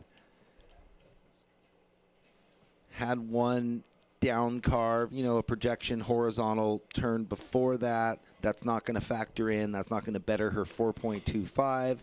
Under 10 minutes, Ryan. Well, we just got delivered something yummy. It looks like sandwiches. We are already into the lunch rotation. Cool Cats Cafe, located in downtown Pismo, with 2 other locations in San Luis Obispo and Maui. But we have live action with Noe. Down carve that first section. Trying to carry as much speed as possible. She was looking for a 5.26. Not sure if that's going to be enough, just due to the, the criticalness of the turns. Down to about 9 minutes 10.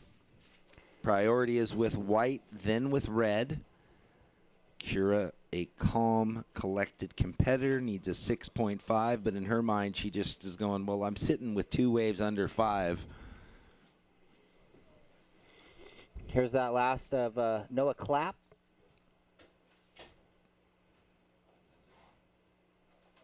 And the score, still waiting, needs a 5.26. So it was a nice drawn-out bottom turn, and then she tried to put as much force into that top arc, but she really was focused on the last turn, hoping that thing would stand up. Looks like it's going to better the 3.85. There it is. Noe, your last wave, a 4.20. She was looking for a 5.26. Didn't quite get that, but did better the 3.85. Priority is white, then red, then blue. So again, thanks to Cool Cats Cafe, located here in downtown Pismo with 2 other locations. One in San Luis Obispo if you're going up to the school. And if you feel like flying to Maui, well, check out Cool Cats over there. They are family-owned since 1992. And they have a host of other things, large, juicy burgers, fish tacos, ribs, hard milkshakes, and so much more on their menu. So does a hard milkshake mean that it's got booze in it? I don't know. What's a hard milkshake? I wonder. That's the adult beverage, possibly. Like that drink called the mudslide. Coffee, ice cream, and vodka or something. Green up again. Noe not satisfied. Well, she's up and out. 7 minutes and 10 seconds left.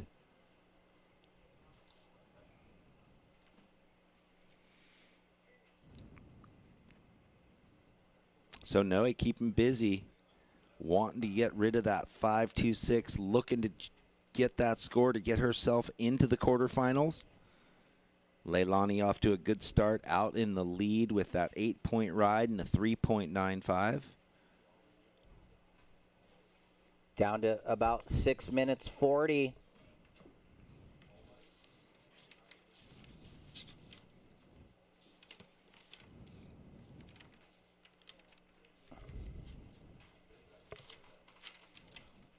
Well, again, thanks to French Hospital Medical Center, part of Dignity Health, just a different, I guess it's a different hospital that's located here. So they jumped on board individually, where in the years past it was Dignity Health that was the overriding sponsor. So they're sort of one and the same, although it is confusing. But I guess, yep, French Hospital is the singular local hospital right here in Pismo. Thank you guys for joining us. French Hospital Medical Center is a state-of-the-art acute care hospital offering the area's most advanced emergency services center, premier cardiac care, and orthopedic services. I need to go there. Is there a doctor here from there? They can look at my ankle. I can get a quick MRI. They can tell me what I need to do. French Hospital is nationally recognized among the top 100 hospitals in the nation for quality and safety.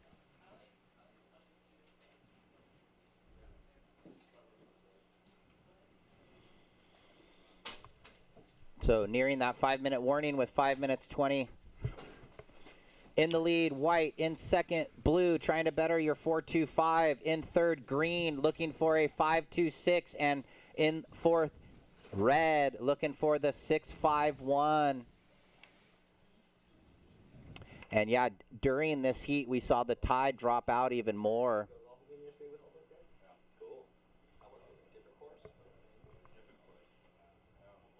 So everybody's down on the south end sandbar now with the low tide.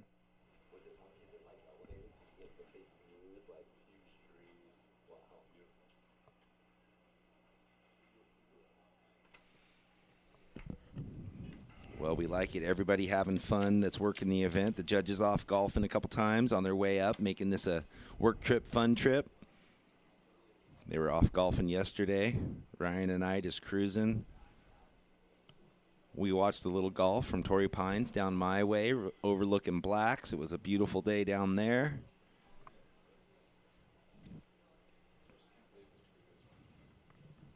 And coming up next, our last heat of this ladies' round of 16. Chelsea, McKenna, Alyssa, and Tia. So it's a big weekend. We got finals day tomorrow. Quarterfinals on for the men's and women. You're going to have potentially pipe running again, maybe the women's round, maybe the men's. We're not sure. You got your NFL football happening, the divisional championships. Whoever wins goes on into the Super Bowl 2 weeks hence.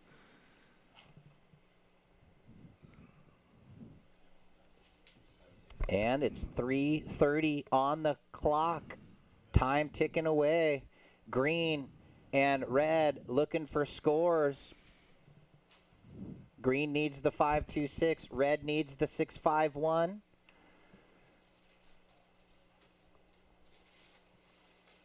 And this last heat coming up next, you're definitely not going to want to miss it with Chelsea Tuak, former tour surfer, McKenna Burke out of Ventura, Alyssa Spencer, one of the hottest surfers on the QS Ladies Tour right now, and Tia Blanco, the ultimate surfer from last year.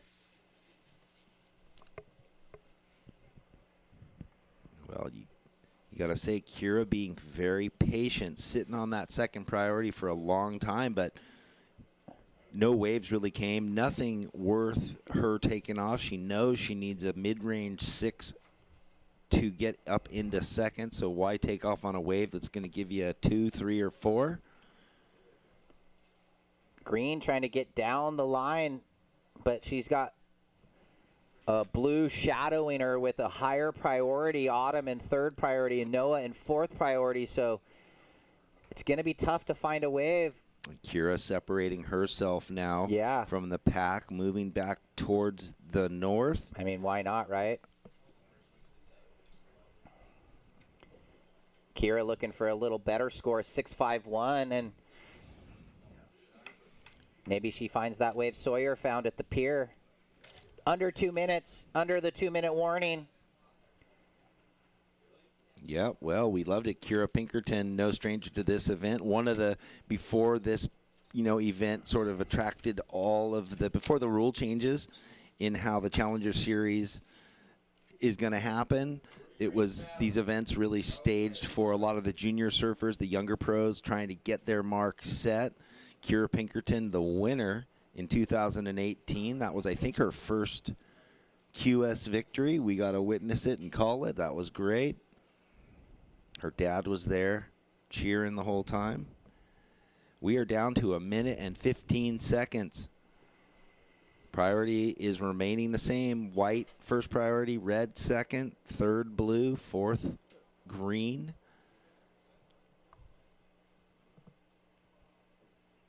1 minute now.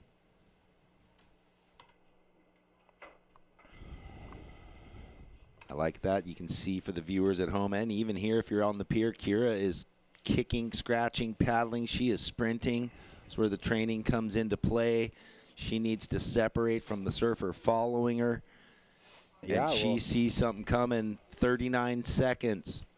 Can she get over there in time? 35 seconds, a couple waves approaching. All it takes is 1 second to get to your feet before the horn blows. 25 seconds. Is this a Pier Bowl set? I can't tell. Kind of hard to see with the gray on gray. 15 seconds, though.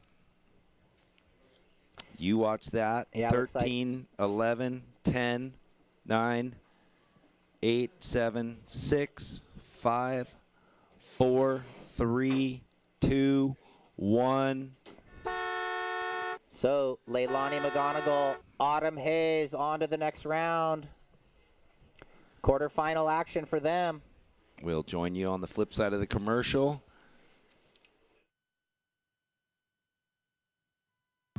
Welcome to the land of complex wines and simple pleasures.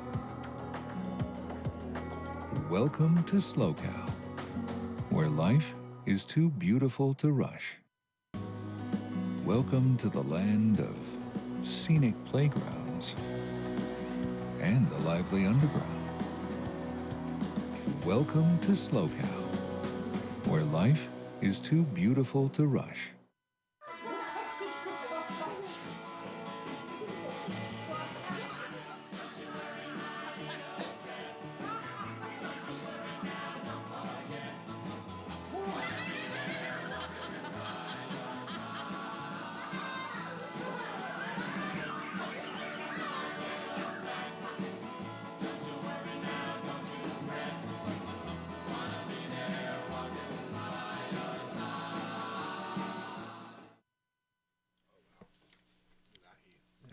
Okay, welcome back, everyone watching online. We are here into heat number 4, the round of 16. This is the last heat of the women's. We will be going into 4 heats of the men's of round of 16 next, but this just started, 25-minute heat. Heat number 4, in the blue, McKenna Burke. In the white, Alyssa Spencer. In the red, Chelsea Tuak. In the green, Tia Blanco. McKenna got a quick wave right on the buzzer. A throwaway, a 1.5. And we've seen the surfers navigating this entire lineup from the pier to the north all the way down to the south, hundreds of yards. And this was McKenna's quick, a medium-sized wave. Got the tail up in there, but then poked the nose, unfortunately. The difference between a 1.5 and maybe riding out of that into the mid-4s, possibly a 5. The judges rewarding, the one big turn if you're aggressive and go 6 to 12. Wow, look at this up the beach. That's a great pulled back view for the viewers at home. That's kind of what we're seeing from our vantage point. You can see how the beach bends. There's a sandbar off to the south where our 3 surfers are.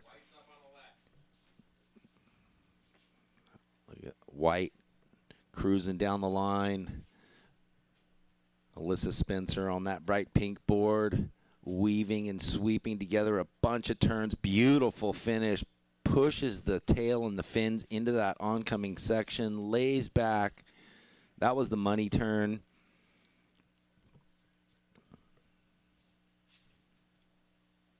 Now you can see, especially, well, if you're here live and direct, you can see how that current's pulling out all of a sudden off this sandbar. You can see it online.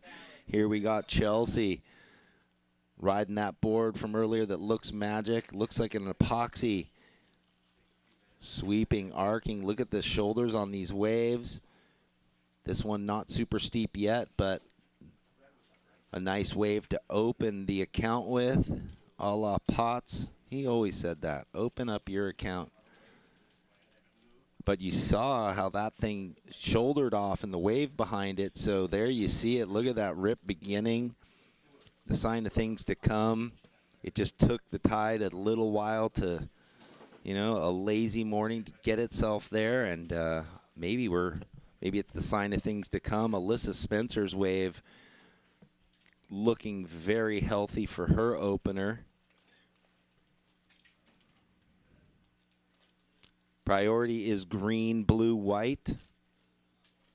So we've got the score for white almost here and the score for red.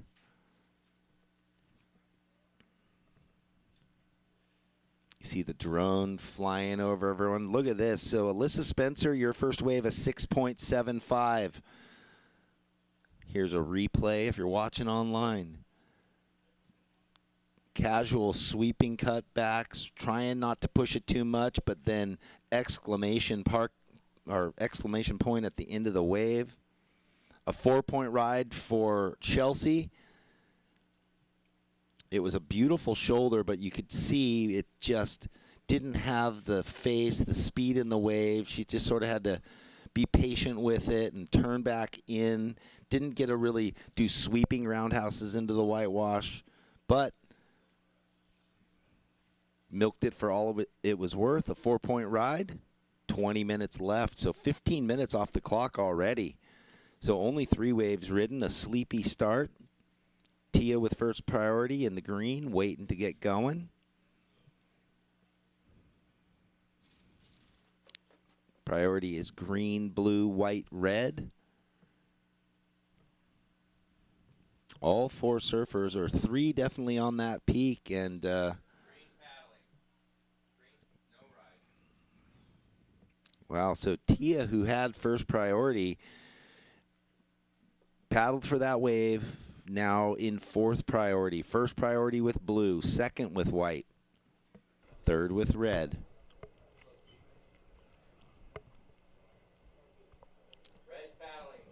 So on the corner here with 3rd priority, Chelsea electing to go on this one, back into the power source.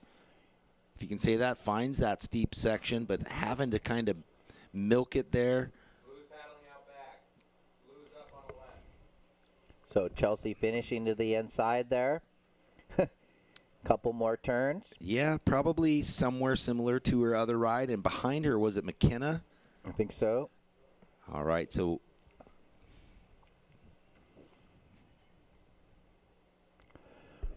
priority white, green.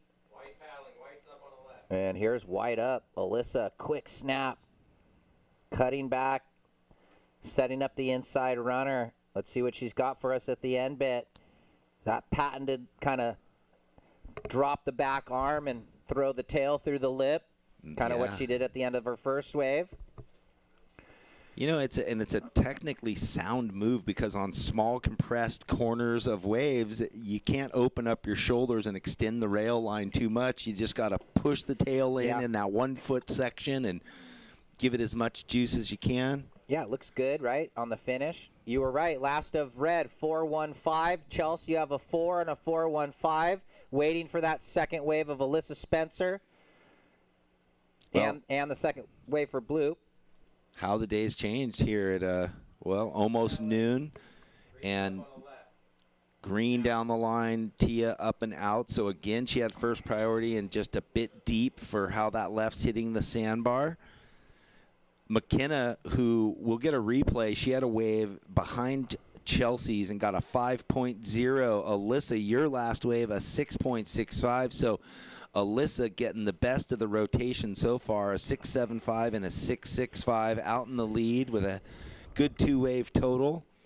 Yeah, Alyssa Spencer is about as steely as you can get. And look at that start, 6.75, 6.65. We're going to have some replays here for the folks at home. This was Chelsea Tuak out of Barbados. Yeah, she had to get back there and then just kind of lit up this inside. That was nice. But you were right. Because it was so moving, there was a bit of downtime between the turns and that little bit of stick. But it's a 4.15. It has her in second. Ooh, McKenna Burke's last wave came in at a 5.0. Blue, your second wave, 5.0. So this must have been it. Yep. Nice long cutback. And McKenna Haling out of Ventura area, nice finish there. Also that same type of turn. So the ladies are taking advantage of the conditions. And it's Spencer in the lead, Tuak in second. McKenna Burke only looking for the 3.15 blue. Tia yet to really get a score on the board. So with plenty of time, though, 16:30. Tia's in the 2-for-1, still looking for two good rides. Oh, well, we're going to throw to an interview with Leilani McGonagall and Kelly, our last heat winner. Okay, congratulations once again. Thank you so much. Stoked to make another heat. Definitely a little condition swap from our first heat, but always fun to get a couple. You guys were hustling back toward the pier. How was that?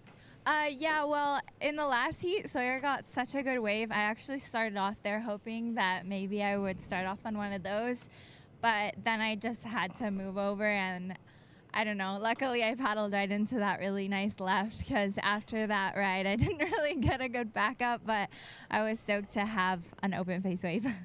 Okay, so you will surf again tomorrow. Your family's here. What are you guys going to do for the rest of the day? I would just hang out with them and maybe get something to eat and relax. Prep for tomorrow. So congratulations again, and we look forward to seeing you. Thanks so much. Hi to my family at home and pura vida a todos que están viendo. Back to you guys. Yeah, thank you. Even on her last interview, I got to say she must be beaming with pride for Carlos Munoz, who is going to come up at some point in the Pipeline Masters. That's right. So Costa Rica makes the big jump after all those years. Here he is on the World Championship Tour. That is her aspiration. She's been fighting for it for years and years and years. Love to see her on the tour. Yeah. All right, well, real quick, we haven't called them up, but we are going into the men's. Listen to this heat. Crosby Colapinto checking in. Luke Gordon, Levi Slauson, Cam Richards. These heats are stacked. Men's round of 16 coming up next. And, guys, real quick notice, there will be a short break. We have to just adjust the computer up here, so call it 1 to 3 minutes in between the heats to reset into the men's division. 14 minutes and 20 seconds. Everything has kind of gone sleepy, but that was perfect for the interview. Well-timed, Ocean. Thank you very much. We're ready for you to get active again. In first priority, blue. Second priority, white. McKenna looking for a 3.15 to get into second. And Tia looking for an 8.15, but she hasn't even really gotten started. And it looks like we've got Chelsea up and riding way down the beach so far that I'm going to have to wait for the replay. It was behind a pole and behind my monitor. Didn't have the binoculars. I apologize. But the viewers on the pier got to see it. Thanks for coming out on this brisk, cloudy Saturday. At least there's no wind, right? Oh, yeah. Perfect conditions. Yeah, so here we go. On the online replay, Chelsea looking so comfortable on that board. You know, there's not a lot of wasted energy at all. She's not stressing. The hands are staying calm. And, you know, that one not going to factor in. So she's just got a bunch of 4s in the score line. That was a 3.25. Still finds herself sitting in second position, but she knows she wants to start up in the ante. 13 minutes left. Priority blue, then white. So even though Tia's only had a nothing for a wave, she only needs the 7.65. So with half the heat to go, no stress. It's looking for 1 blazer or 2 waves to get herself up into second. Yeah, you called it with that second place total hovering right around just over 8 points. Still a little bit open. 12.5 remaining. There we go, halfway through the heat. Checking in that men's heat, first heat.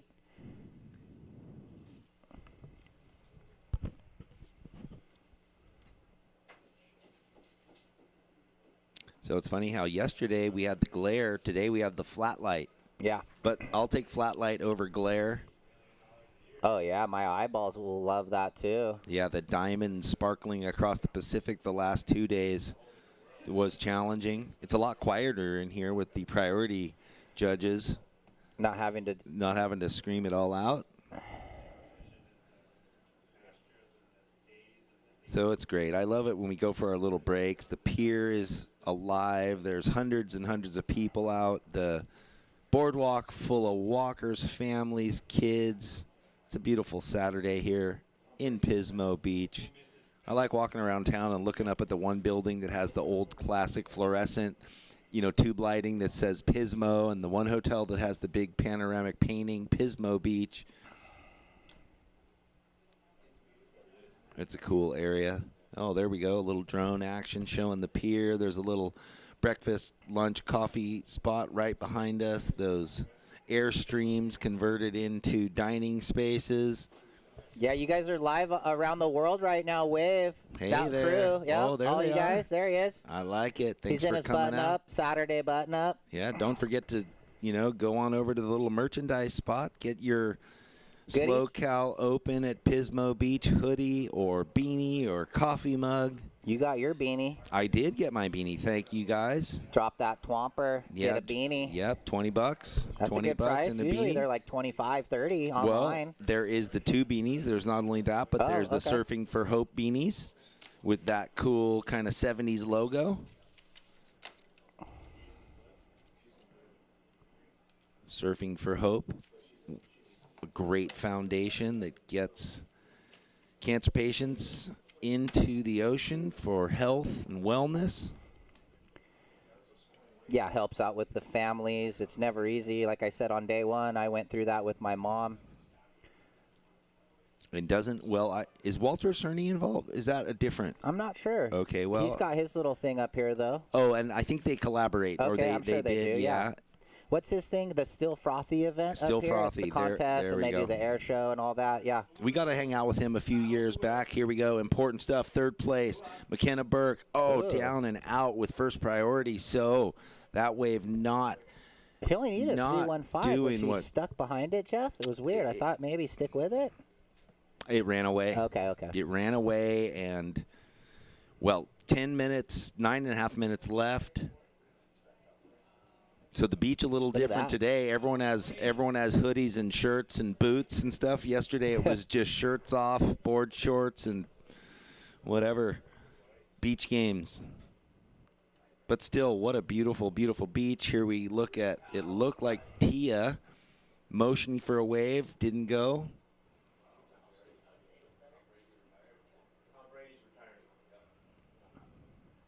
Well, it looks like Tia, a little rebate might go on this one. Tia Blanco, the ultimate surfer, off the bottom, snaps it there. And she's out of that one. Well, now she just has, that the amount of minutes left, she knows she needs anything. So if she can start getting threes and just building, that's smart competitive surfing from Tia Blanco. As you said, 2-time gold medalist. Yep, in the ISA World Games. Yep.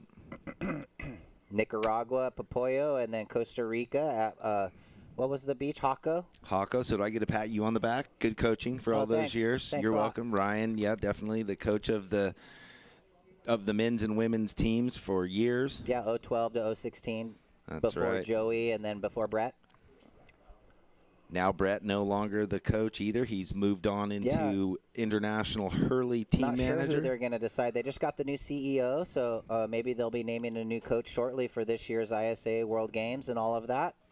Well, that was a smart move on Tia. Sorry, we'll get you that score really as soon as it drops in, but that's going to change your requirement probably by half. Yeah, so, stand by, Tia. Sorry, Jeff. Here's the replay. We're still waiting on the score. Well, yeah, just a quick, smart, savvy one-turn wave. That's all it offered, but she knew she had to get busy. She'd had priority twice before, paddled for waves that just went nowhere, so she lost that priority. So this wave going to come in somewhere in the mid-threes, just to give her a little early preface. There it is, a 3.60, Tia, on your last wave. Now you need a 4.55 to get up into second, so that's all critical information. Put herself right in the heat. Tia, you now need a 4.55. McKenna still looking for the 3.15. And Chelsea, for reference, in second, looking to better the 4 with Alyssa out of Carlsbad. The standout on the QS just won the 3,000 last November. That counts for this year's Challenger Series points or QS points to get to the Challenger Series. She's trying to better her 6.65.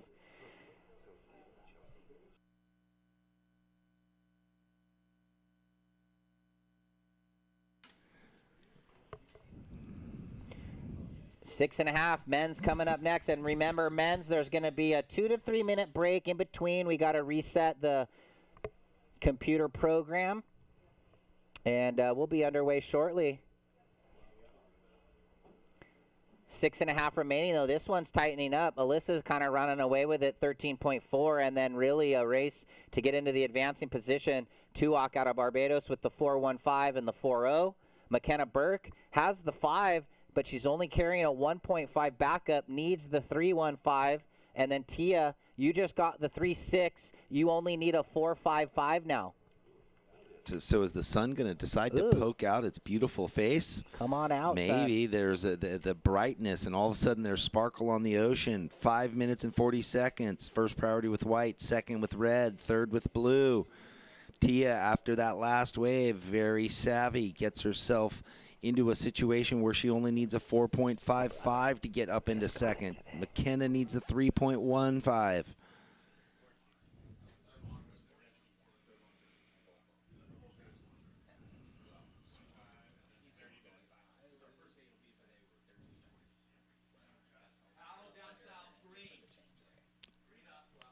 Tia up and out, so she saw, she knew she got the 3.6 on the last wave, was in fourth priority. Why not gamble? That wave didn't open up for her, but 5 minutes left. Our disc is changed. Okay, real quick, just a quick notice. It might be around just 30 seconds to a minute in between the break, so just reminding the surfers in Heat 1, right around 30 seconds to a minute break, and so pretty much about what it is if there's a wave and we're waiting on a score. So anyway. Oh, bro, they've been there, done that. Yeah, they listen for the horn. Listen for the countdown. Yeah. 4.5 remaining. And All 4 surfers down there on the South Peak trying to utilize. Hopefully we'll get another set or even 2 sets here in the next 4 minutes 15. Yeah, we like a flare. We like the open playing field. We like a fair playing field. We want everyone to have opportunity. We love it when the heats just tennis match, rally, go back and forth. Yeah, a lot of exchanges. A lot of, I mean, it makes it exciting. We've had a few heats like that today where third, first, second, fourth just flip-flop in seconds and then down to the end, and we had to put on a little delay at the end of the heat to get the scores in, some buzzer beaters. But right now, a little bit quiet in the ocean. Yeah, maybe I'll sneak a couple of my chili cheese Fritos. These things are pretty unbelievable. They're like the gift that just keeps on giving, right? Probably super healthy, too. Yeah, read the back. It tells you how healthy it is. They're just delicious, though. They taste the science behind what makes them taste so good. There's an army of engineers. 315, 315. Not only is the Vespara a great place to stay because it's beautiful and the dining is exquisite and you get a telescope and a star map, it is doggy friendly because it's the Pismo Pup Club. Welcomes pooches with a Pismo Pup Club branded dog tag. Refreshing water bowls are placed throughout the resort, and pups have unlimited access to Pismo Pup Club toys, including balls, frisbees, and more to borrow while visiting. So the Vespara taking care of all aged people. You know, the kids are having fun in the pool. The grown-ups have the dining and the bars everywhere. The pups are having fun. Saw a really beautiful puppy golden retriever this morning when I walked through. Oh, Someone was kicking it out in the front yard over there at the Vespara. Are the dogs allowed in the pool is the question. Probably not. Oh, why? They don't want to mess up the filter. But the dogs have this enormous beach to run on. Let your dog off. Yeah, let your dog off the leash here if that's legal, and they'll run for miles. Chasing birds, having a good time. Well, we're down to the 2 minutes 10. Tia looking for the 4.55. McKenna been searching for that 3.15 for quite some time. Will they get the opportunity? They're low on the priority totem pole. McKenna in third and Tia on fourth. So the leaders have that first and second priority. Will that factor in, or will the surfers looking for scores be able to sneak off and try and find a good one?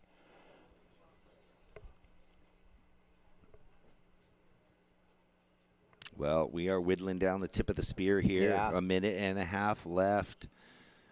Each surfer with all the ability to pull it out. Small scores required if just the waves would come. I bet there's some lulls at Pipeline, too. It looks pretty good today, though. Really? Consistent? Oh, yeah. Well, but, okay, lulls, but they're taking off. Guys get clipped, and it's a 1. True. So they could have got an 8, a 10. It's a 1.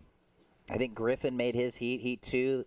Good on ya. His brother's going out right now. He was probably watching it. He'll be pulling it up. Hey, Griffin, good job out there. You made your heat. We're stoked. Your brother's going to go out and rip in this next heat.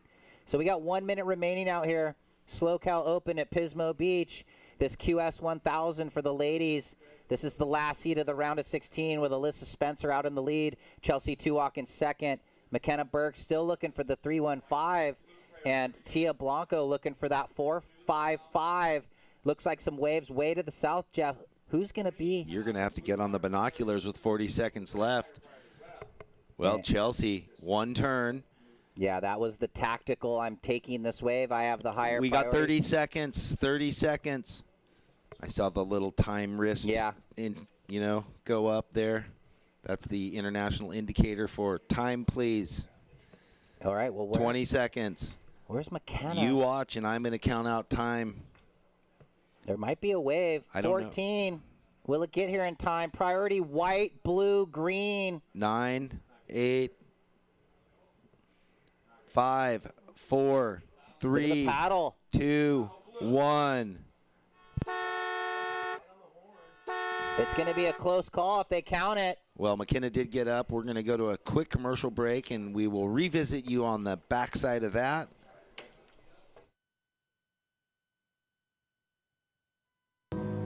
Welcome to the land of wide open spaces, full of hidden secrets.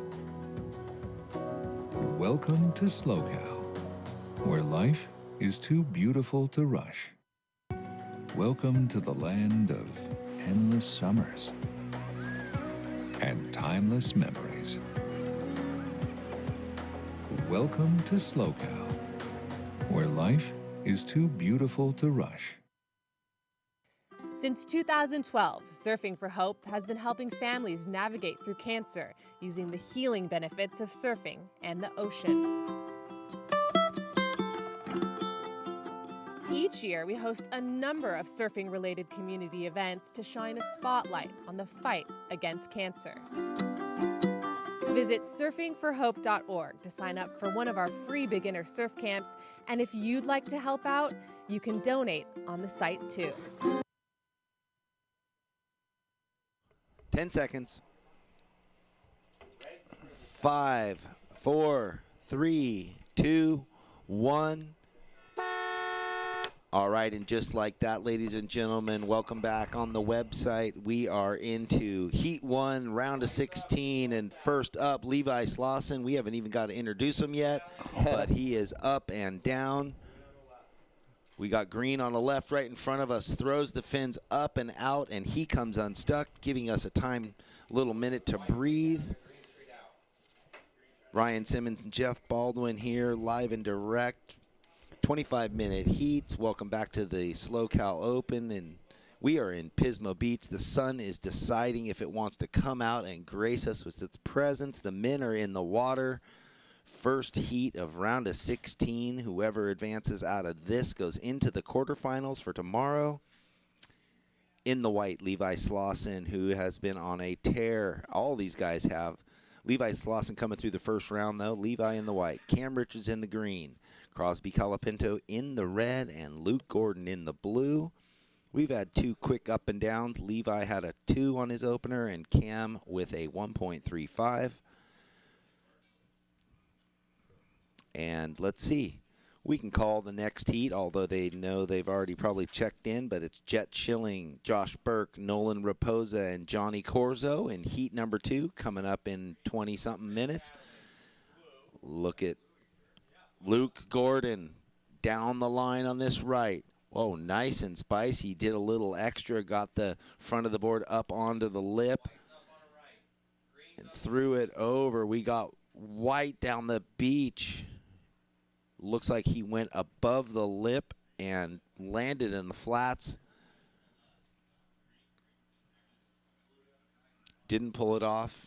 They are way down the sandbar from us, where we are commentating from. Green right in front.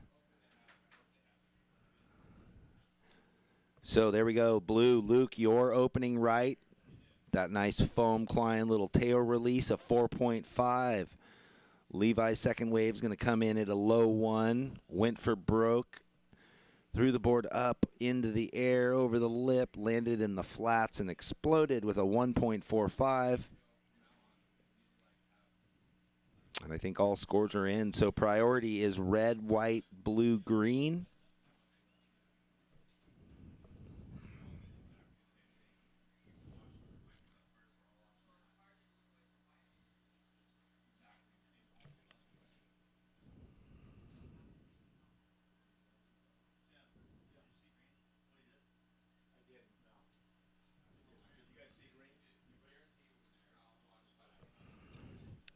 Well, we can.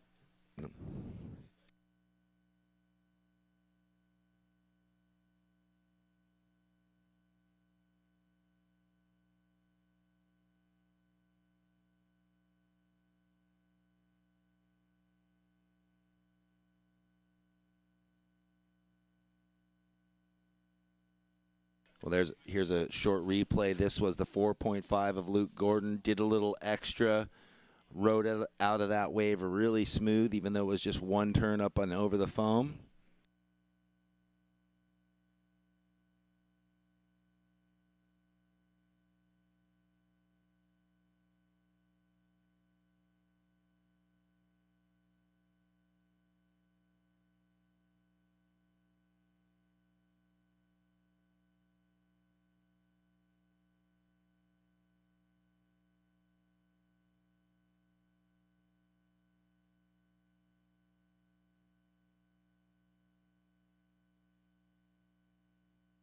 So that was a cool replay. That was Cam Richards, that second wave of his. The wave bottomed out. He threw it up really high and tight. Speedy airdrop, controlled finish. So now that score about to drop in. And here we go again. Cam eyeing this sandbar up more in front of us.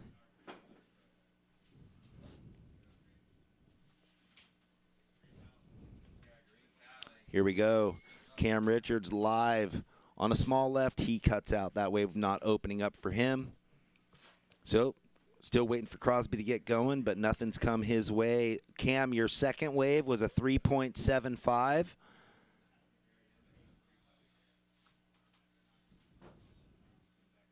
So small kind scores right now. Look at the pier, Ryan. It is packed all the way out. It's great to have this vantage point for the viewers who are just hanging out. People have driven from up and down the coast to check out this event.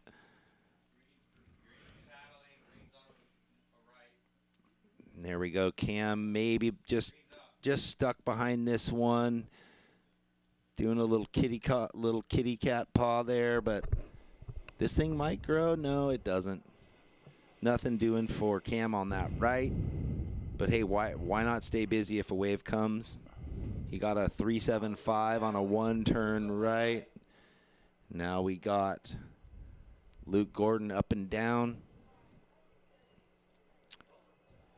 Yeah, just a little kind of uncharacteristic edge catch from Luke there. Yeah, his opening wave, he had a really nice, he just did a bit of extra spice on this foam climb, then kicked the tail out and rode out of the transition super smooth. Looks like Green having a look. Cam.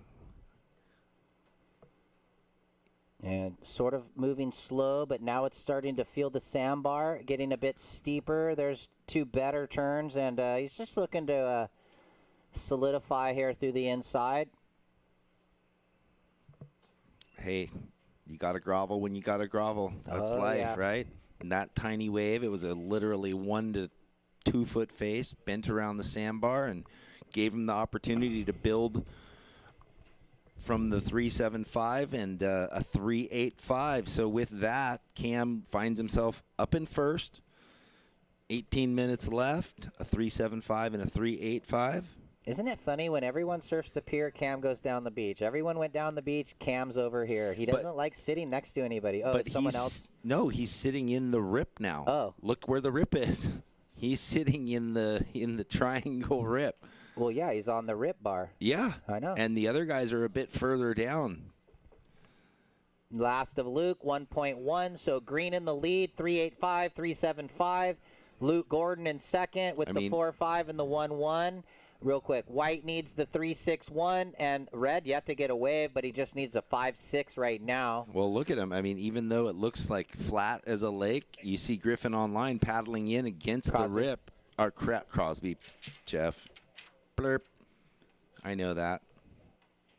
So who's checking in? Jett, Josh, Nolan, Johnny, another one. Just some cool matchups, actually. I'm sure it happens, right? Green looking. Green, Cam. Little squeaky left. Couple quick turns. Not sure if that's going to better the 3.75, but possible.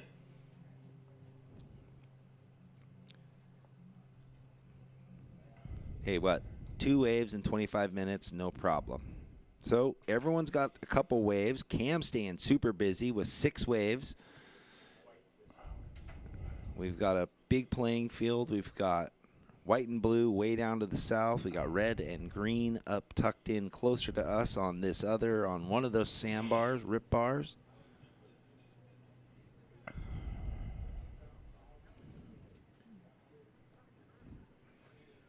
So a quick little replay.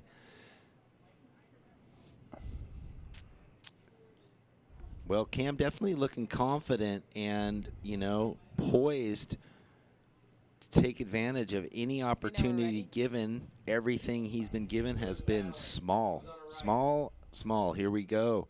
Nice sweeping Cut back, redirect for Luke Gordon. Staying with this small wave.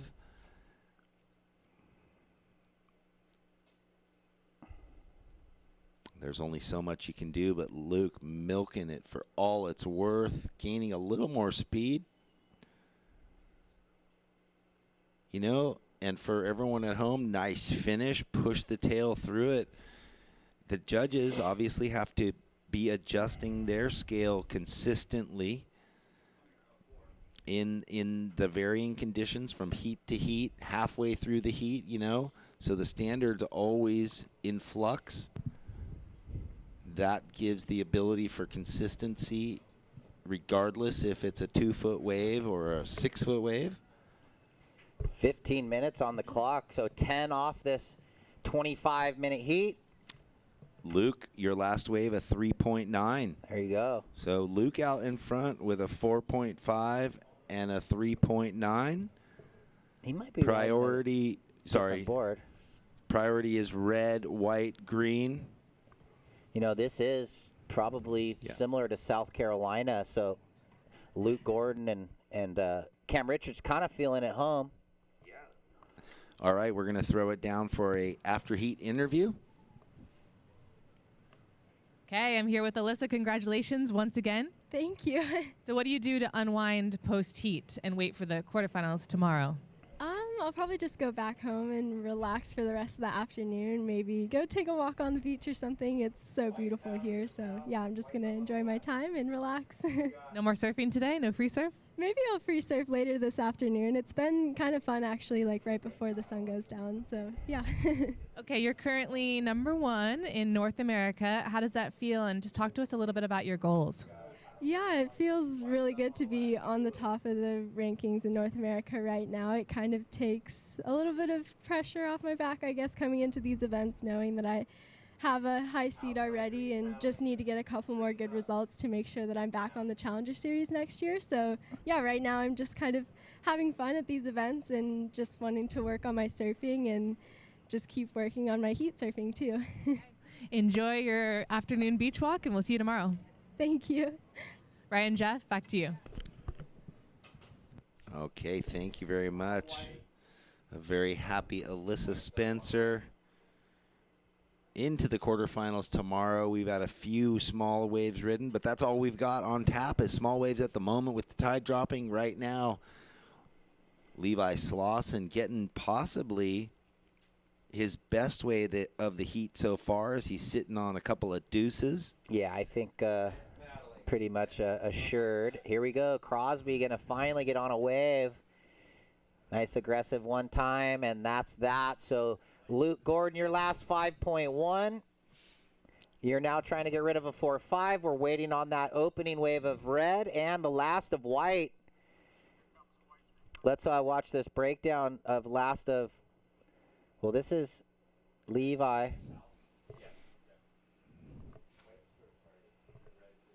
That was the one before. And then he had the right, which the score's coming in right now. And it looks pretty good.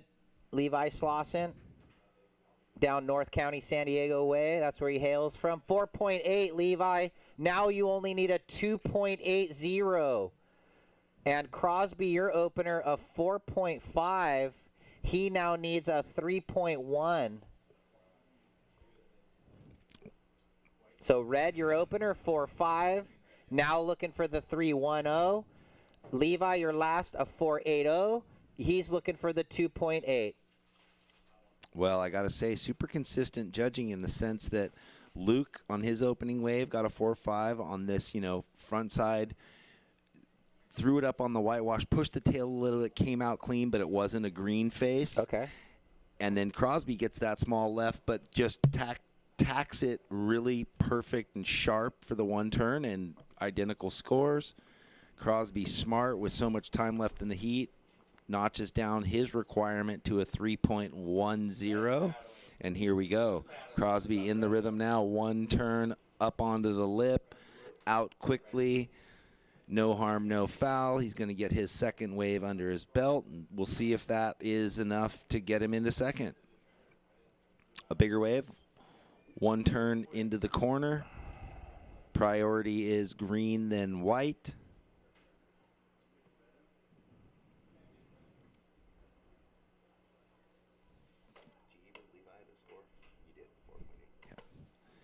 Okay, we're going to get that last of red.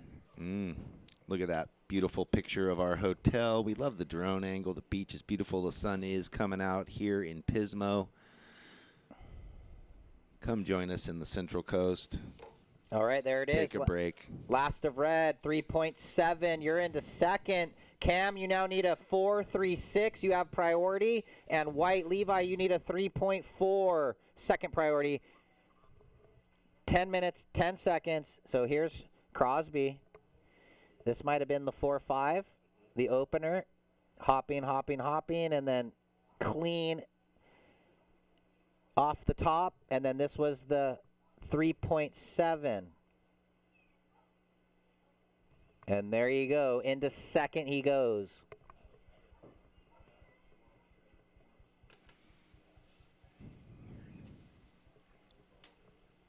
Yeah, so with that much time, no one feels up against the rope. They've all been in that situation hundreds of times. And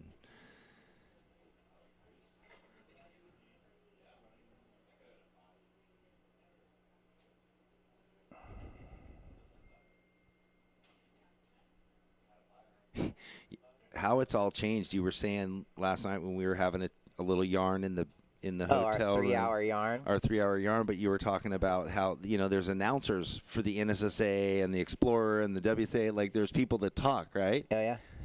There wasn't when we did it. We had to catalog everything. I didn't have an announcer ever. In our heat back in the 80s when we surfed the amateur, there wasn't announcers giving us scores. I forget. It was almost just quiet. You surfed your heat. You came in. You had to wait. Yeah. They had to tally it. Yeah. And you didn't know what each wave was, right? No. Yeah. Yeah. You didn't know. All you knew is if someone got an interference, because you'd see everyone just triangle fingers. so you had to catalog it. It's come a long way. You had to catalog it in your head. Remember taking pieces of wax and like putting them on your board? How many waves do I have? Back when they had archaic things like. Well, I remember someone would put 10 little circle dots of wax because you could only catch 10 waves and remove them. Oh my gosh! Why did they do such silliness? You can't catch more than 10 waves. Oh, so happy it's progressed.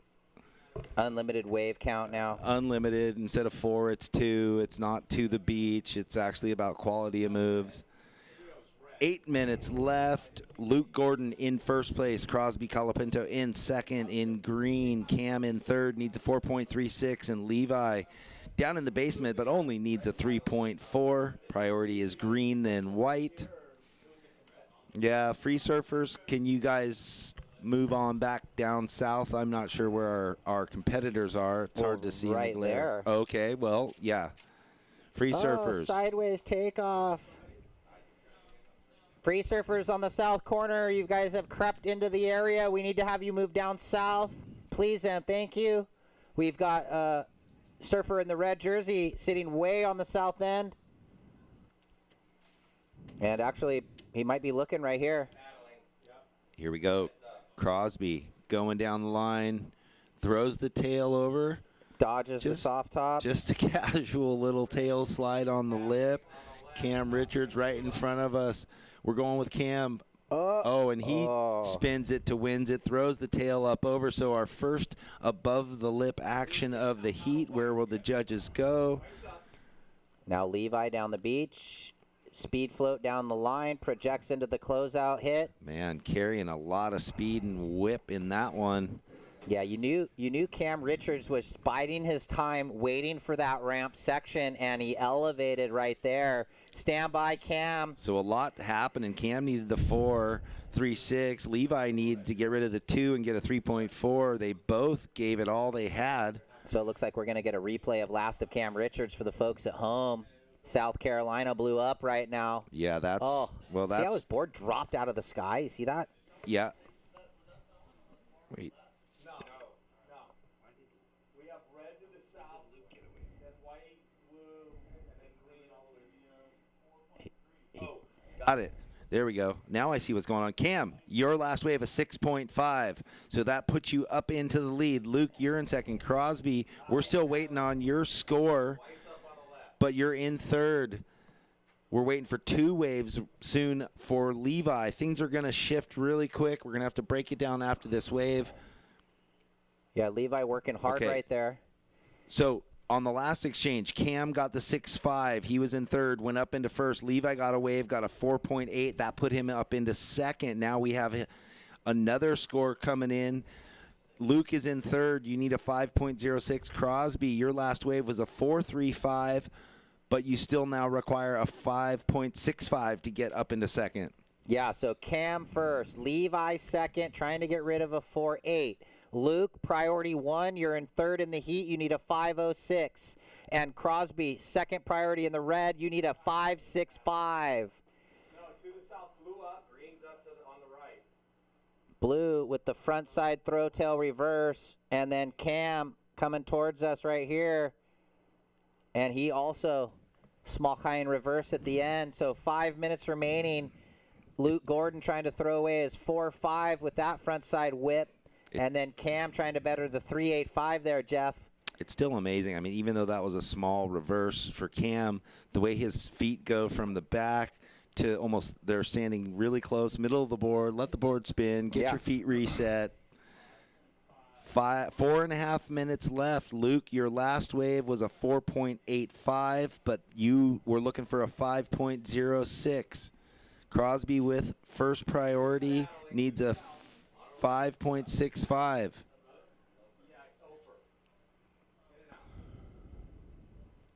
Cam, your last wave a 5.5. So now you got a 6.5 and a 5.5. Cam just getting busy. Crosby down the beach a little bit, I think. 4 minutes. Priority red, you need a 5.65. Up, right, blue up. Quick. Luke, you need a 5.06.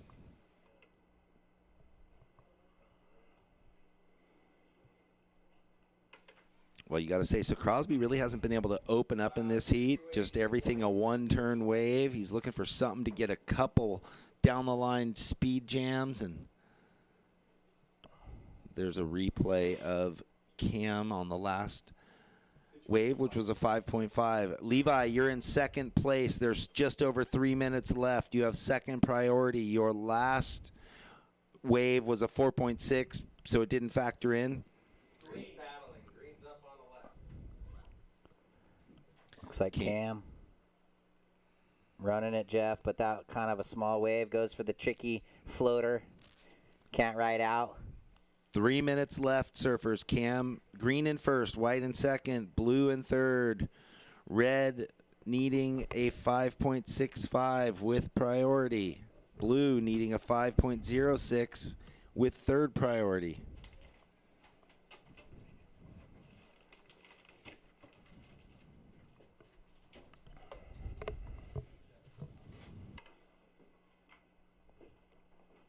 Yeah, we're going to be moving into heat number 2 in 2.5 minutes. Coming up next, Jett Schilling, Josh Burke, Nolan Raposa, and Johnny Corzo. Ooh, good heat there.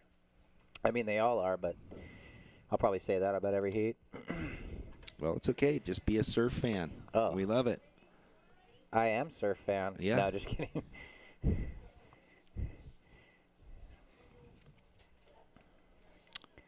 2 minutes left. Crosby being very patient. Luke being patient. I mean, not that there's much they can do. Looks like some more 805s going to be in the house. Really? I need some more. Where'd they go? Matt shows up. I know. He drove the semi-full. All right. Everyone needs to wet their whistle.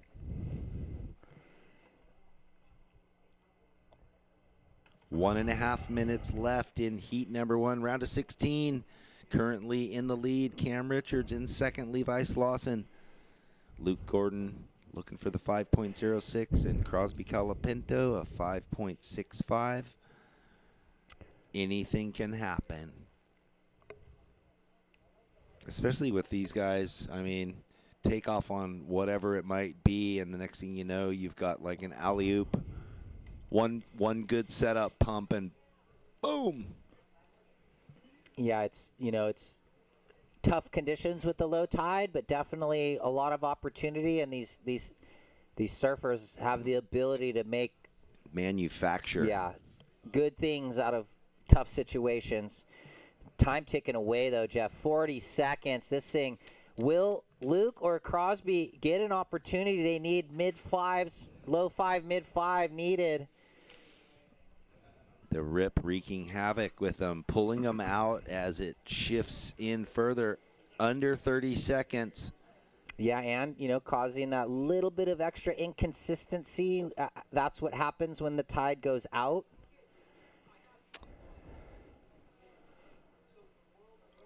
Well, we are down to 13 seconds. Doesn't even look like we see any paddling going on. 10 seconds, 7 seconds.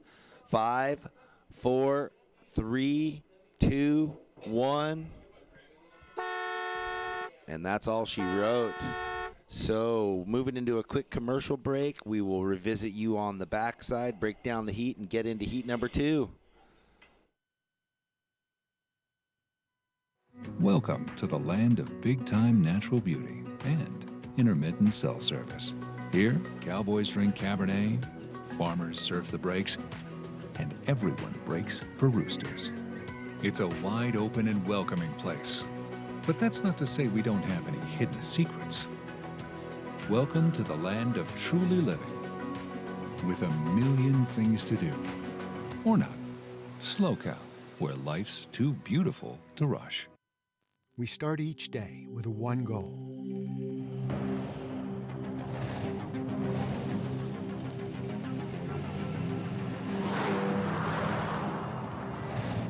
With our state-of-the-art network, we provide reliable, high-speed internet to the Central Coast with no contracts and no limits. Visit peakwifi.com for plans and coverage of our rapidly expanding network. Hey, welcome back, everybody. You can see the boys frantically paddling back out. That's Jett Schilling, just finished his first ride in Heat 2 of the round of 16. Wow, look at him. He is aggro. No waste of time. Oh, yeah, he's aggro. Maybe he just wanted to warm up, but that wave looked amazing. Now that they're far away from us here with this low tide now. Yeah. You have your binos out. That looked like a good score. We had a few waves ridden. And just for the surfers coming in, whoever didn't advance, make sure you visit Ruby for a little cashola. That was the first paying round.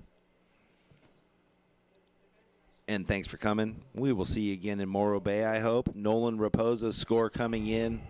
But we have live green. Johnny Corzo throws it up tactfully 2 times. So using the buoyancy in that board to pop off the first section, a nice 50-50 rock and roll sort of throw it up into the lip, turn on the second. So we're waiting on the score to finalize for white, and Jett Schilling had a beautiful opener, it sounded like, or a good opener, solid opener. Yeah, quick snap and then a blowtail rode backwards. There's Nolan's opener, 5.5 Nolan. Noel wrap. This was, what, Johnny? Yeah, this was the last one, so he put in some tidy work on that wave. Jett Schilling, your opening ride, a 7.0. 7-point ride for Jett. And Nolan, the 5.5. Johnny, your first wave. Wait, did he have 2 scores drop in? Oh, so opening ride was a 3. Next ride, a 4.25. So 2 waves ridden for our surfer in green. We've got people scratching. Priority is red, blue. Jett using priority. Got to that one a little late. The priority was shuffling. One and done. Priority is blue, white, green. So here we go. Nolan over the competitor Jett. Look at that. Wow. Aggressive in the corner. Comes unstuck. Hair in his face. He's using some nice conditioner. He's got the curly locks. Full mop. Yeah. Oh, yeah. He's going to get the TV ads. All right, well, the backup for Johnny Corzo, 4.25. So that, all right, we got a paddler. Oh. There he is. Wow, blistering. And where maybe the bump in the face got the best of him? Berkey. Oh, wow. Oh, his backhand's dynamic and pushing it. Too hard. What a difference a minute makes. I mean, look at this. All of a sudden in this heat compared to the last. Check this paddle battle. Oh, yeah. I mean, yeah, it's such a fine line between inside and outside. Once priorities established with our priority judge, but first priority with red, second with white. Wait. What's going on? Priority, red, white, green, blue. There's 21 minutes left. Last of green, 4.4. You're in second. First white, second green. Trying to better a 4.25. Well, even though Nolan got the 3.8, so even though he fell on his second turn, the first turn got him a 3.8. Jett, you're in third in the heat. You have priority. You need a 1.65. And Josh Burke, your opening wave. Dropping in right now. A lot happening in a short space of time. Yeah, so Nolan, based on just, the way he opened that first turn, maybe going over, because I think Jett was duck diving. Yeah. He had a little bit of like, what's happening? But he pulled off the first turn, and then I think a mid-face lump came up and grabbed his rail. Nolan on that second turn. Yeah, so that was a sign of things to come, but 3.8 for him. Yeah, still waiting on this opener of Josh Burke in the blue. He had one good turn before he came undone. Yeah, he was also on his way. He gave that thing an extra little bit of spice. Did we get a non-competitor? Yep. As he's coming in? All right, non-competitors. He's under the water. Please there you go. Move south. Non-competitors, move south. That might be a competitor warming up. It looked like one due to the quality of his Yes. surfing. Okay, Jett on his backhand with this wetsuit. He's got a bunch of action going. Hopping it through. Milking this thing. He knows he has the one, and this thing's going to work into something better. Wow, look at all the torque he's using in his upper body to keep speed happening on that little mushy right. Well, yeah. Stand by, Josh. We'll get your score. Actually, it's a 3.7. Sounds like we have an interview downstairs. Take it away, Kelly. All right, I'm here with Cam. Congratulations. Thank you. Oh, this a little tough out there. What's going on? Very tough. Okay, you're usually charging pipeline, and now you're here. Yeah, it's definitely pretty tough to watch the pipe contests right now, and then had to come down here and surf a heat, but it is what it is. So what's going on mentally? Not much. Yeah. I mean, when you're out there, when you're competing. Yeah, same. Not much. I'm just trying to ride any wave that comes in. Yeah. Okay, so we were talking a little bit about fishing. So when you're not surfing, you're fishing. Where do you go? I spend a lot of time in Florida, and then my hometown, South Carolina. So a lot of fishing in the downtime, golfing, not much surfing, but still trying to do my best. Any fishing while you're here? Nope, not yet. Mm-hmm. All right, well, congratulations again, and we'll see you surf later. Thank you. Back to you guys. Thanks a lot. And yeah, Cam Richards hailing out of South Carolina. We've seen all his good pipe waves over the years. Last of Jett, 4.4. Last of Green, 3.6. 17.5 remaining. In the lead, red, second, white. Nolan trying to get rid of a 3.8. Green, you're third. You need a 4.91. And blue needs a 5.6.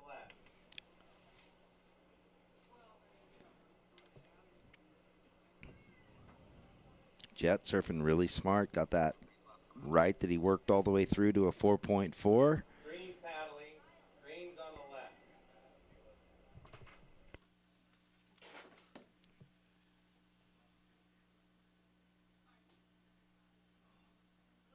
Blue's paddling. So Josh Burke on this left, ladies and gentlemen. Gosh, he is so fast. That is a tight wave. He's gaining speed off the bottom through the lip. So he needed a 5.6 to get into second place. We will see where this goes. 16 and a half minutes remaining. Priority is white, then red.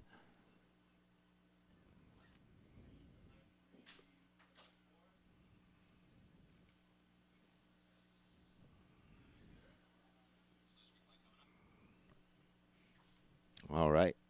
Josh Burke on the prompter, carrying his speed. Didn't get to go very vertical on that wave. It didn't allow it, but just the fact that he got his board up onto the lip twice so fast in such a small space. Very good. A 4.75, Josh, on your last wave. So that did help in that you need a 4.56 now to get into second place. Priority white, red, blue. 15 and a half minutes left. Looks like green, your waves are coming in, or your last two, a 3.6, and then the next one is going to be around the same. It's not going to factor into your 2 total yet. It was a 4. You're still looking for a 4.91. Jett, your last wave was a 3, so nothing changes there. So as it stands now, red in first, white in second, green in third, needing a 4.91, blue needing a 4.56. Thanks for coming down to the beach and joining us. Thanks for the surfers putting on such a show. It is great to be here in glorious Pismo Beach. The sun is deciding or not deciding what it wants to do for the day. All right, here is blue. Josh Burke screaming down the line on a quick right, throws the tail up over the lip and rides out very cleanly, compresses in the flats.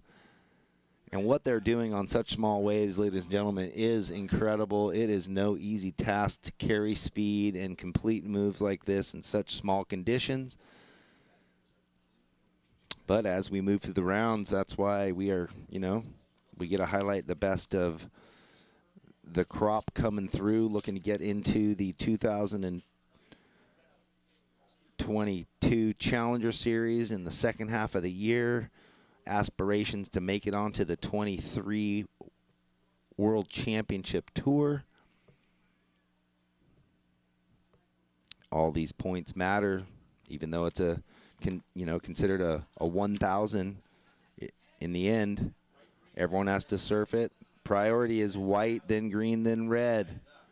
Here we go, Jett Schilling. A sleepy finish. He threw it up and out towards the beach, but then had to ride for a while on the nose of his board before he could spin around. So the judge is always looking for, a quick reverse, a quick turnaround. These guys could ride on the nose of their board backwards for hundreds of yards if they wanted to. Little cats on hot tin roofs. 3 minutes and 16 seconds left. Priority is white, green, blue. So that score won't change anything in Jett's line of points. Nolan still looking for a 5.11, and Johnny looking for the 6.20.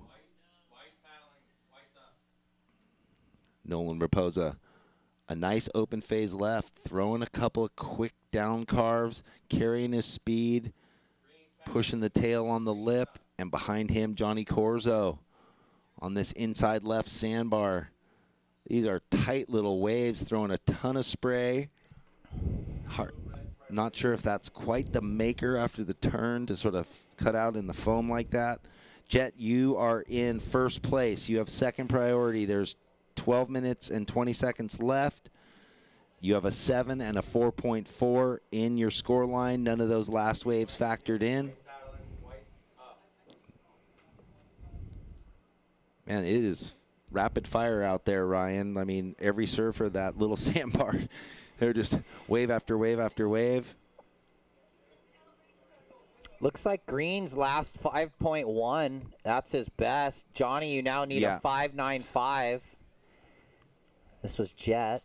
Yeah, this is where he did the reverse and then just a sleepy ride on the nose. Oh, okay.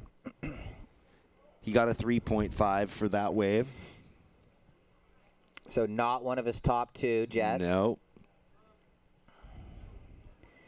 So blue in priority 1, you're third in the heat. Josh Burke, you need a 5.20, Josh. And Johnny, you're looking for the 5.95. In the lead, red. Second, white. Nolan with the 5.55 and the 5.5.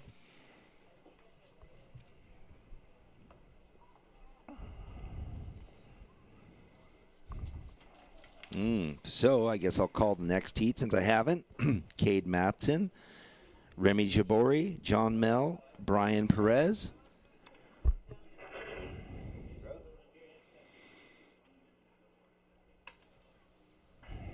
Good result for Remy Jabori here. He obviously wants to make it into the quarterfinals. Here's that last of Nolan. 2 nice carves on the rail. He's a part of our Seal Beach Board Riders in the West Coast Board Riders.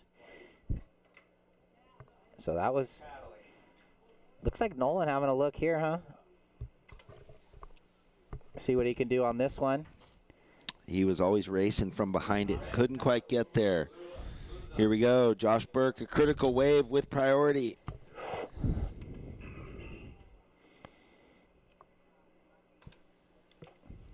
Josh still hunting for the elusive 5.2. That wave looked like it might set up for him. He had one quick speed jam and then just didn't have the space to get the second turn in. So situation the same with under 10 minutes. Red in first, white in second, blue in third, green in fourth. Josh needs the 5.2 and Johnny needs the 5.95. And priority red, green, blue.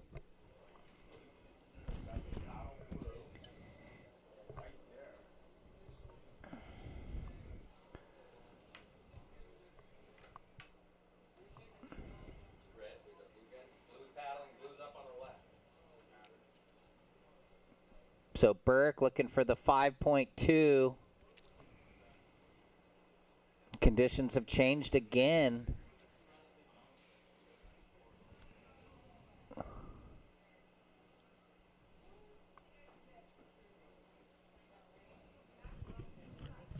Still tide dropping out here for a little bit more, probably about another 45 minutes.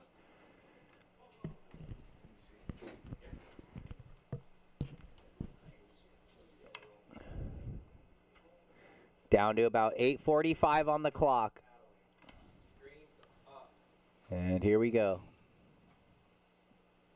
Green on the backhand. Johnny Corzo out of Mexico.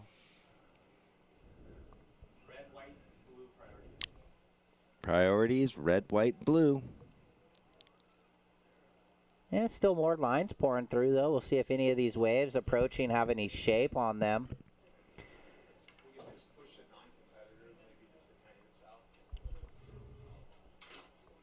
Okay, the non-competitors, you guys have moved back kind of a little bit too close to the pier. So those guys inside that stand-up paddler, can we have you move back south? Because the competitors might want to move back over to that sandbar. There's only like an hour left of competition, and then you guys can have the whole beach. So please bear with us here.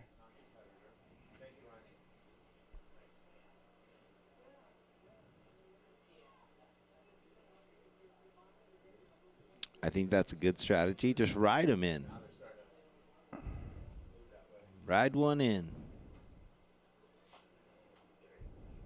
Well, is that well, that's a competitor, but not That's in the Evan. heat. Yeah, he's in the next heat, or the one after. Come on now.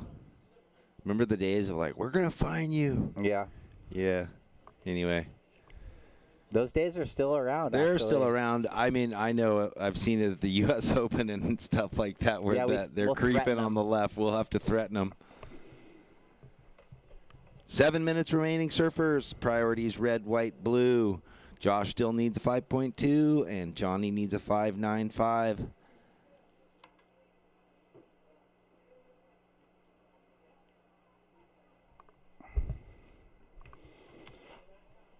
Yeah, so same situation for a while here. Burke and Corzo going to try and get out of the basement here and get into advancing position. Just needs the 5.2 for blue and green, a 5.95. And we told everybody Johnny Corzo, a former ISA world champion. Yeah, the interviews when that happened, he was so stoked. I bet. Yeah, really good. Wait, you got shade? Does it work? Can you see the monitor when you wear it? That's why I tried yesterday. All right, here we go. Jett Schilling live and direct. One quick snap in the corner on a little soupy wave. Another one casually carries the board speed into a third. I mean, sick. Clinical surfing for the size of the waves. It's weird. My beanie, when I had my beanie on and the headset, the mic was farther from my mouth with my ball. Now I had to adjust it. I was hearing fuzzy feedback. I don't like that. So we're waiting on that last wave for Jett, and it drops in at a 5.55. Maybe it's that. And now Johnny up and out. Priority to white, second priority to blue. So good friends battling right here, Nolan and Josh, trying to get into advancing position. And looks like Raposa going to get into this one. Oh, that good thing he recovered there. Turning hard, huh? Yeah, he's turning hard, and he recovered. That almost was a little disaster. He wants to push the requirement against his buddy Josh Burke. That is for sure. So he's looking to replace the 5.5. Stand by, waiting for that score for white. Under 5 minutes, just under 5 minutes. We see Josh Burke utilizing the priority. He paddled extra hard, trying to get around this, gets into the first turn, but not the second. You could see his line of attack, Ryan, when he was taking off on that wave. He gave the extra 2 strokes across the face of the wave so that when he jumped up, he was carrying speed that way, but it still ran away from him. Priority is red, green, white. Did the CJ Hobgood and stand up at the bottom of the wave going down the line? Well, he didn't even, it was on the sandbar so tight he was paddling across the mid-face of the wave.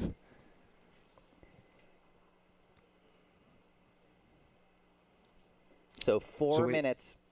Jett's last wave, sorry, Jett, your last wave was a 5.55, so that increased your score line.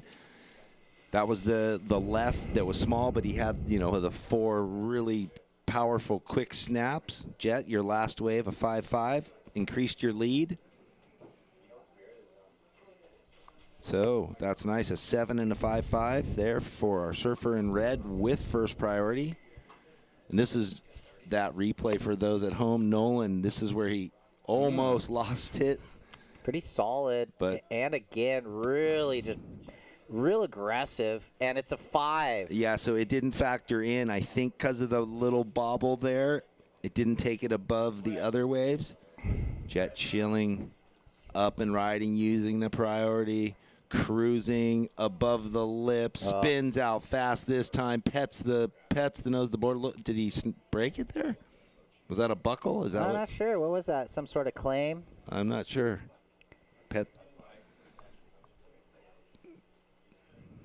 I'm not sure, but we'll watch on the replay if we get a replay. Yeah, I didn't know if he buckled it or he did the front of the board, the back. He had it all going on. I think it was some sort of. Oh boy, here we go. Low dribble claim or something. So Jett right here. So just that builds board speed straight into the bottom. Oh, board almost flipped around. Yeah. What's that? Not sure. With the pet and the thumb back. We'll ask him. Yeah, we'll have to figure that out. But anyway, a 7.75 Jett. Well done. Bettered your first wave score, so far out in the lead with a 2-wave total of 14.75, ladies and gentlemen. A 7.75 and 2 minutes left, so it's really the battle with Ryan, Josh, and Johnny. White with first priority, blue with second. Nothing has changed with those 3 surfers. Here we go. Green looking for the 5.95. And that is not going to do it for him. That won't factor in. Now Nolan with first priority. Josh with second. A minute and a half left.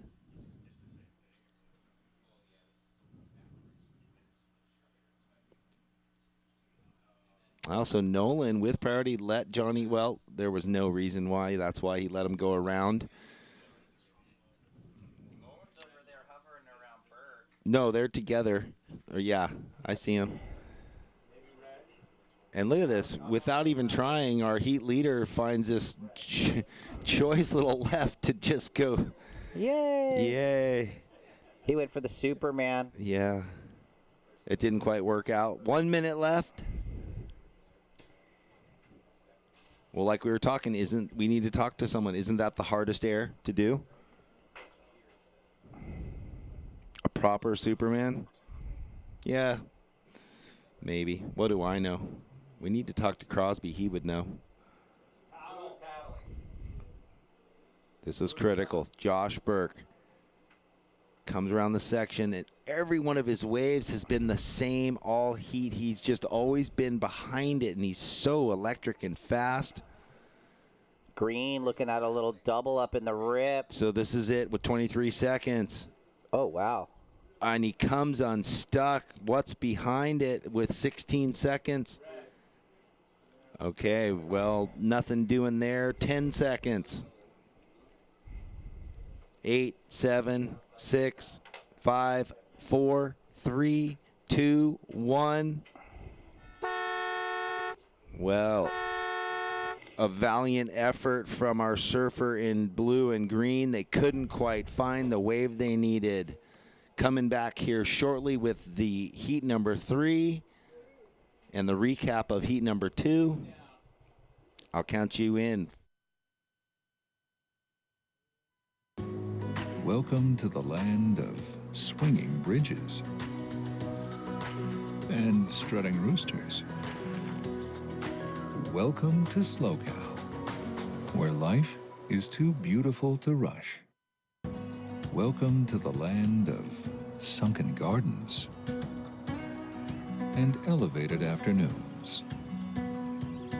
Welcome to SLOCAL, where life is too beautiful to rush.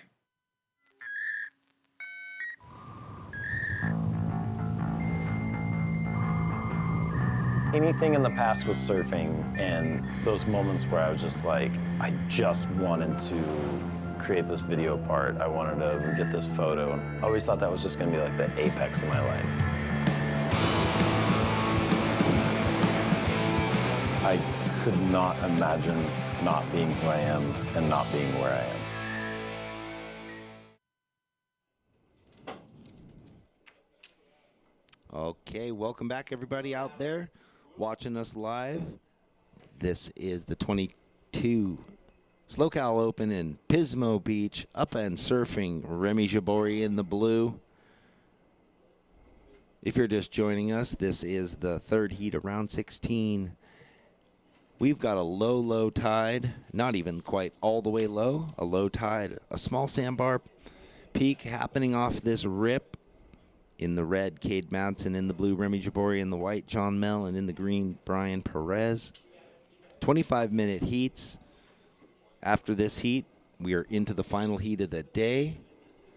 These surfers all moving on, or whoever wins, getting into the quarterfinals tomorrow. We've already completed the women's side of the draw. We have that quarterfinal matchup set also for the morning, although I don't have the heat draw in front of me.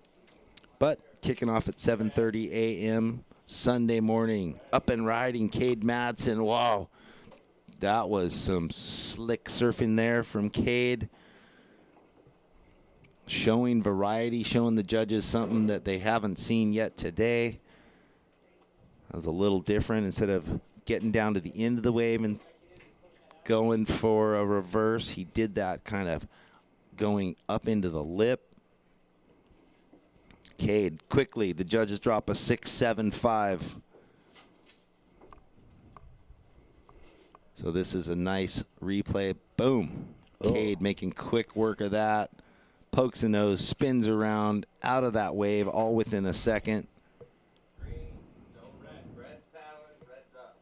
Looks like that's Cade again, going for the same type of move on a smaller wave. Little mini version. Just as quick. Hey, so Cade within 3 minutes is going to have two pretty good scores.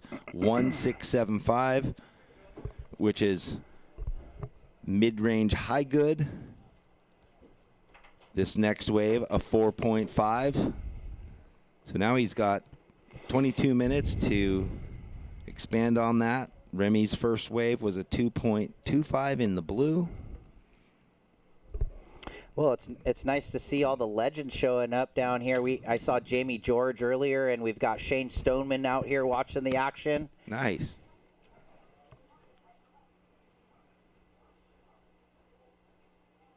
Isn't Shane up the coast more? Cayucas? Yeah. Los Osos. Oh, look at this. Cade again in a rhythm. Oh, man, just with that low hand in the face, keeping it comfortable like Spider-Man. Looks like right behind him, looks like John Mell had that buzzer beater yesterday. 2 nice snaps there and a float finish for surfer out of Santa Cruz. So a good start for John Mell, a big frame and small waves, making the most of it. Cade's score about to drop in, could be sort of in between the other 2 waves he has in his score line. Yeah. A 6-point ride. So Cade, man, wasting no time at all. Yeah, smart with the quick start, really putting the pressure on everybody with the 12.75 total. John Mell, your opener, 5.9. Nice. Opener of blue, 2.25. So that means priority sits with green. Brian Perez waiting to get his heat started here with 4.5 off the clock. Let's check in the last heat of the day. Cleland, Geiselman, Lindblad, and Benson. All right, we got a couple waves back-to-back here. Looks like the Matson show. Cade. I like how he kept, the surfing was the way he just kept his fingers in the face of the wave, like monitoring where he was spatially. And this Great is surfing. John who. That was sick. Yeah, super smart. I was thinking about it after the wave. Instead of trying to drive down on the rail, he was like, look, the wave's allowing me to just push the tail, keep the board sort of flat, engage the fins, and get projection into the next turn. 5.9, priority green, blue, red.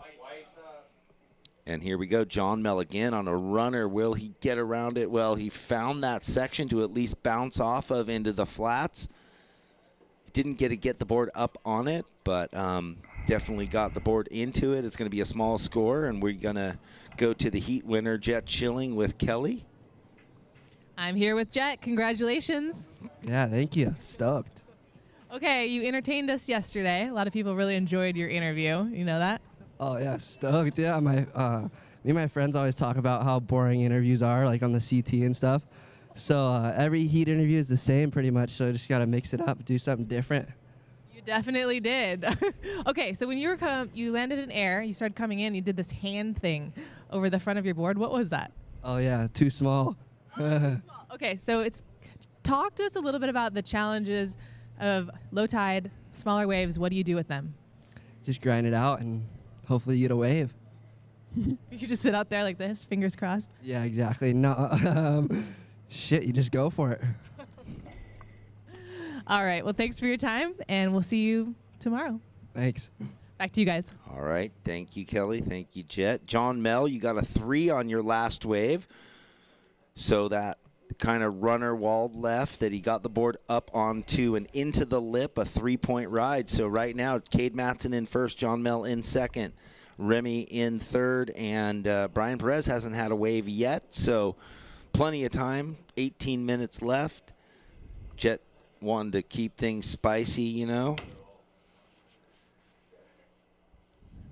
I guess, she's not all the interviews are boring. It's about what they get asked, right?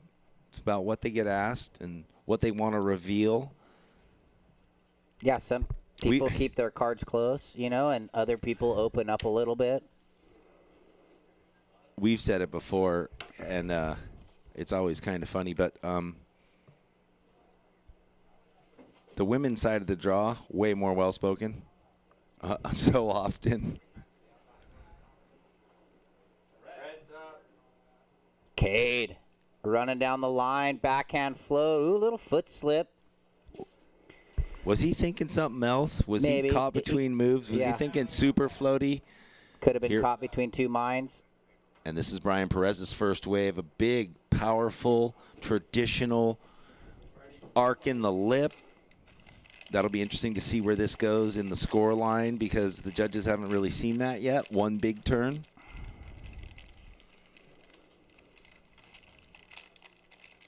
Yeah, so we'll wait on that score for Brian getting his account started here. This heat started. He waited 8.5 minutes. Yeah, a 5-point ride for this, really above the lip, powerful surfing, redirected 6-12 and beyond.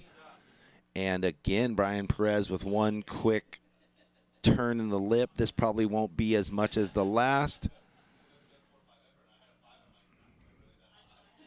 You know what? I think when we were talking about the difference between the men's and the women's interviews, it's when we were doing the events and it was the pro junior, so it was like a lot of the young kids. Yeah, they get nervous. And they get nervous, but the young girls they're always were really well spoken. Well, they're always, don't they say women mature, girls mature a couple years before younger, the boys. All right, Brian, your last wave, a 2.4, a 5 and a 2.4 for green, so that got him up into third. Remy with just one wave under the belt. Priority is blue, white, red. 15.5 minutes. Cade out there got 4 waves quickly. A 6.75 and a 6. John Mel with a 5.9 on his opener and a backup 3. Tightening things up. Brian Perez with a 5 and a 2.4. So this is Perez looking for anything. That one's going to not do much for him. Non-competitors, please paddle south. Those couple guys right there. Can you guys move just a little bit south? Maybe down to where that next free surfer is. Thanks, guys. Appreciate it.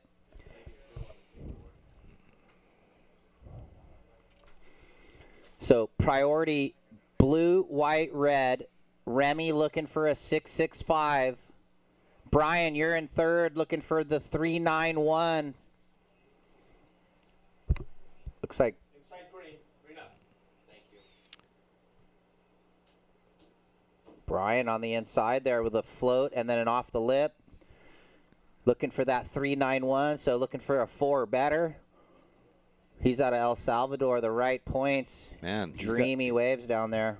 So that is a 3, not what he needed, but better is the 2.4. But you wonder if his fins are missing the sandbar by an inch as he bottom turns. Pretty shallow. Yeah. Let's see here. It is tiny because when they walk back out, you can't see it as he's riding, but when he finishes the wave and walks out, it's calf deep.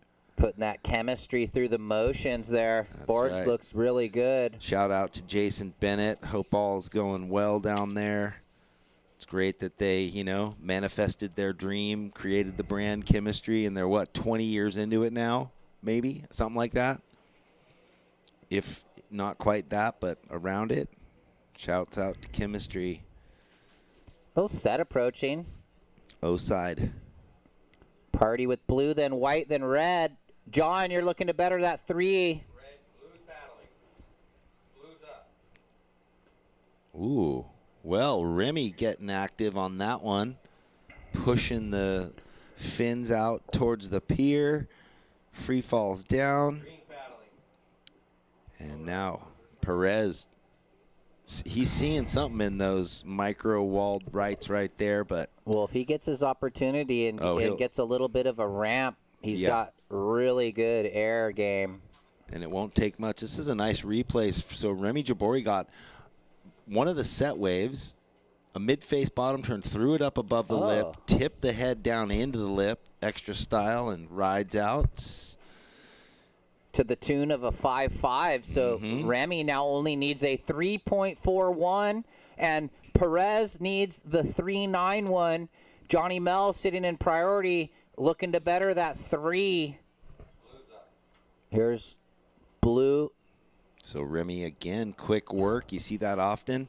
And I like it, again, a good comparison. So Brian Perez's first left, they got him the 5, went up, did the big backhand turn, but it was more 6-12 straight down, where Remy got a little bit more, up on the lip, arced it a bit more. Kind of released the fins, actually. Released the fins, dipped his head in the lip for a little extra Flav, and gets the 5.5. So we're waiting on that last wave for Blue. Little front side hit. Looking for just a 3-4-1.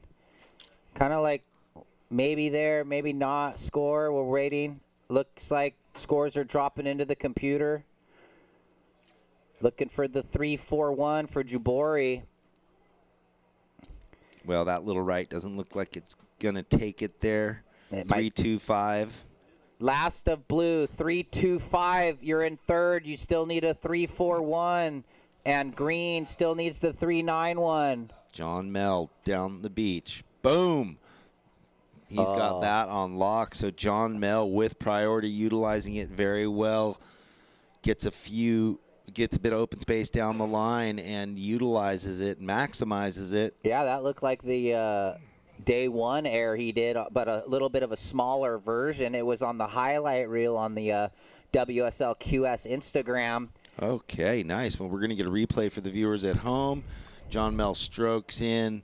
We got the slow-mo version, and there he was. Just chucked it out to the beach. Lands perfect. Frame inside the rails. 6-7-5 drops. John Mel extends his second place position. Blue now requires a 7-1-5, and Green requires the 7-6-5. So because of that wave, those guys needed mid-threes, and now they need 7. So crucial timing for John Mel to get that wave, and that's what you want to do when you hold first priority. Take advantage of the opportunity. Well, all that training and practice paying off, obviously. I mean, one wave to make it on, and he pulls it off, gets the 6-7-5.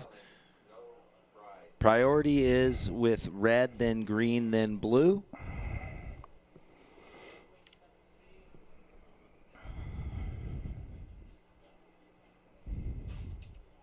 Yeah, I was talking to his dad. This was at the U.S. Open. He was working really hard. I don't know. He's got a trainer, somebody he's working with up that way. Okay. Super focused. If it's, it's all about surfing in the water, out of the water, everything. So definitely putting in the push.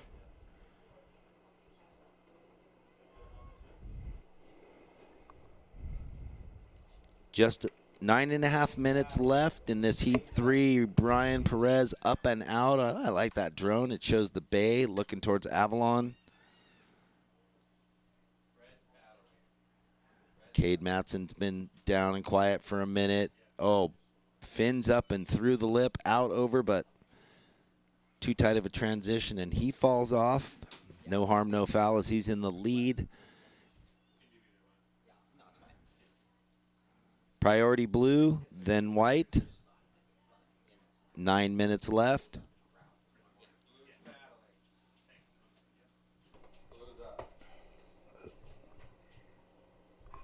Who's that? That Remy. Yes, that was Remy. Priority, white, green, red. So John Mel in a great position. They've gotten waves so quickly. John Mel in second place, sitting with first priority again. 8.5 minutes left.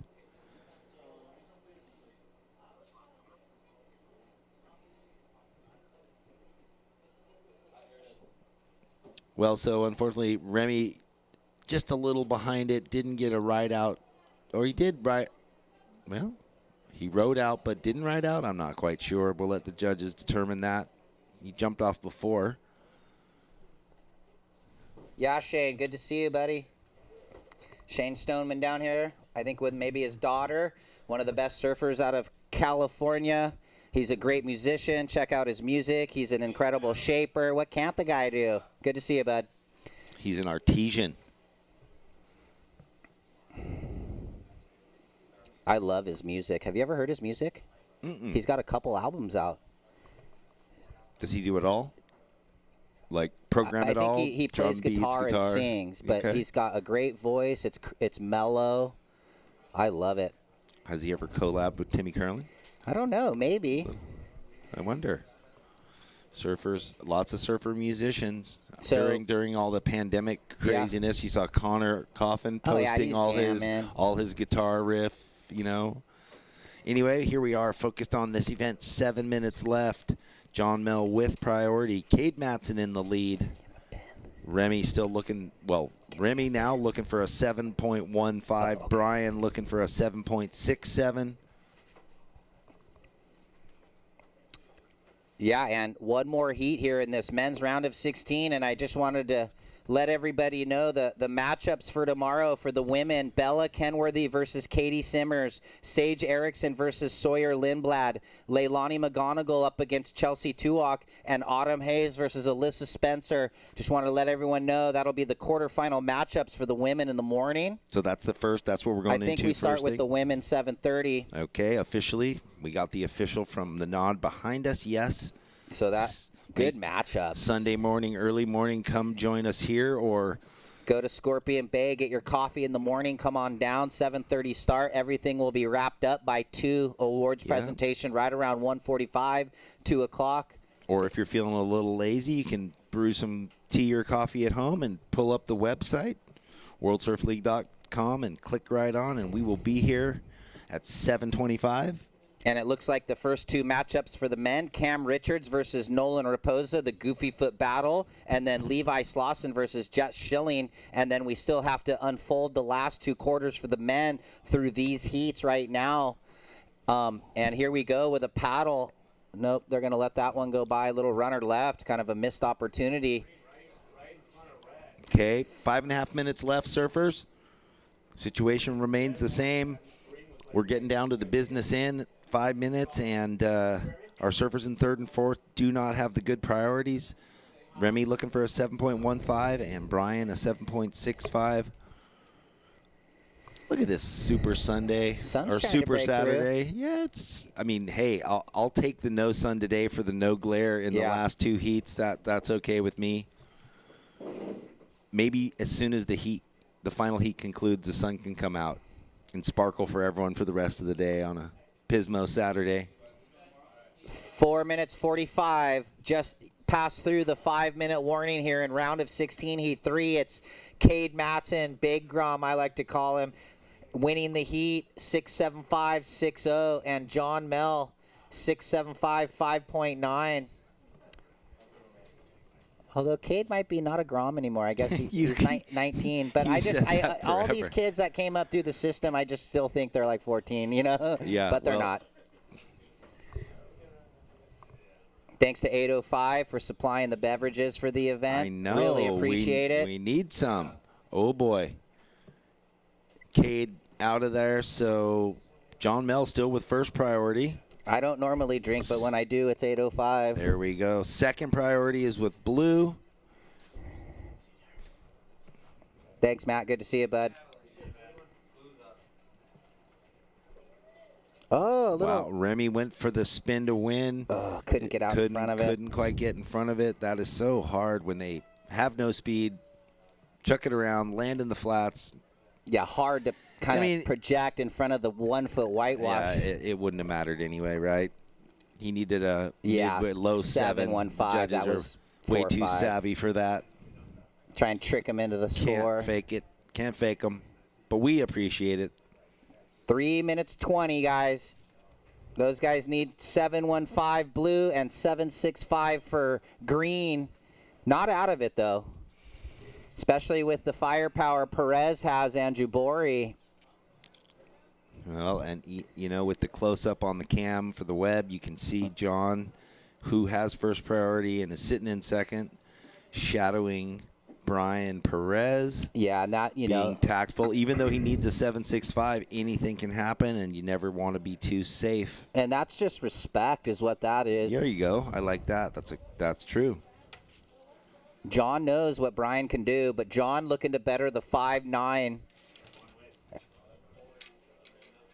For reference, John, holding priority number 1, son of Pete Mel, WSL commentator. Yeah. He got that wave at Maverick. Didn't he get the wave of the winner at Mavericks or whatever for the Big Wave Awards? Yes. Probably the wave of your life. Pete, his whole life dedicated to Mavericks and big waves, and then I'm getting emotional thinking about how good that wave was. It's like a 40-foot VLAN Bowl double up. If it's 40, it's 100. I know. Dude, that's all I ever say. I'm like, whatever. Yeah, I mean, it's the faces huge. of the waves are probably. Who knows? It's so big. As it's moving and contorting, and it's cool to think back on the progression since Taylor Knox's wave at Todos, right? Like just that wave kind of started I mean, everyone was surfing big waves before that, but it really kind of thrust it into the forefront of. And now no one even goes to Todos. That's what's so funny. It's like, you know what's cool? Some of the Groms that around down south have been doing take the Ponga out, get it at like 8 to 10 feet, and score. It's a super great wave. When it's not the super big, when it's just actually like a right point. People don't even know. No, Let's people not don't tell them. go, well. It barrels in front of the rock, right? Things have gotten a little, just going down to Baja and getting crazy. But I know on the last big swell, when those guys were at Mavericks, there was a bunch of San Diego cats. Yeah, I know. Out there. The Grom, David O'Keefe, he went down there and was sending me some clips, and it was that 8 to 12 face, couple bigger sets, and it actually works like a right point with that barrel section in front of the inside. It's actually a really rippable wave. Well, we're down to under 1 minute. I wanted to give a shout out to my friend Jeff Natvig, who passed away in Baja just recently, a week and a half ago, after surfing Todos Santos, driving back. So we will miss you, brother. Whoa.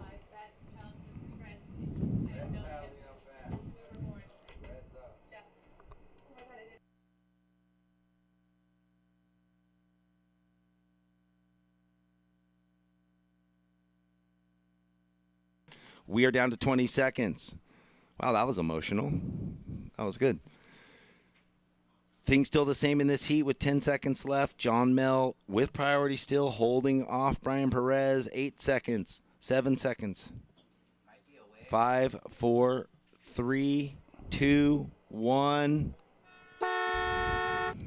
So it's in the books. The cat's in the bag. Matson and Mel. Go to a quick commercial break. Welcome to the land of rugged beauty and smooth, smooth sailing. Welcome to SLOCAL, where life is too beautiful to rush. Welcome to the land of complex wines and simple pleasures.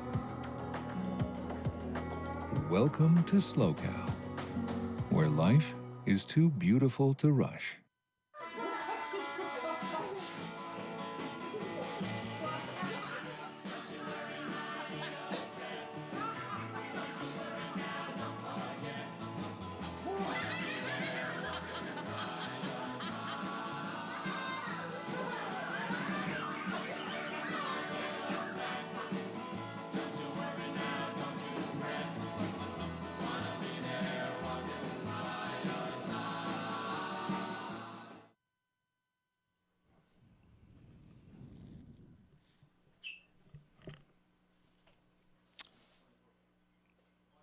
Here we go.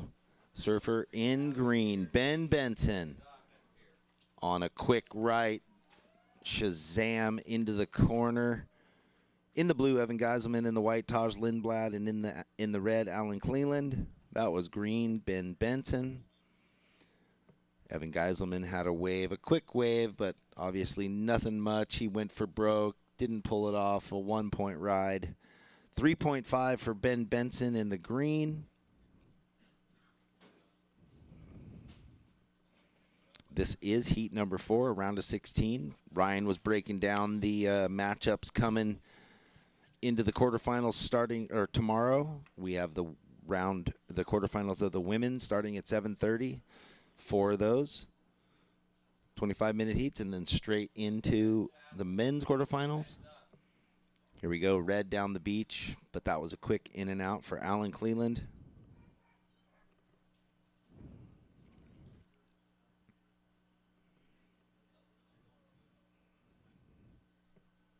Well, that was a little heavy, but anyway, yeah, shout out to my friend, and it sounds like great friend, one of the best friends of Heather Moore, or Kelly Moore, who's doing our beach interviews. Jeff Natvig, amazing big wave surfer, foiler, shortboarder, lived down in San Diego. We hung out a bunch, surfed a bunch, foiled a bunch, and he recently got in a tragic car accident. So be careful when you're on the roads at night. Here we go, Evan Geiselman.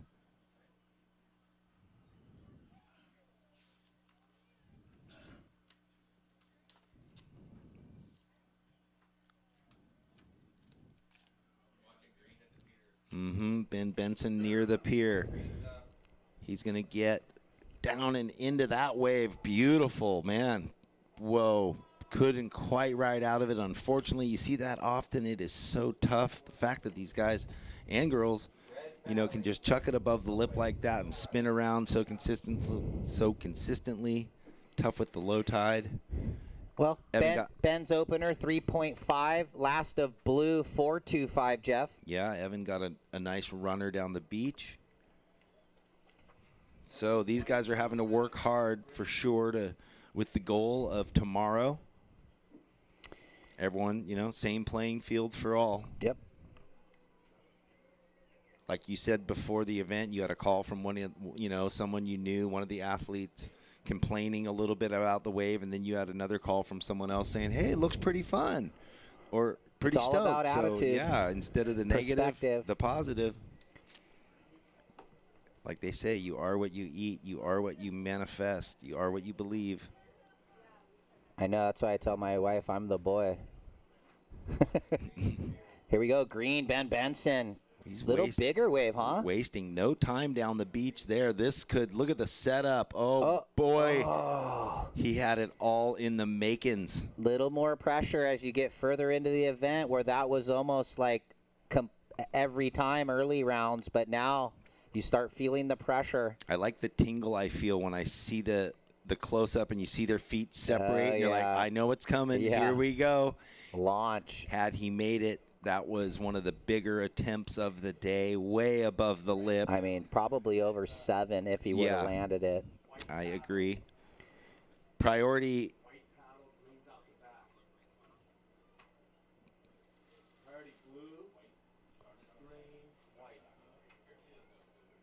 Okay. Replay. Priority is blue, green, white. 20 minutes left. That was that was the one before that. Yeah, that's the 1.45, or that was the 1.25 that he didn't make, and then he went for the 1.45 that he didn't make. So Ben Benson, he's going to sit over there and try again. Yeah, I mean, he knows. He's like, okay, what could have been, but still early days. Third time's a charm. Yeah, right. 19:30 remaining in this one. Evan Geiselman, I don't know, did he move over here? Is he up on the left? Oh, there you go. Well, that answered my question. Evan Geiselman flying down the line on a small wave. Fins over the lip. Drives it again. Very nice to see some beautiful traditional surfing, so to speak. 4 clean turns. Yeah, I mean, watch out for Evan Geiselman in conditions like this. He's feeling right at home, and he showed us why on that wave right there. Full rail gouging on a, I mean, just knee-high wave. Maybe knee-high. Yeah. And what was great, or 3 different total turns, you know, on that face of the wave. Ben Benson in the green live right now. Well, he's showing us his small wave savvy. A couple little flaring lip burners, singeing it through to the end. And that claim was almost like just, thank you, I completed a wave, right? Well, clapped it for himself. What was, yeah, we're going to throw it down to an interview real quick. Okay, I'm here with Cade. Congratulations. Thank you. Just talking about how red seems to be the lucky jersey. I don't know if anyone else has noticed that, but you won last time and you were wearing? Yeah, I was in red. Okay, so what was it like for you? Honestly, it was really bad, but I was stoked to get a couple closeouts, do a couple turns, make it through. Anyone say stoked to get a couple closeouts? Okay, when you aren't surfing, how are you training? Just trying to keep my body fit, eat healthy, just surf every day, try to get better every single day, so yeah. And what are you going to do for the rest of the day? Probably just cruise, watch pipe, better ways than this. It's going off. Yeah. All right, well, we'll see you again tomorrow. Thank you. Back to you guys. All right, thank you, Kelly. Well, red, yeah, you're in red too, so, you know, red is the high seed, red is the lucky color. You're going to have a lucky Saturday. And Alan Cleland in red just got a pretty good wave. Evan Geiselman's score drop for that little one. He ripped 7.75. And Ben Benson on the right that you said he did the sort of bless you claim, a 5.25. So Evan in the lead, Ben in second, trying to get rid of the 3.5. Alan, we're waiting for your last wave. It just dropped with a 3.9. And priority with Sawyer Lindblad yet to ride a wave in the first 8 minutes. This was that Evan wave. He blew the tail, snapped it there, wraps it back. I mean, there's no space. And then you see how he stayed really aggressive. Four different turns, and then this was the wave for Ben Benson that he just sort of singed each lip. And what's such amazing, that was just lower body, ankles and knees. Yeah. Ankles and knees. There's no space to engage anything else. So blue in the lead, green in second, trying to better the 3.5. Red, you need a 4.86. White yet to ride. And Alan Cleland got the 3.9 with kind of a down-the-line floater sequence of waves. So, yeah, Evan in the lead, Ben in second, Alan in third. And Lindblad looking for his opening wave. Here we go. Will Red get into it? He scratches over on this small left, and just one quick tap of the lip. 16 minutes remaining. Priority is white, blue, green.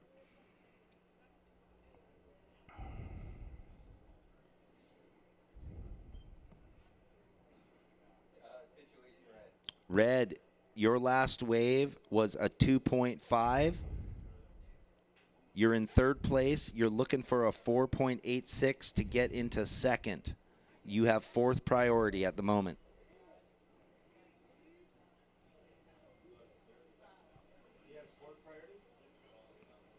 Well, it says priority white, blue, green, blank.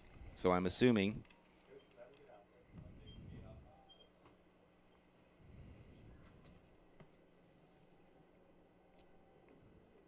So like you were talking, that was his heat total. Oh, wow. Yeah, that was great. Ryan was just showing me something from the pipe event. Waves are pumping, 8 to 10 foot, classic pipe. Ivan Florence, who grew up right there. His heat total was 0.23. 0.23. So he rode one wave, got pounded, and then never rode another wave. Maybe. Or maybe maybe he got hurt. Maybe got pitched on 2 waves. I don't know. But yeah, isn't that? It's just crazy. You know? Because you hear, it's pumping 8 feet, perfect. Guys are getting 9s. And then. Yeah, they're also getting donuts. Anyway. 14 point, that was great. Thanks for bringing that up. You know, it's all in perspective. It is 2 foot, a little walled. At least it's glassy here. Imagine if it was howling on shore and this big. We are scoring. Ivan Florence just posted a 0.23 at Pipeline. Bet he'll get another chance for him, right? That's right. He gets his rebate heat in the next round. I mean, he just got a 10 and made the final in the QS that was there. Right. That his brother won. Oh, yeah, right. And then was he in the Dahui shootout, too? He might have been on a team. In a team. And it was going off for that. I didn't get to catch up with Gerlach did a little thing with the team with Parker and Mason. The snap team. Yeah. Yeah, he won, yeah. Mason took the win. Mm-hmm. I love Mason at Pipe. Everyone's out there. Hold on. Who's it? Who needs it? What's up? Red. He wants You his last have a 3.9 and your last wave was a 2.5. You're in third place. You need a 4.86 to get into second. You have fourth priority. There's 13 and a half minutes remaining. Yep. So Al in third, looking for that 4.86. Taj yet to ride a wave. Yeah, he's not even to half. Here he is. Oh, a little. Did he sneak under the lip? Oh, no. Was that a little barrel-y thing? Wow, that was mental. Was that what I was seeing? How did he ride out of that? No, he hit it, blew the fins, reversed around in the dump section. So wait till we get that replay. That was mental, Sawyer Lindblad. I'm not sure how he rode out. No, but before that, did he tuck under the lip? Oh, no, I don't think so. Oh, okay. He just stood up, ran down the line. Oh, the white on white threw me off. Here we go. Ben Benson does not get into that. Well, just as you were saying, where are you, Taj? There he is. I know. I was just about ready to worry for him. Priority blue, then red, then green. We do get a replay here. There it is, Jeff.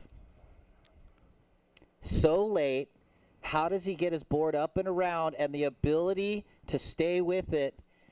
Well, he just got a little more foam under his feet, and that probably is one of the reasons where if he was on those older boards, that would have buried out on that. Waiting for that score, Jeff. Well, to answer your question, I have no idea how they do that. Oh, me neither. I know. But it's incredible. So it's looking very healthy. An 8-point ride. Taj spends half the heat hanging out, looking at the hills where he rides his horses, and he just goes and posts an 8. Solid opener. White, an 8.0. You now only need a 0.75. So this heat got real interesting with that last ride. And I liked his claim. He was doing double finger snaps. We're going to watch it again, I think. Yeah, from a different angle, a little closer up. I mean, bam. Oh, that was beautiful. See that? I like it. Cowboy snaps. 11.5 minutes. Priority is blue, then red, then white. And here we go. Evan Geiselman screaming down the line. Covers a lot of distance over the lip on that small wave. It looks like Taj got a wave at the same time.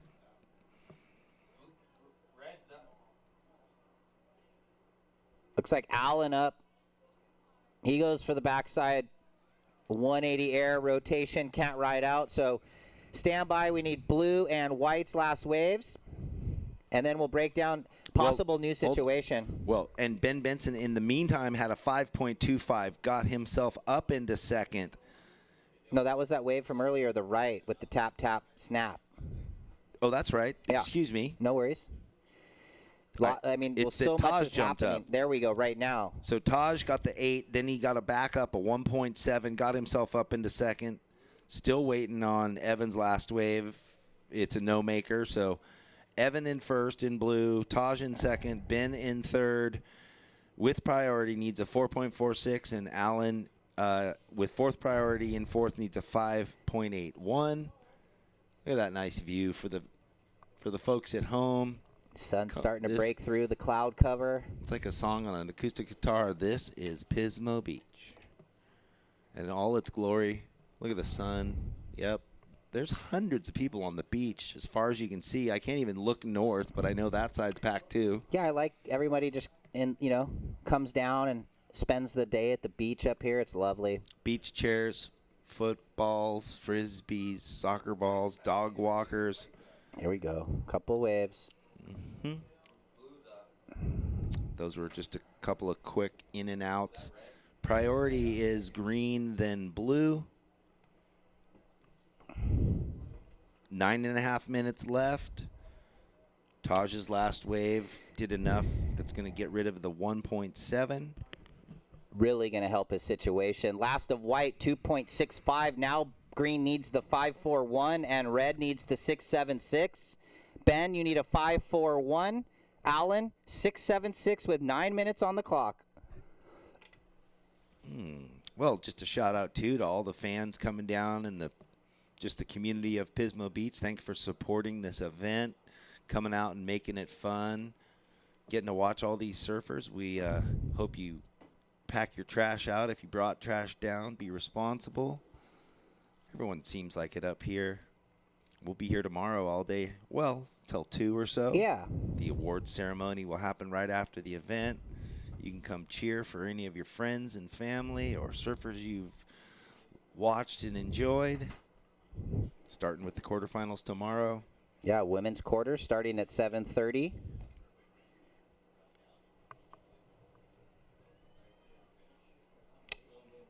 Just an epic day, not a breath of wind. Still fun, competitive out there. 8 minutes 15.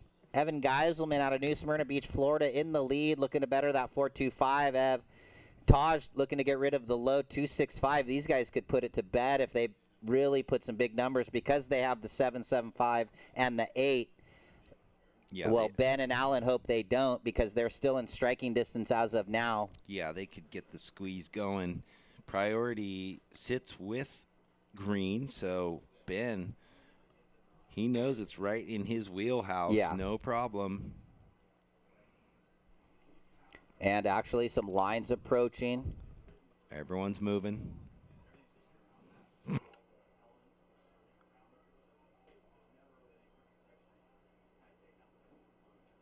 Ooh, bigger set, but looks pretty lined up.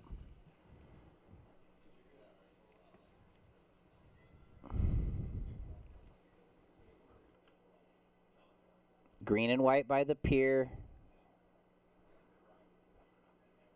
No clean wall there, just close out. Even Taj's wave just gave him the opportunity. Here he is again. Just an off the lip. Will it better the 265. Over to the south. Red and blue hunting around. Yeah, well, ladies and gentlemen, this is the last heat of the day. So again, thanks for coming and joining us. There's 6.5 minutes left. And then the ocean is free for anyone that wants to jump out there and surf. The heats will be over.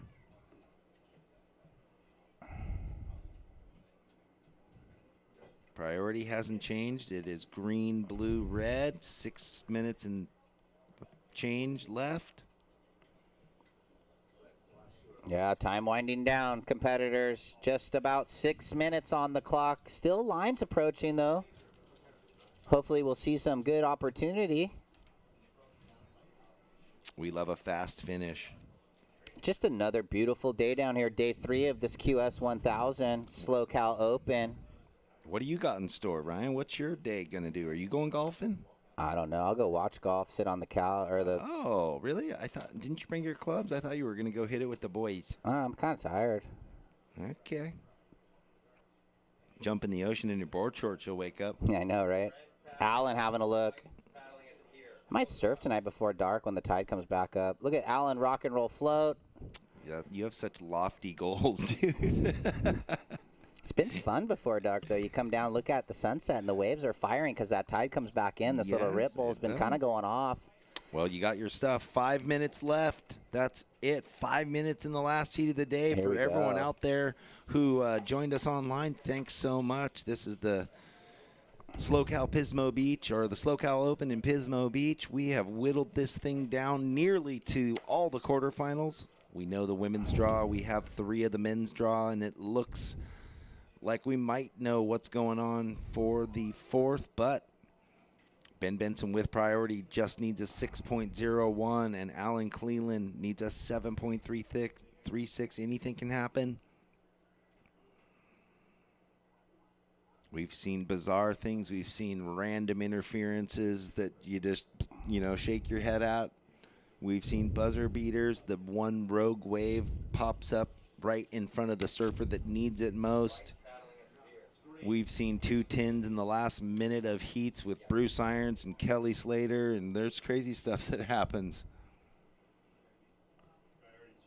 Priority change. All right, Ben Benson tucks under that one, nothing doing. First priority blue, second priority red. So Cleland with under 4 minutes, second priority.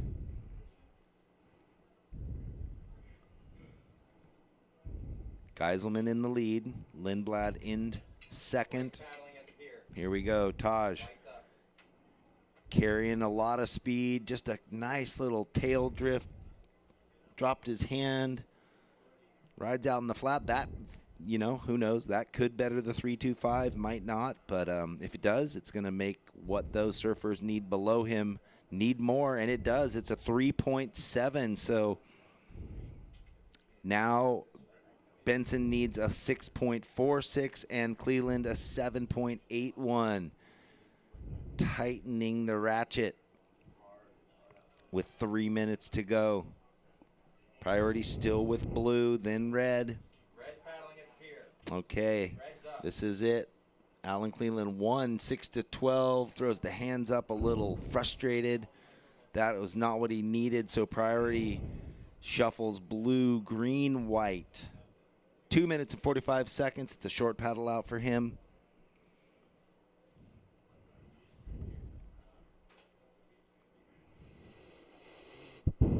Taj, your last wave was a 3.7. You're in second place. You have third priority. There's 2.5 minutes left. First priority is with blue, second with green. Green is looking for a 6.46.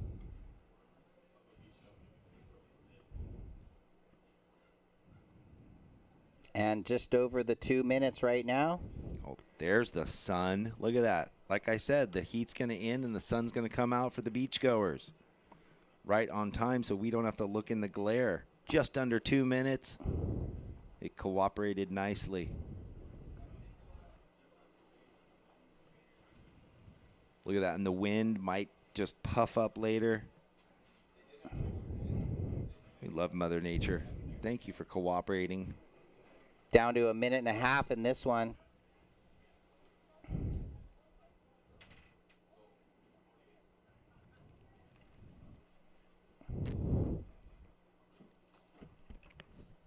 Will we see another flurry here in the last 1:20? Evan Geiselman leading the heat. Sawyer Lindblad in second, trying to better that 3.7. Benson still looking for a 6.46, and Cleland the 7.81. Possible lines approaching here with 1 minute 5 seconds. Priority blue, green, white.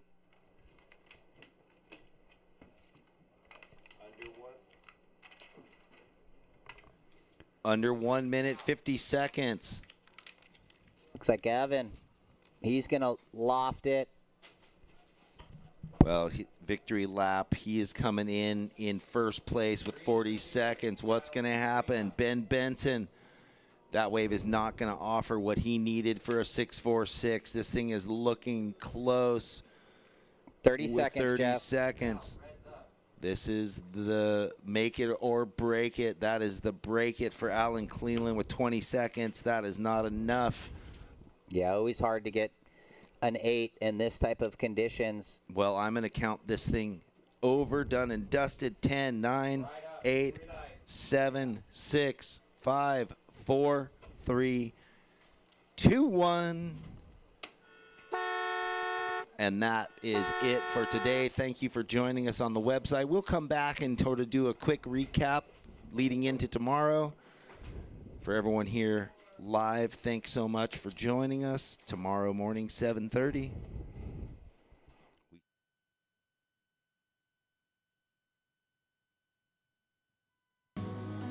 Welcome to the land of scenic playgrounds and the lively underground. Welcome to SLOCAL, where life is too beautiful to rush. Welcome to the land of big-time natural beauty, filled with a million things to do. Or not. Welcome to SLOCAL, where life's too beautiful to rush.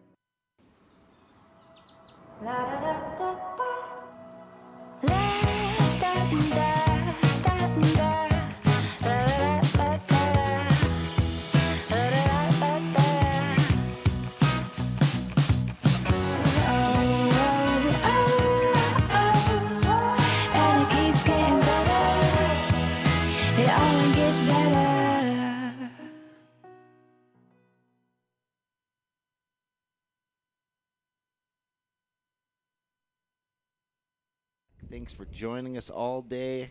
Ryan Simmons and Jeff Baldwin. You see the sun is out now. That's a beautiful drone angle of where we've been kicking back. There's the event site. The seagulls are here. The public is here. We had awesome waves, great surfing all day long on the men's side, or the women's side, and the men's side. Just another incredible day of surfing up here at this QS 1000. Waves a bit tougher today, but the surfing insane. So we do have the last 8 surfers. We're going to have the head-to-head matchups tomorrow morning with a 7:30 start. So we ask everybody that tuned in online to tune in tomorrow. It looks like we're going to watch a couple highlights throughout the day.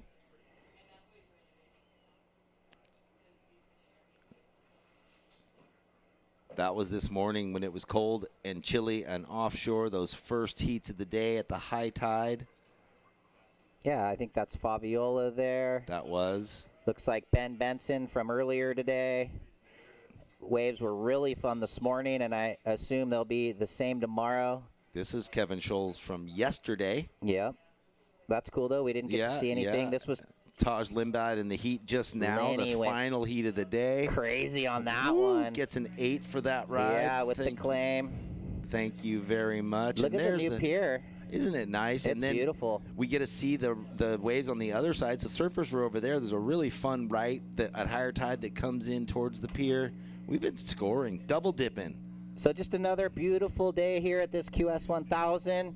Tune in tomorrow. We'll be bringing you the action starting at 7:30. We'll be wrapped up about 2 o'clock. So we'll say goodbye to everybody at home. I guess watch Pipeline. And for all the fans down here, thanks for enjoying the show. And we'll see you tomorrow live. All right. Thanks, Ryan. Bye.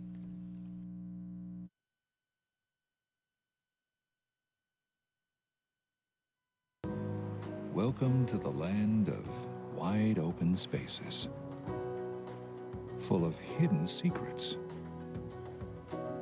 Welcome to SLOCAL, where life is too beautiful to rush. Welcome to the land of endless summers and timeless memories. Welcome to SLOCAL, where life is too beautiful to rush.